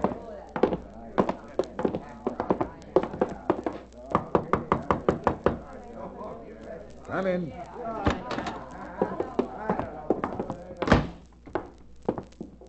Yeah, boys. What is it? You, Dutch Altberg? I am. Well, my name's Chad Remington. My friend here and I are looking for a little information. What's on your minds? Well, you've got a singer working here, haven't you? A girl by the name of Lulu? So what? Well, that doesn't seem to quite answer my question. What's wrong with you? On the prod for trouble? Well, I'm in too much trouble now to be on the prod for any more. And... we want to find out about this Lulu woman. Well, you're not alone. So do I. I'm afraid that answer's a little too cryptic for me. Does the girl work here or not? She did, but not anymore. Chad, she's flown the coop. Our little pigeon has flown the Gilded Cage. Cherokee, will you just take a deep breath and simply hold it? Well, what happened? Did you fire her? Will you fire a gold mine? Altberg, why is it so difficult to get a direct answer from you? Look, my friend, I don't hanker after that kind of talk, and I don't like that tone of voice. I don't care what you like or what you don't like. I'd like a few answers. Unless, of course, you got something to hide. You are on the prod for trouble, aren't you? I wasn't when I came in here. But if you think clearing your holster's the kind of answer I'm looking for, go ahead, scratch leather. You're pretty salty, aren't you? Just salty enough to skin you and put you away so you won't spoil. Now, look, Altberg. I didn't come in here for an argument, and I still don't want one. So get the hump off your back and behave. Let me tell you something, mister. Anytime anyone mentions that Lulu's name around me lately, I start seeing red. After all the money I paid her, she walks out, leaves me without even saying so long. Oh, where'd she go, do you know? 2 Jaspers come in here a few days ago, and one of them went back to her dressing room to talk to her. And I ain't seen her from that time to this. Who were they?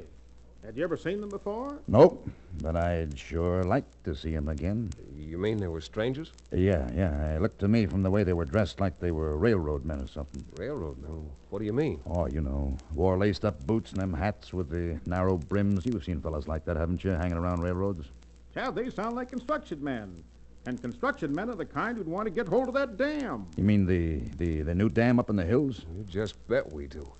With a little help from you, Dutch, we may be able to close my case and get your sylph-like soprano back for you. Now, come on, let's sit down and talk this thing over.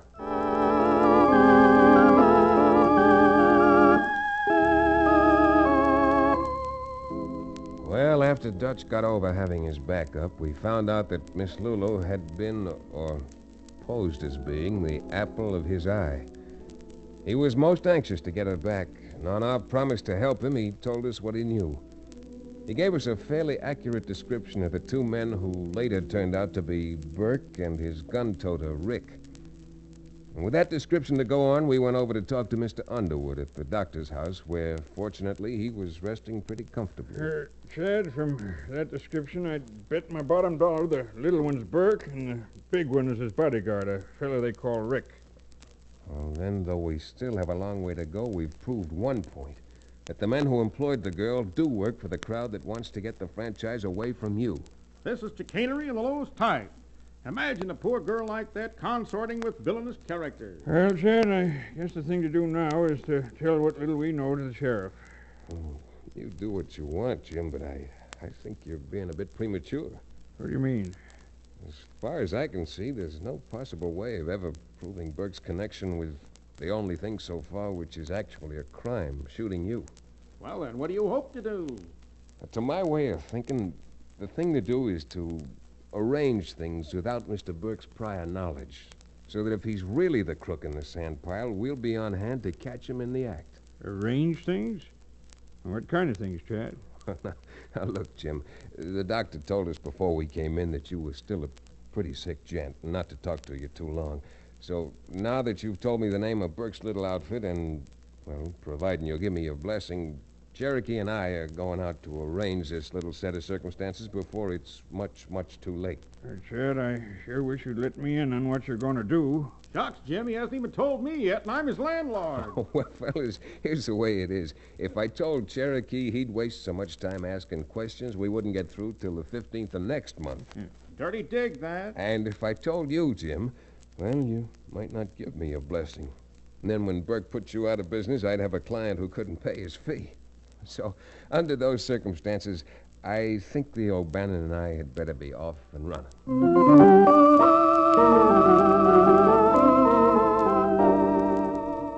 Well, if I sounded confident, I really wasn't inside. Or maybe I should have been like Cherokee, interested only in the outsides. Well, the idea I had was as loco as anyone had ever had. But knowing that if I turned Cherokee loose in Dry Gulch, he'd find Miss Lulu if she were within 500 miles of the town, I turned him loose, with instructions and with a message. Lulu, a woman of your fragile beauty needs a man around, a man like me to protect her. Go on. Tell me more. Well, a man to protect you. I already told you that, didn't I? Yes, you did. Sounds like a speech you might have learned. A speech, you say? Let it go. Now, as big and handsome as you may be, O'Bannon, the kind of protection a gal like me needs costs money. You got a lot of it loose? Have I?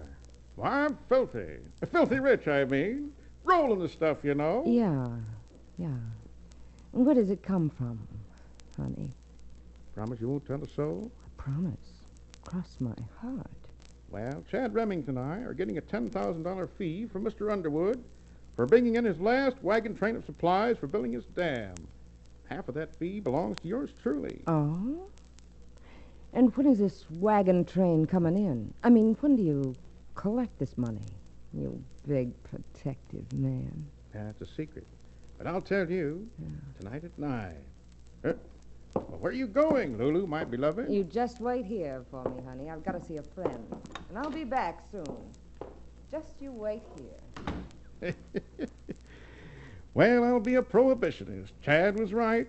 Little Miss Lulu fell for it.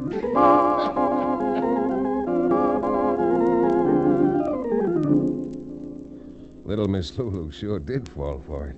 She thought Cherokee was just a big chump, and I'm here to tell you he's far from it. He got away with that bit of acting and made it stick.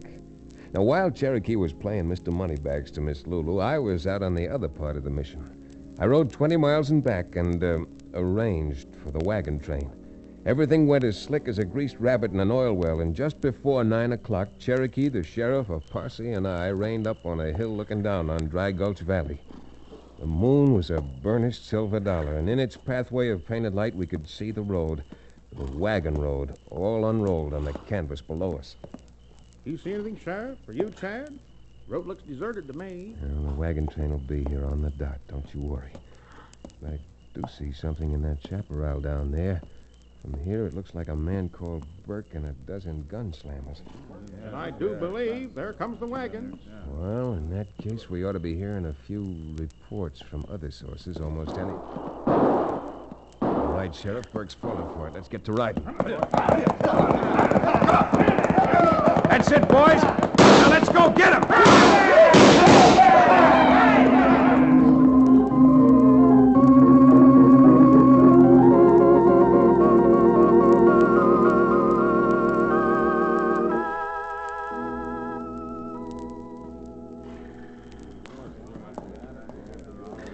Well, maybe you did get me.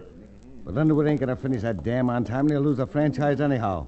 Them wagons of his were smashed to bits. Yes, the wagons were smashed to bits, Burke. But the timbers and stuff destroyed didn't belong to Jim Underwood. They belonged to your crowd. What? You loco or something? He's far from loco, Burke, my good man. Only a brilliant genius like Chad Remington would ever have thought of going to your camp and filling the wagons with your supplies. So sorry, Mr. Burke, but little Miss Lulu was your downfall. Why, you double-dealing. Oh, Curly, how could you do this to me?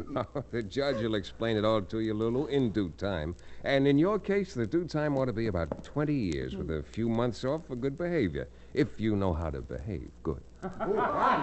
Okay, Sheriff, they're all yours now on charges all the way from hold-up, concealed weapons, right through the book to attempted fraud by posing like a lady. Why, you Come on, Cherokee, before she falls on my neck and chokes me. So long, fellas. And Lulu, if you really need a protector, the warden has lots of them. They call them tailors. Get up there, boy. Let's get home.